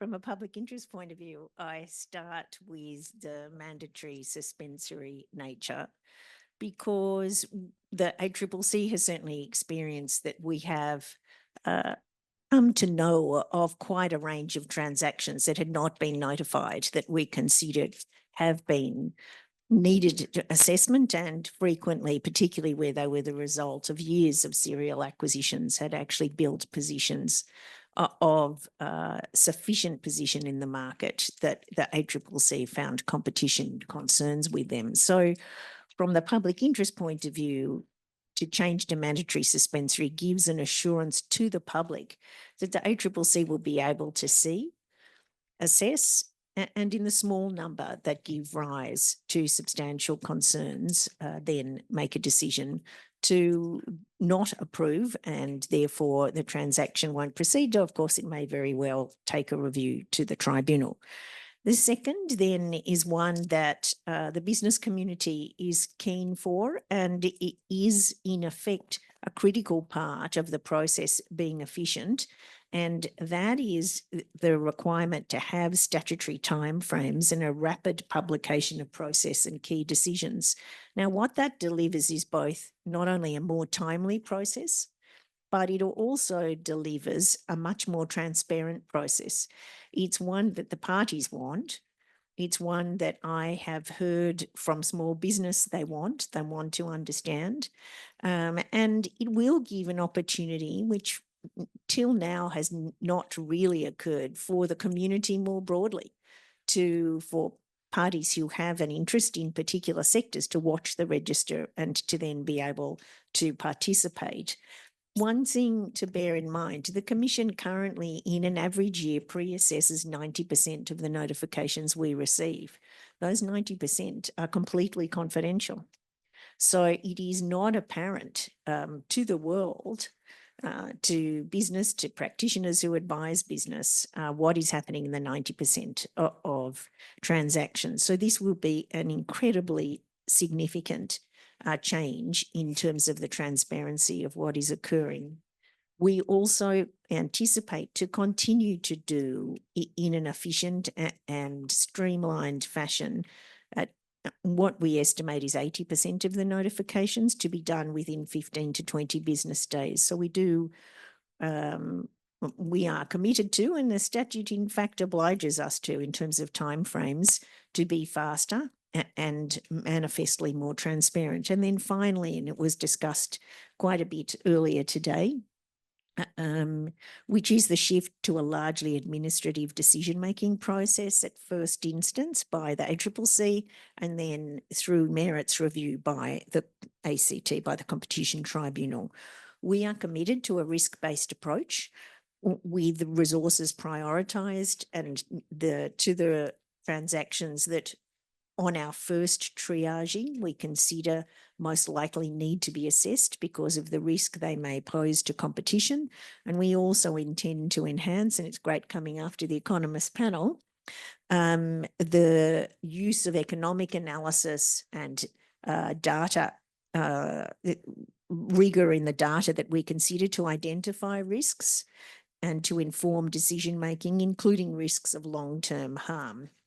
and so that we can take these into consideration in reaching a final determination. They're the three key elements. Thank you. And can I just ask one further question?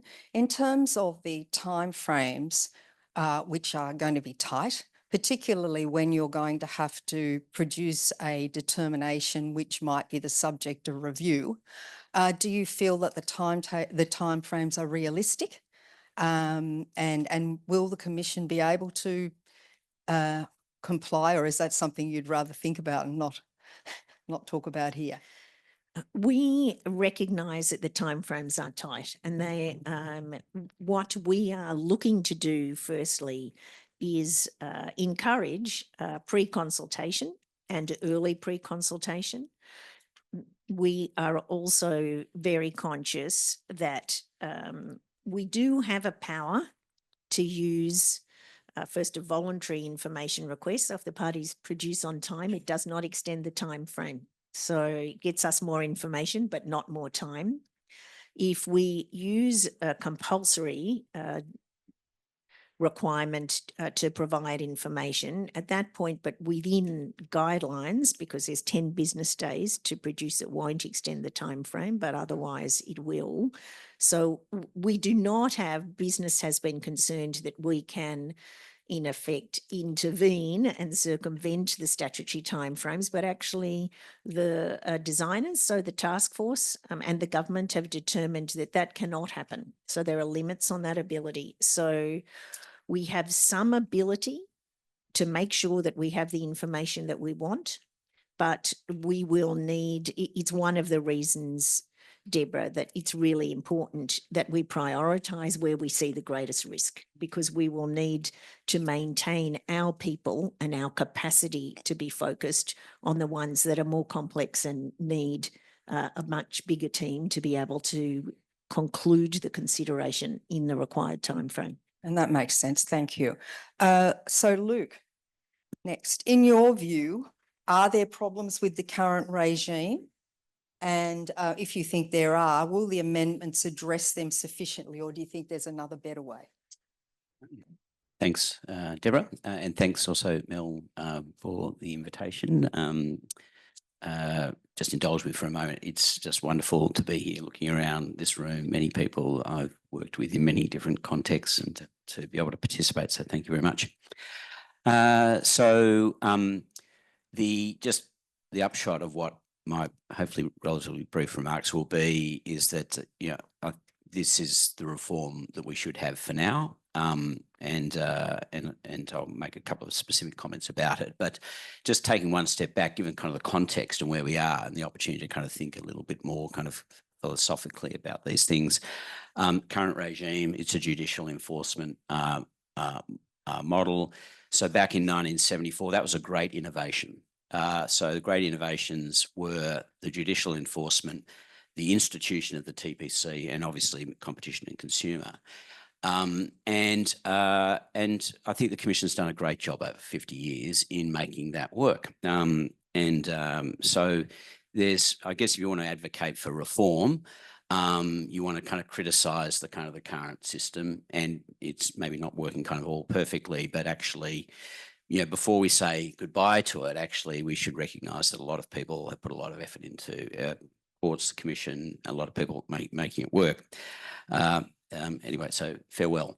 Well, possibly. But a key thing also, just to take yourself back to 1974, is that the spirit of 74 is a lot of people thinking deeply about institutions, decision-making models, and their appropriateness for the issues of the time. And I'm sure they wouldn't have thought that basically we were locked into judicial enforcement forevermore and we couldn't re-engage with those. It would not have been the spirit of the people who were part of that reform process to think we were so locked in. And so I really welcome that we have engaged in a process where we can move beyond just sort of arguments about it ain't fixed, it ain't broke, don't fix it, but actually sit down there and more fundamentally ask ourselves, what's the right merger regime we want? And it's obvious that it has to have some attributes. I mean, it has to be ex ante. We don't want to look at these. And once you get to ex ante, I think you really do pick up Rod's concern, which is just, how well is the judicial kind of enforcement model work there? And then also, practically, I think most people think the ACCC is determining the outcome of mergers anyway. I think that's what the community would expect.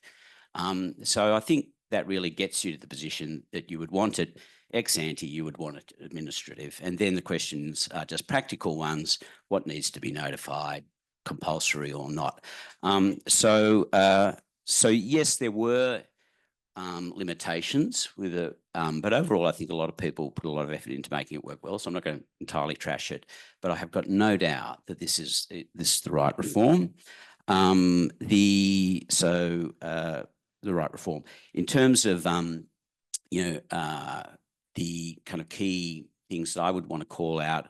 I wouldn't do it another way. I would do it this way. We just bear in mind we're going to have a real rough practical challenges in 2025, just in the transition. I really think it would have been smart to just push back this whole thing 6 months. That may still happen if the legislation doesn't pass this year. If legislation passes this year, I would still push it back 6 months. I know that's not going to happen. I know a lot of people with goodwill will just put their efforts in to make it work, but it's actually going to be quite tricky. You'll think this is random. I really regret, and I think it was completely unnecessary, putting public benefits out into a sort of stage 3 process. For 50 years, we've had no difficulty engaging with public benefit questions as integrated into the competition assessment. It didn't have to be in phase 1. There would have been plenty of time to do it in phase 2. So that's a regret. But so then just the kind of final remark, and this is going to maybe segue into when we get into the digital codes, I think this sort of generalises, is that I think where we are is that we've made the policy case for law reform, and also the Commission's made that in digital when we get onto that. We've come up with kind of the legal reforms to kind of implement on that, and now we're going to implement that. One of the key policy issues that's driving this reform and also digitals is basically the challenges of making decisions under conditions of uncertainty, forward-looking conditions, the importance and imperative of doing it, but the challenges of doing it.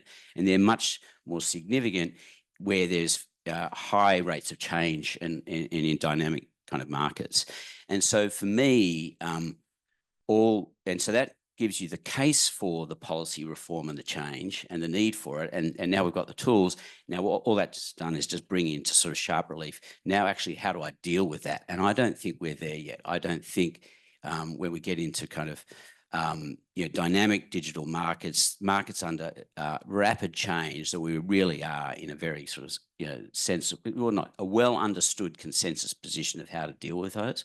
So I don't know whether you give me a look to hurry up, but I'll just quickly illustrate that. I'll quickly illustrate that by making this point.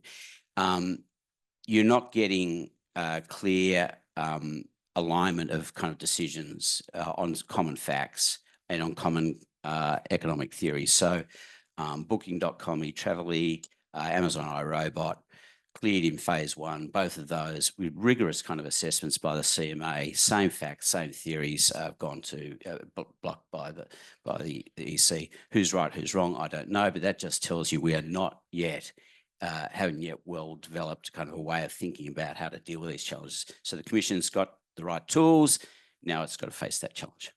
Thank you, and I would never hurry you up, but you're not getting another turn.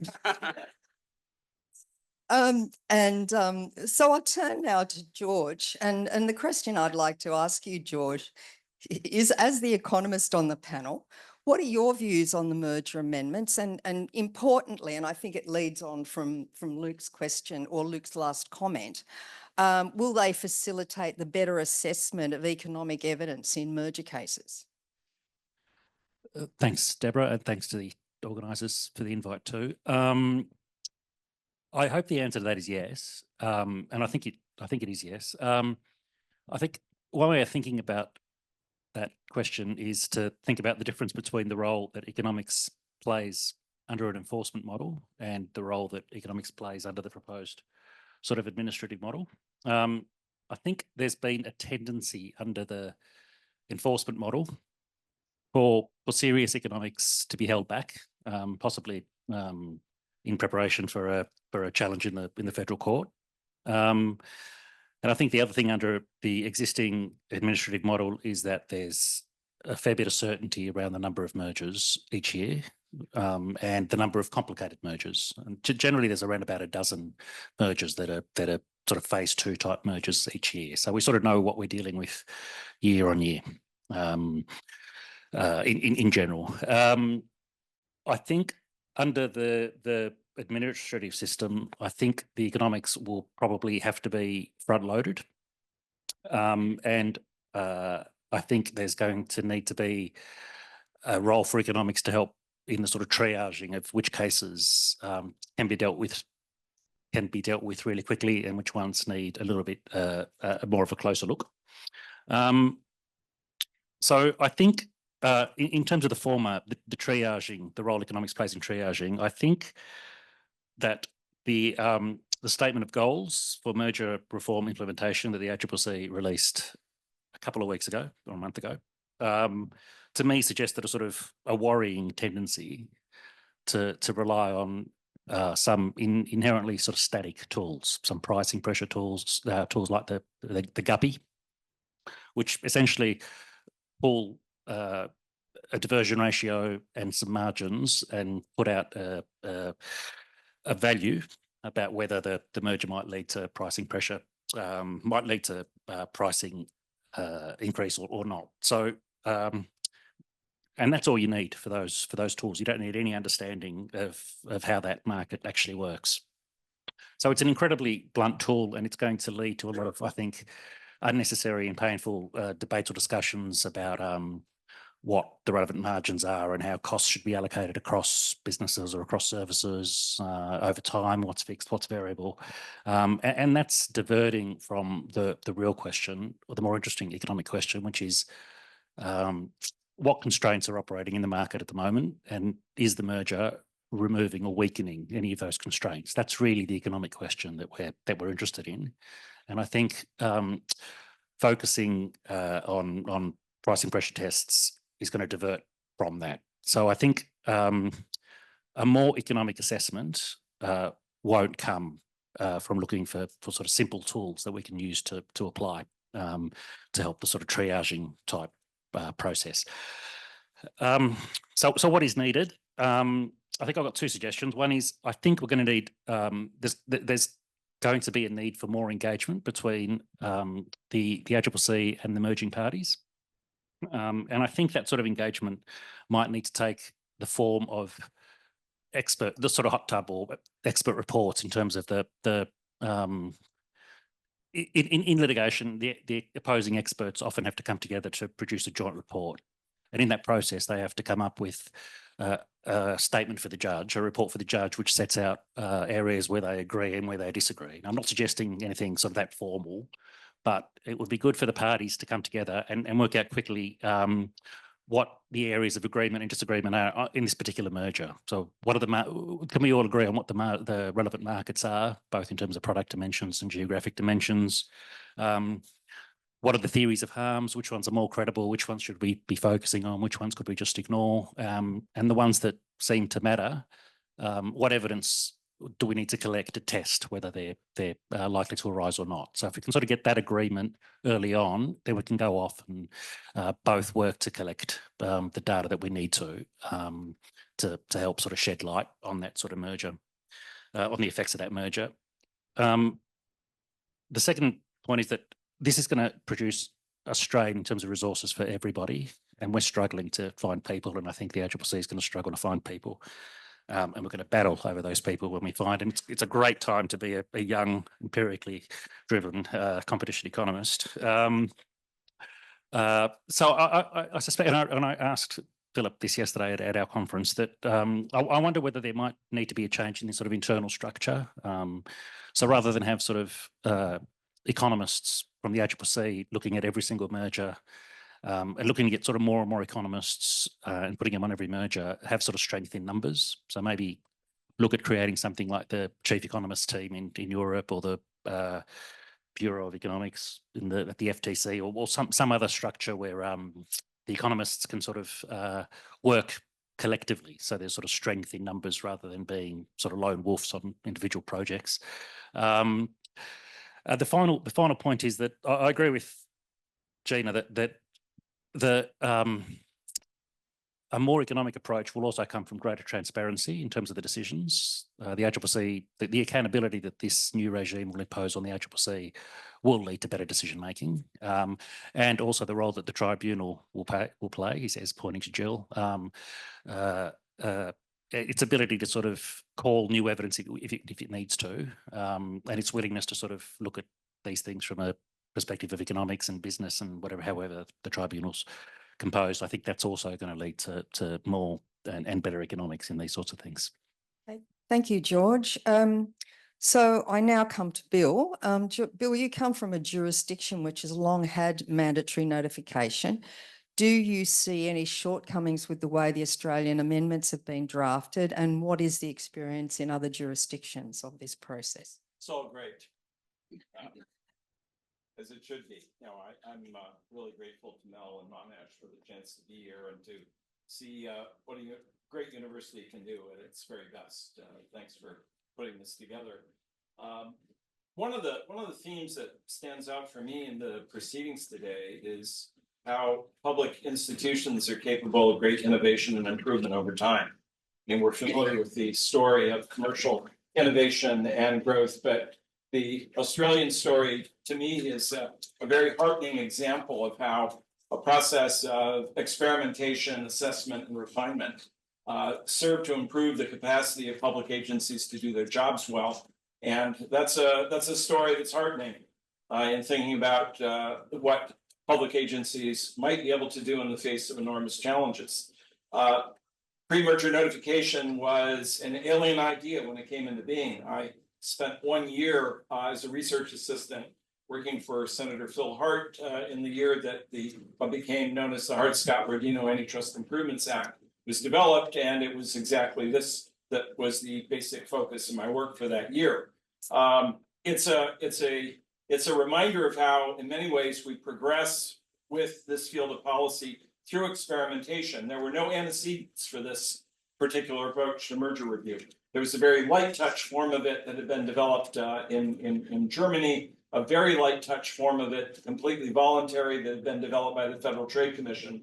But the mandatory reporting and the suspensory features had not been used before. And they aroused enormous opposition. The business community claimed in particular that this was going to give far too much power to the public authorities. It was going to throw a wrench into deal making. It would be a formula for retarding economic growth. Enormous pressure was brought to bear on Gerald Ford, who was the president. A unique and probably non-replicable human circumstance, I think, brought the law across the finish line. Gerald Ford and Philip Hart were both from Michigan. They both served in the Congress together. Vastly different views about the appropriate form of government intervention in the economy, but a shared experience as young men. Phil Hart was gravely wounded on D-Day, day one, nearly died. Gerald Ford served on an aircraft carrier in the Pacific, twice hit by kamikazes, played a key role in putting out fires just before they would have otherwise unleashed the magazines of the ship. Shared experiences facing mortal danger. They respected each other deeply, even though philosophically opposed. At the very end, and Hart's dying of cancer this year, there's the famous episode, to those of us who are working there, when the phone call came from the White House, where the general counsel in the White House to Ford said, "He'll do it for Phil Hart, sign the bill." That might not have happened had it not been for that unusual personal experience. But it was a circumstance that overcame tremendous opposition. The main concern, again, was that this gives too much power to the government. Let me mention what I like enormously about the framework that's been developed. Let me mention one caution that comes with it from this global experience that began in the US. How do you overcome the legitimacy concerns? That is too much power that might be wielded in an inappropriate way. Well, Gina has mentioned already, I think, the key to doing it. The first is a truly robust transparency regime. And what impresses me in the reform package is how many steps have been taken to put the work of the authority before the public and before those who are affected. It's the closing statement requirement. It's the publication of data that's informative about what's taking place. Informative decisions about what's actually happening in the merger review process. These are just some of the techniques that the mechanism uses to put more information about the agency's deliberations in front of the public. Those transparency mechanisms, I think, go a great distance to overcoming some of the concerns about legitimacy and the possible misuse of power. Second thing that I like very much is the commitment inside the framework to continuing assessment.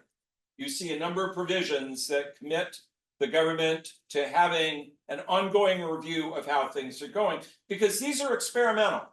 And there are features of it that we've already discussed today, my colleagues have mentioned, that might not go as well as one hoped. I look at the process for adjudication and judicial review. Those are really, I think, heroic deadlines for decision making. Maybe they'll be met, but they are exceedingly ambitious. And I think a part of learning and review is going to identify where the restrictions are too tight. It's going to inform a great deal about the outcomes that are being generated by the mechanism, the suitability of remedies that are chosen ultimately as undertakings in the process. One thing that's especially appealing about the assessment review is that it is built by statute directly into the framework. So it commits the entire system to an ongoing process of assessment rather than leaving it to the good judgment of the ACCC about what to do. I see that as a very important, credible commitment to make sure that the framework and institutional design are gotten right, and not simply to be satisfied with what's in place. And if there's anything one has learned from this global experience since 1976, when Hart-Scott-Rodino is signed into law, it's that there will be all kinds of surprises. And there is a chronic tendency to underestimate the difficulty associated with doing this. One of the issues I worked on at that time was how burdensome would the requests for information be on the business community? And I was in the exercise of writing these scripted floor statements for the legislative debates, where one senator says, isn't this, Phil Hart, isn't this going to be incredibly burdensome for business? Phil Hart says, oh, no, it won't. Well, I wrote that stuff. And a paragraph I recall ruefully now said, oh, no, it won't. At most, the amount of information that will be produced will fill maybe a single drawer of a file cabinet. If you imagine a file cabinet the size of the MCG, that perhaps was right. I mean, it was a deliberate effort to show this would be light touch. What a joke. God. I only reveal now that I don't want to write that stuff because I wasn't quite on target on that. But people learned over time exactly what was involved in the actual implementation process. And there's no shame maybe in making the miscalculations. The shame would be in not having a mechanism that pushes in the direction of taking account of the actual experience. And the framework does that very, very well. And the third thing that's very admirable is the commitment to try to achieve speed, because the concern is the review process by itself is going to retard deal making. It's going to make it difficult for desirable transactions to go ahead. Again, an overriding commitment is to do this in an expeditious way.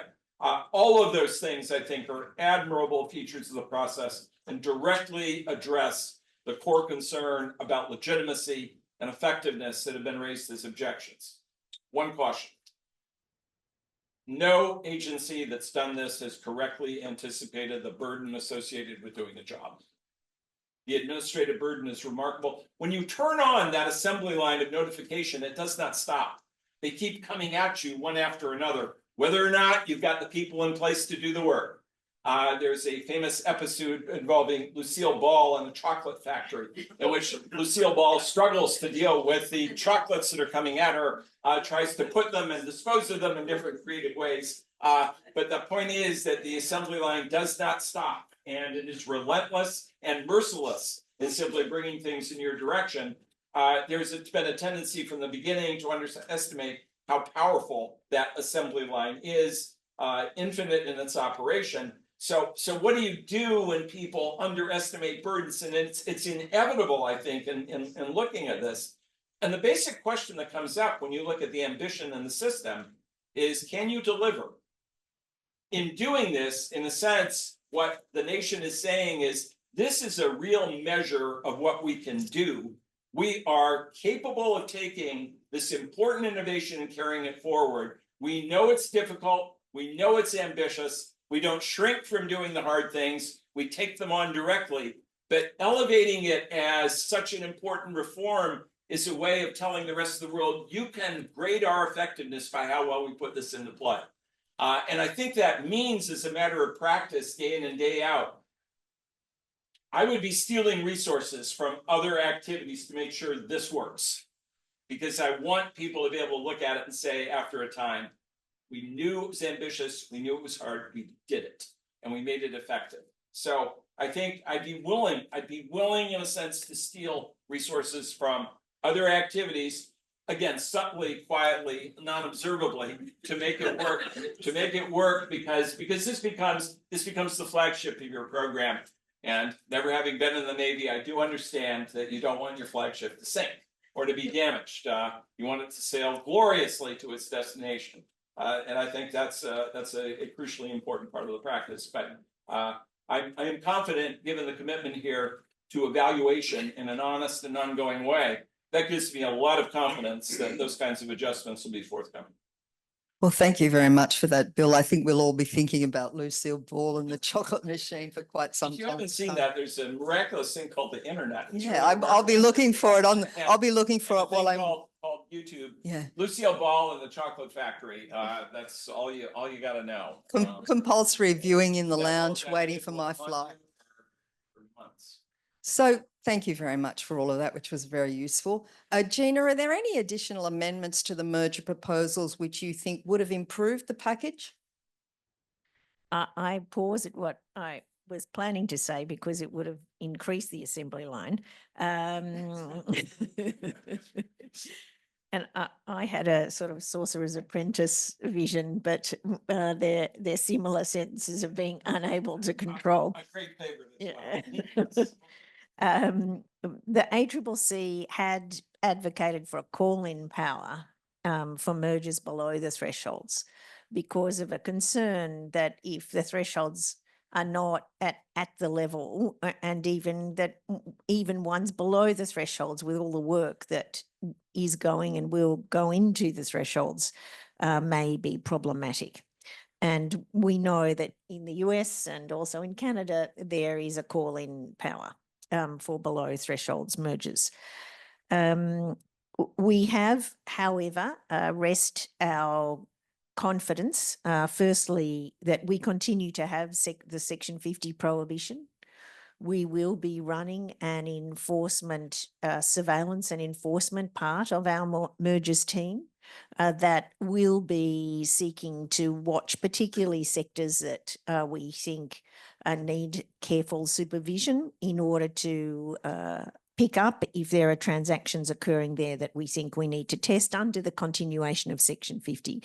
We also know that there is the capacity for there to be a ministerial determination for particular sectors only where we have provided evidence that they deserve that treatment, and there will be a requirement for consultation as well that could mean that there are targeted additional thresholds. Regardless of whether there's a call-in power, we are strong supporters of clear monetary thresholds, giving the greatest level of certainty and efficiency, and we think that the work and thought that the task force has put into that is appropriate.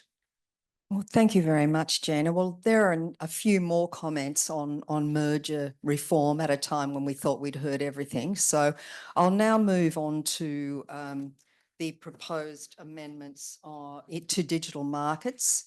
And George, there are a number of initiatives proposed around digital markets generally. Just a couple of questions. Of these, which one do you believe has the potential to most significantly improve competition? And are there any that you feel will impede competition in the market? Okay, thanks.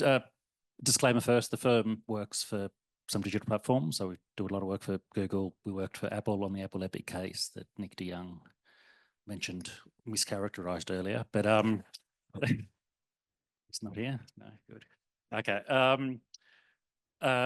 There are a range of initiatives, and a good place to start when looking to sort of find those initiatives is to look at all of the digital platform services inquiries that the ACCC's done, the process that was kicked off under Rod, continued under Gina. 8 out of 10 of those are public. So we're almost at the sort of end of that road. What you find when you go through them, and this isn't a criticism at all, is that they come back to three categories of initiatives. One is initiatives around sort of serial acquisitions or entrenchment or ecosystems. That's the first sort of category of initiatives, if you like.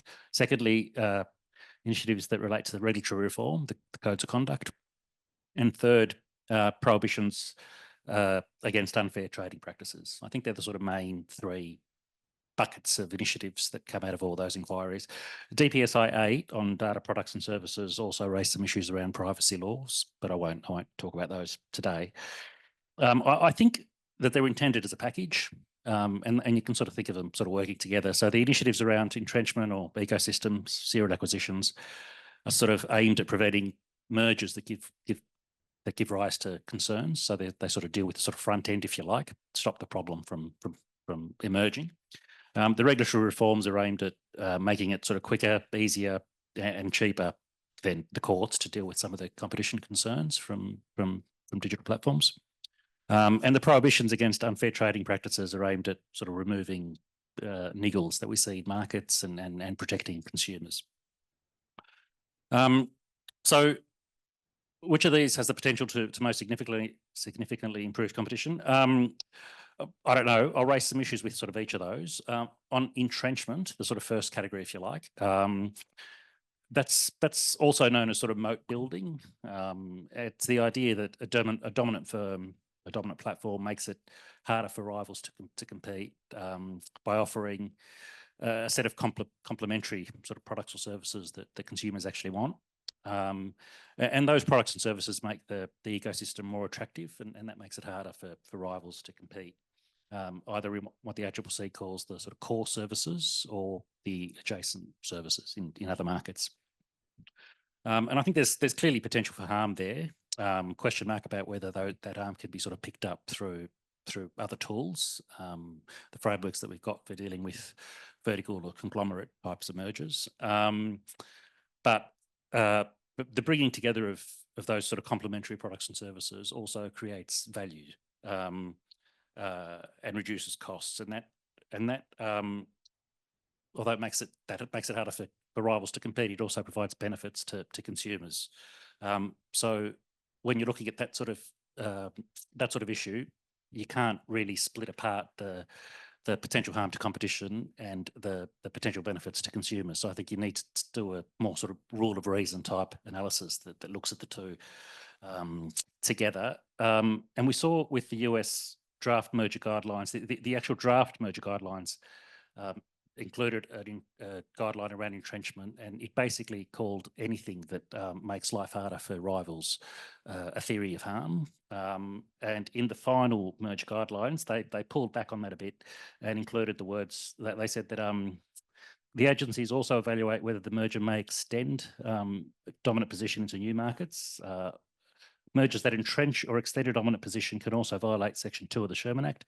At the same time, the agencies distinguish anti-competitive entrenchment from growth or development as a consequence of increased competitive capabilities or incentives, which is important. And in this bit, which is also new, the agencies therefore seek to prevent those mergers that would entrench or extend a dominant position through exclusionary conduct, weakening competitive constraints, or otherwise harming the competitive process.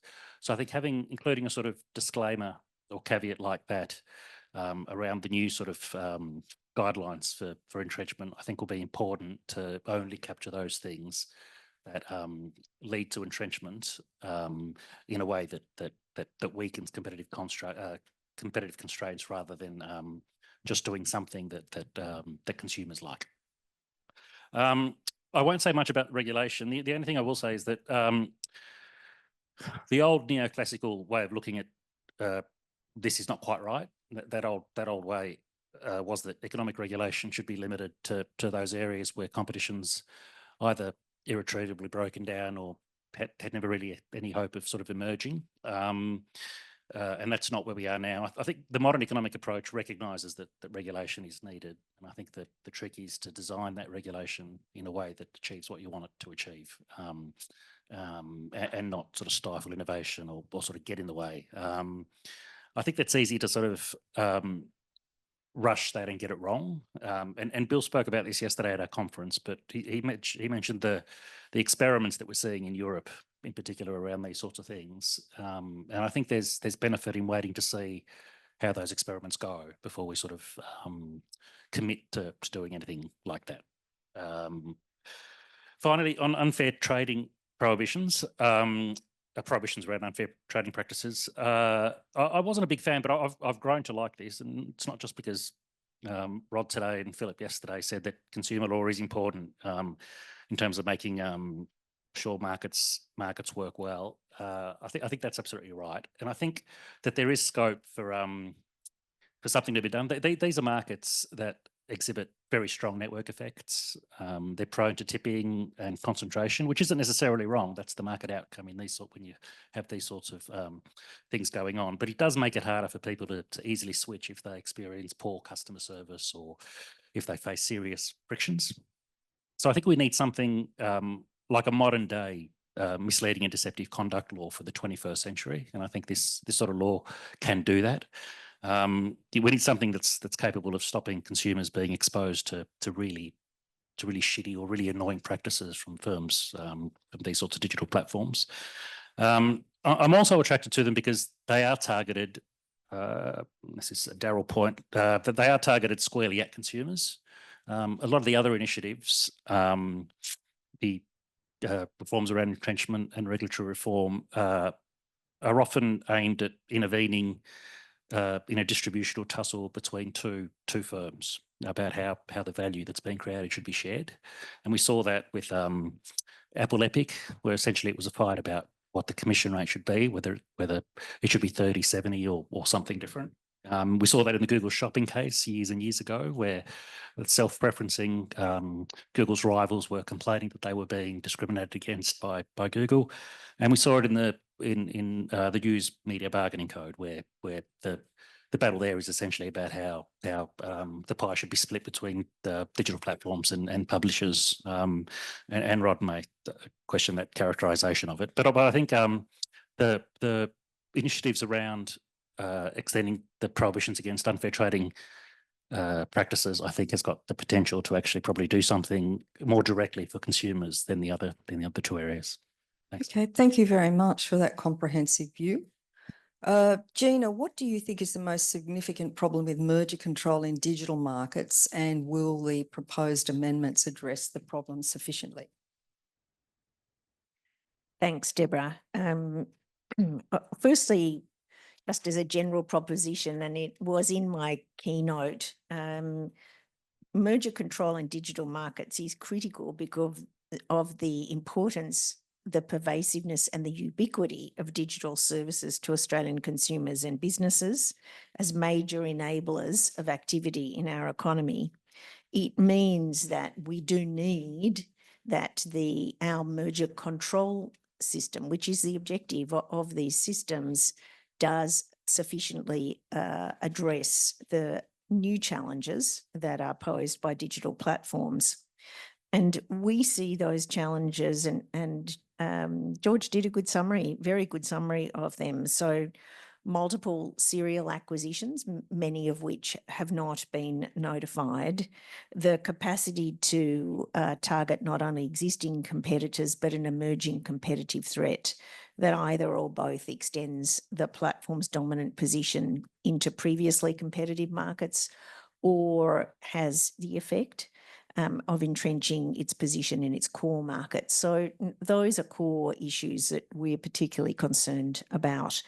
We do think that the proposed amendments are well targeted to it. There is always going to continue to be challenges, and both George and Luke have drawn those out in such a rapidly changing, dynamically reforming set of business models, technology, and therefore markets. but we do think that they're important features that really do have the capacity to address it. So firstly, is just the obligation to notify. Secondly, the proposed targets as set out by the task force do include acquisitions by very large acquirers of smaller firms. So this we consider that then acquisitions by large platforms of valuable businesses, but which are yet to generate significant levels of turnover because it's got a lower turnover threshold for the large acquirer limb. It may therefore have the chance to be an important source of future competition, would be notified and reviewed in accordance with that large acquirer monetary threshold. In addition, because there is included in the proposals the aggregation of all mergers by the acquirer in that relevant sector within the previous 3 years for the purposes of determining whether it's met the monetary thresholds. That also assists us in relation to this strategy of digital platforms. And finally, the substantial market power clarification, and George has just given some interesting prompts in terms of what the guidance should or could include in relation to how we will apply, and then ultimately, I'm sure, how the tribunal will test the clarification, which provides that a substantial lessening of competition includes creating, strengthening, or entrenching a position of substantial market power. And that we have had advocated for, and the Commission had for some time been advocating for such an amendment in order to focus on the structural conditions for competition, including the question of constraints and how they may change over time. And we think that does ask us and tribunals as decision maker to be very rooted in that fundamental economic aspect of the analysis. Thank you, Gina. And Luke, what do you think of the proposals for digital markets, firstly? And then secondly, and it goes back to mergers, there are those who are still pushing for the right to break up digital markets. Are you in favour of this? And if you are, how might it be achieved? I've quickly sketched out a mud map of what I'm going to do, but which is I'm going to narrow the question down to some digital reform proposals. I'm going to say what I think the issues are with those. I'll segue, I think, into probably the second area, or make probably something impertinent remark about some practical challenges that the Commission is going to have with digital transactions, comment on remedies, close out with divestiture, and see how I go. Okay. Sounds like a good plan. All right, good. So I'm just going to limit my kind of comments to the application of the merger reforms to digital transactions and the mandatory code recommendations of the Commission. So the first point is I'm very, very comfortable, obviously, with the merger reform framework as the tool and the Commission and that architecture and that structure. In terms of the mandatory code, and the reason I've grouped these two together, because I do think they generalise in my mind a little bit, because basically we're saying we've got forward-looking decision-making challenges. We want we can't wait around. We need some, decisions to be made here. One's a merger decision, one's a kind of ongoing business conduct decision, and we want a regulator, the ACCC, to look at that. I like the mandatory code recommendations of the Commission. They've run through a range of issues that go to competitive and consumer harm and other things that they say call for the need for kind of ex-ante intervention. And I think that the model that they've come up with is a kind of a well-calibrated kind of model in terms of, principles in the legislation and the process to step through that, and we could spend more time on that. But so I think that's a well-developed model. But consistent with my observation on the the merger reform, also, if we get to that position with the mandatory codes, that in effect, then the challenge is, you've asked for these tools to address a challenge. Now you're going to have to use them. And I think for me, there's kind of two areas where I have kind of real kind of questions in my mind. And actually, the first of my impertinent comments is about to come. So anyway, I think when you look at the DPSI report or the CMA report in 2000 in relation to the recommendations there, you see the front end saying wonderful things in digital markets, and these businesses have done fantastic things, great innovation, X, Y, and Z, good things for consumers. But and then the next 30 pages runs through the but. And fair enough, because these agencies are trying to identify a kind of a competitive or consumer theory of harm. So I'm fine with that, but they never reintegrate those together in a way which I think would meet what Maureen Brunt's standard would. What is going on here? How can these businesses be kind of investing in these ways to basically investing into adjacent markets, developing kind of complementary products in this way that can be delivering kind of consumer enhancing benefits, and doing that in a way defensive with a fear of disruption, and at the same time give rise to a competition issue. And I just never see those two parts of that being integrated. So I find that unsatisfactory, actually. And that's not a criticism of the Commission or anyone. I just think that's another area where I think we're really at early stages of thinking about these issues. And maybe a manifestation of that, or maybe even it's a separate kind of case. But a nice case is to actually look at the Facebook, Instagram case. If you wander around the world and you sit in informed fora, you'd think that that's just an evidently bad transaction that basically the regulator was just asleep at the wheel and let through, right? But that's not the case. The CMA in their market study report into digital services commissioned Lear to do a 10-year look back. It's an excellent kind of piece of work, and they looked through a number of transactions, and they looked at Facebook, Instagram, Google Ways, and they looked at them, and the clear conclusions came out. First of all, was that the integration of those complementary products had delivered clear consumer benefits. So actually, there'd been a consumer. There was an absolute plus. And then they asked themselves also the question, was it anti-competitive? They said, I don't know. 10 years later, they still don't know. And so, so if after 10 years I don't know that, well, then what am I going to do at the point in time when I'm actually going to make that kind of decision? So I think we need to think harder. I think we don't need to be critics of regulators. I think we need to assist regulators and think, well, how would I think about that Facebook, Instagram? And I think there's a kind of a tendency to say, well, if Instagram over time evolved to look like this in some future state of the world where it would have exercised this degree of competitive pressure against Facebook, and I've lost that kind of possibility, well, the answer is you'll never know. And that's always going to be a very, very unsatisfactory kind of answer.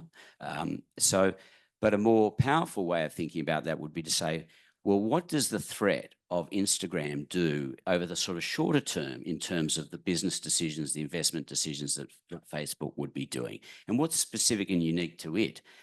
Maybe there is something, maybe there isn't, because then Snapchat came along, then, and so on. But anyway, so I don't think we're yet at that position where we've got these regulatory tools where I think we've really got, I think we're at the early days of thinking about actually how to kind of apply them. That was not the impertinent remark. It's about to come. But anyway, here we go. The challenges, be careful of what you ask for. There is no doubt that the Commission actively engaged in a number of significant global merger digital transactions, and got to the point where actually it realised that these are quite confounding for it, and actually. And so I won't go into kind of the details of the Google Fitbit sort of transaction, but at the end of it, the Commission put its process out beyond the closing date of that, right? So then there's a number of other matters which were notified to it, and it did not take them to a public review. Now, what the Commission is now doing is saying, actually, these are the transactions that I need plus a lot more. Yes, Gina, I accept that. But these transactions, I need a mandatory notification. Well, now you're going to have to make a decision on those, and you're going to have to make it in a timeline, and it might not line up with these other agencies' timelines. And you're going to get to the end of that, and you're not going to be able to have to dodge the question, which is, I can't say yes, I can't say no, I don't like behavioural remedies, you know, I only want structural remedies. You're going to have to confront that issue. The proposition that, you know, I don't like structural remedies, when fundamentally you've got a behavioural theory of harm. Why would I want a structural remedy for a behavioural theory of harm, right? It's never. So I think you've now got yourself, they'll have to come in, you'll have to deal with it. If you say no, the transaction's void. The Act recognises the challenges of that, which means that there's a mechanism to go to the court and get sort of, you know, an adapted remedy. But you're going to have to deal with that, and I think it's going to force the Commission to deal with some challenges that at the moment it's avoided. Divestiture powers, is that the last one? Okay, all right.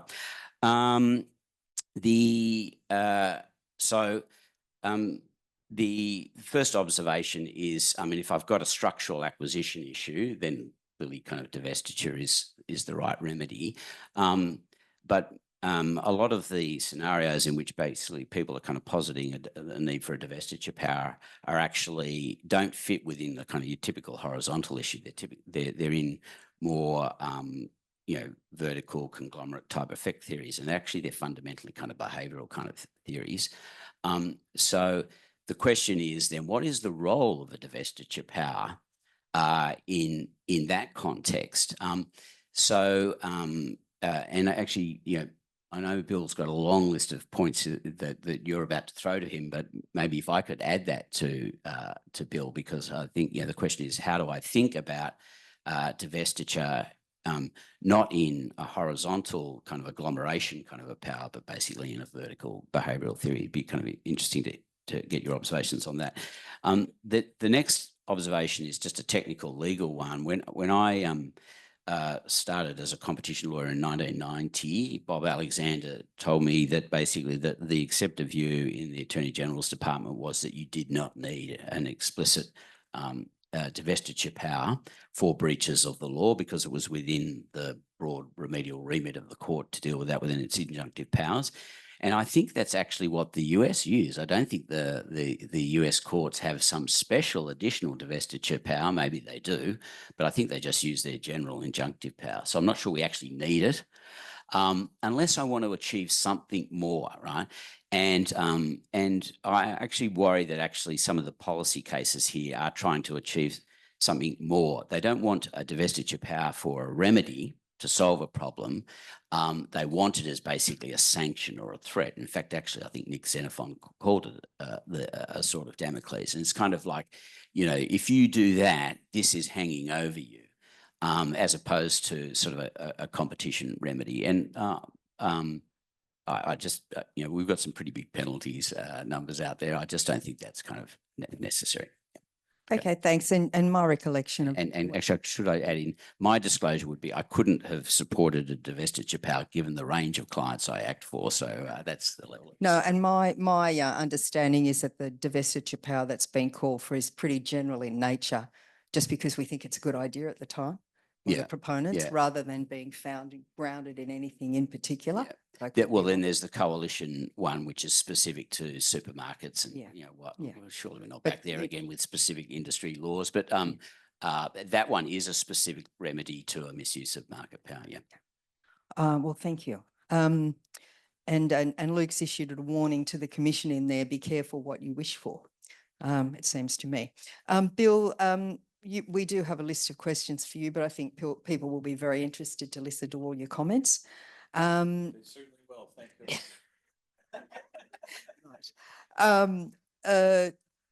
On the issue of digital platforms, do you have any ideas about what will work best, or is the jury still out? About the effectiveness of specific interventions, too early to tell, but I think we know a lot now about what agencies need to be in a position to make good judgments. The problem mentioned throughout the day, the knowledge gap, the tremendous asymmetry between the regulator and the regulated enterprise, How do you close that? One is you have an active ongoing research and development program. That's the markets regime. Don't have to mention that to the ACCC because they already do it. But I think in every year's budget, there's got to be an R&D component that says this is what we're doing to get smarter this year. The ACCC and the CMA, I think, are the two best in class in doing that on an ongoing basis. A second way that you deal with the knowledge gap is personnel. And here I think the CMA has made a very wise investment. In the 9 years that I was a non-executive director watching them, they created their tech team. And the tech team now has a large number of people who are preparing to apply their ex-ante regime. But they realized that even if that regime didn't come into place, that they were going to be disabled in key respects, relying only on lawyers and economists. So they brought in engineers, they brought in data scientists, they brought in quants. And it means that when they sit down at the table with the other side and the large enterprises say, it's very complicated, you can't understand it, it's too hard, they say, try me. And I've watched at meetings when you bring in your own team, it just changes the tone of the conversation completely. So you don't have to build up the size of the team that the CMA has on their data team. That's 100+ people now. But having a core, your own organic capacity inside to do the sorts of analysis and evaluation, I think becomes a must-have. That's got to do that. Third thing is this habit of continuing assessment. Many of the agencies that have worked in this area now say that the answers, getting the right solution involves experimentation. A key part of the experimentation, of course, is evaluation of outcomes, examination, review. And the experimentation is going to go on because there's a high level of adaptation here. There's a lot of experience in competition law that says if you put up one obstacle to the firm and say you can't use this technique, this method, there's a creative process of adaptation. They'll find others. That's a great concern in the Google search case in the US in developing a remedy. How do you fence in the company so it doesn't simply migrate into other techniques that are every bit as effective? So this process of assessment, I think, and again, I see that that's a very admirable part of the culture that's built into the document that lays out the vision for statement of goals for merger reform and implementation. That's exactly the way to go about it. Another desideratum is cooperation at home with other regulatory authorities and abroad. So that the process of learning is accelerated.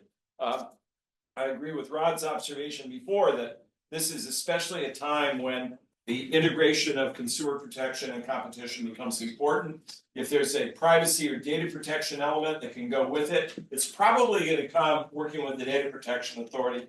But I don't see how you can come up with good policy solutions without accounting for all of these. How do you design a mandatory access remedy that compels the transfer of data to third parties without having the Privacy and Data Protection Authority in the room to talk to you about what might happen as you do that? So that integrated effort, I think, it becomes very important, and having a framework for doing that is useful. And Gina mentioned earlier today the importance of having the right diversification of policymaking instruments. It's the ability to bring the cases, market studies, the market regime, some degree of ex-ante regulation, and the ability to make rules. Flexibility and adaptability will be absolutely indispensable here because you have to account for the fact that the firms are going to continue to move. They're going to do new things. You've got to be as adaptable and flexible in anticipating needs and dealing with that too. So I think that's the optimal collection of tools for doing the job. The optimal collection of capabilities to do the work well. And I think that out of this process of cooperation and assessment, individual jurisdictions will be in a much better position to make judgments about what they should do next. We talk about the commercial ecology and ecosystem. There is a regulatory ecosystem that is every bit as complex. And before you plant new species in that ecosystem, it's really helpful, I think, to have some idea about what other species exist there and to have the very careful process of thinking about what's there, how it will interact with your own intervention Do you need certain measures? Can you rely on others? But to be able to map out that constellation of activity, we mentioned yesterday at the RBB program that around the world today, according to one academic who's mapping everything Google with respect to competition law, there are 150 matters running against them around the world today. Before I added another one and intervene in another way, I'd like to have a clear-headed idea of what's going on in all these other places too. Okay, and just one last question, which I'm sure will interest the audience. How do you expect the election results will influence US competition policy on tech? Check election results are these. Coming to Melbourne, I thought to put myself in a good mood, I'd read other upbeat, things like On the Beach, which was just to get ready for contingencies, that radioactive cloud that makes its way around. But I think that there are a couple of elements of continuity that I think will be useful. It was the Trump administration that started the Google search case. It was the Trump FTC that did the Meta, Instagram, Facebook case. It was the Trump DOJ that started the investigation of Apple that led to an abuse of dominance case. And of course, the president-elect does not like those companies. And he has called them out on a number of occasions. Notice how often he mentioned that retribution and vengeance would be elements of his presidential program. I don't see him moderating his dislike of those enterprises. I like Rod's forecast on the remedy in those two cases. Probably not a divestiture on search, but very possible to have one that comes out of the ad server case. Spinoff that has something to do with the remnants of Google DoubleClick. That could very well happen there. Other things to look for going ahead, less severe approach on mergers, but I think Harris was going to do that also. Trump will be more permissive, but Harris had to give something to this cabal of billionaires who basically were grumpy about how DOJ and the FTC had clamped down on deal making. That's where they wanted a relaxation. I think Harris was going to give it to them in one form or another. Not right away, in a somewhat more subtle way, but Trump would carry that still further. I think industrial policy questions that have come surging in to merger review in a number of instances. The declaration by both Biden and Trump that they both stop Nippon from buying U.S. steel is an ominous indication of how foreign investment might not be entirely welcome in the United States, even if it comes from Japan, which is the anchor of the U.S. Collective security arrangement in Asia. We trust them to help defend the Pacific and the South China Sea, but they cannot buy U.S. steel. Someone in Congress. I guess a last thought is that there are some documents that you might not have to memorize. If you spend a lot of time studying the 2023 merger guidelines, you can back off that a bit because I think that's going to go through a big retooling. So the 13 theories of harm laid out in the document might shrink down to maybe one or two. Not quite that dramatic, but the easily reversible soft policy tools, I think, will be modified considerably in the new administration. Big change, a huge prize in the entire election is the ability to pick federal judges. Each president in a 4-year term gets to pick about a quarter of the U.S. federal bench. There might be a couple of Supreme Court appointments that take place in the next 4 years.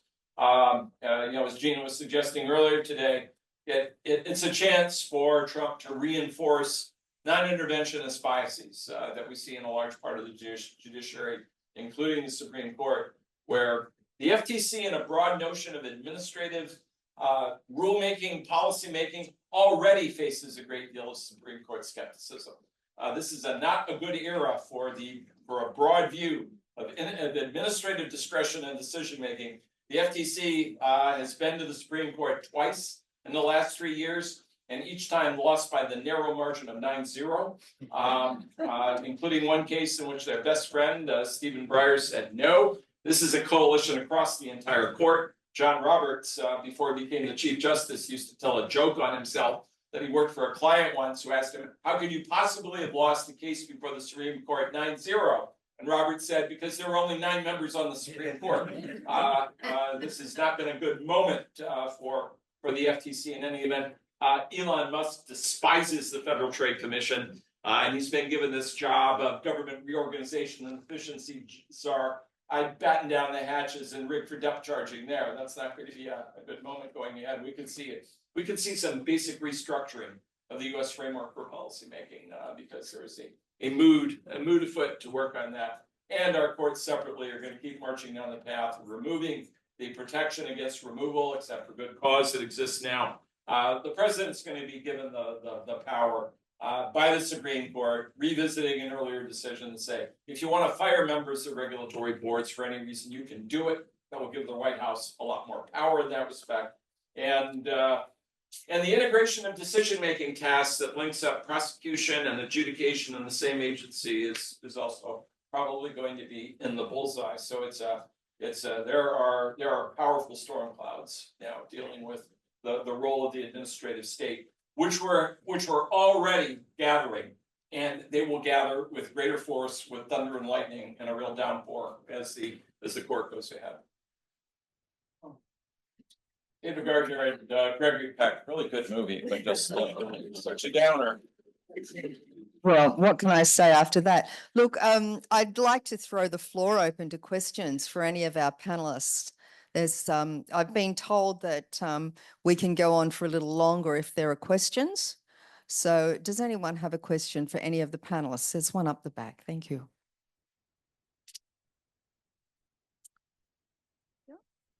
Hello, my name is Anna Moskal. I'm a PhD researcher at Monash Law, and I have a big interest both in digital markets and merger. And the question I want to ask relates to generative AI market, which is characterized by, from lack of better words, strategic partnerships, which include financial investments and technical talent migration. And I was wondering whether the current regulations address properly this strategic partnerships that are going in generative AI market, and whether there are some concerns regarding the mergers, both in Australia and overseas. So that's quite open question to all the panel, if you want to address it. Well, we might start with Gina, if that's appropriate. Thanks, Anna. So first, in terms of our law currently, I do think that under Section 45, so under our current provisions under our Act, we have an ability to look at agreements, and even if we are not able to construe them as a merger, but we can straight out look at agreements and look at if they have an anti-competitive effect. I do know they are testing in Europe. That is ex post, though, and I will come to the question how it would be treated in the merger reform.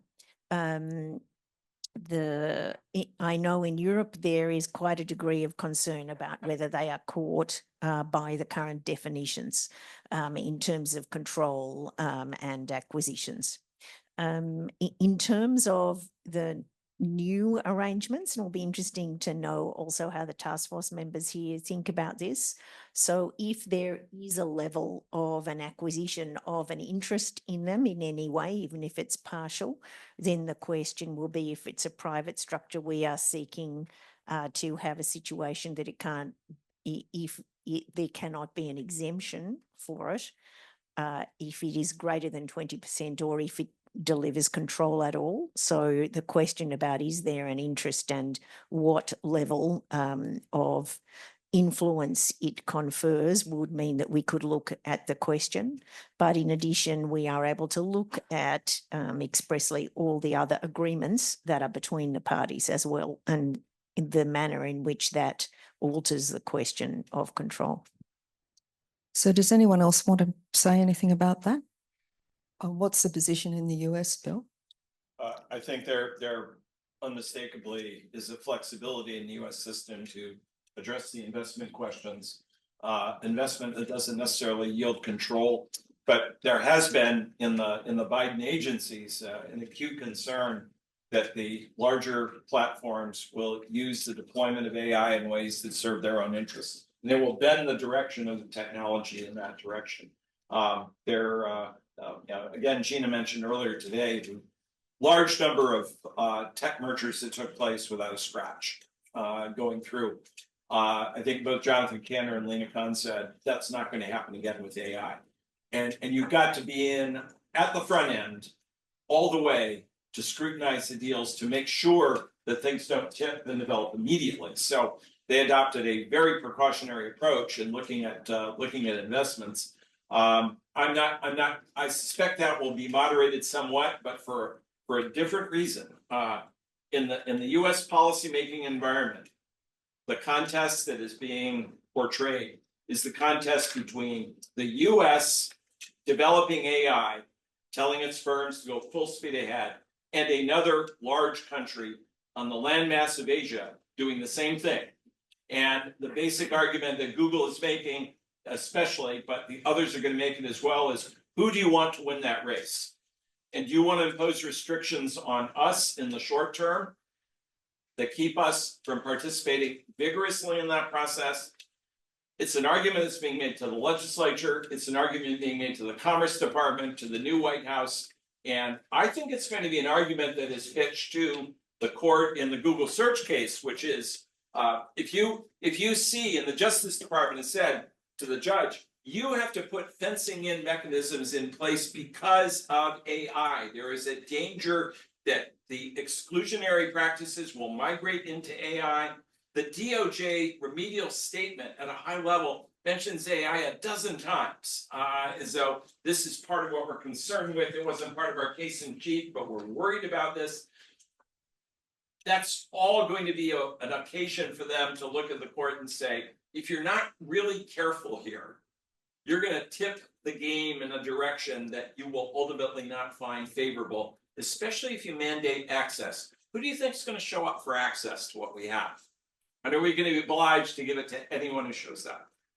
This is going to hang in the background as a basic argument being made for be very careful about how you intervene.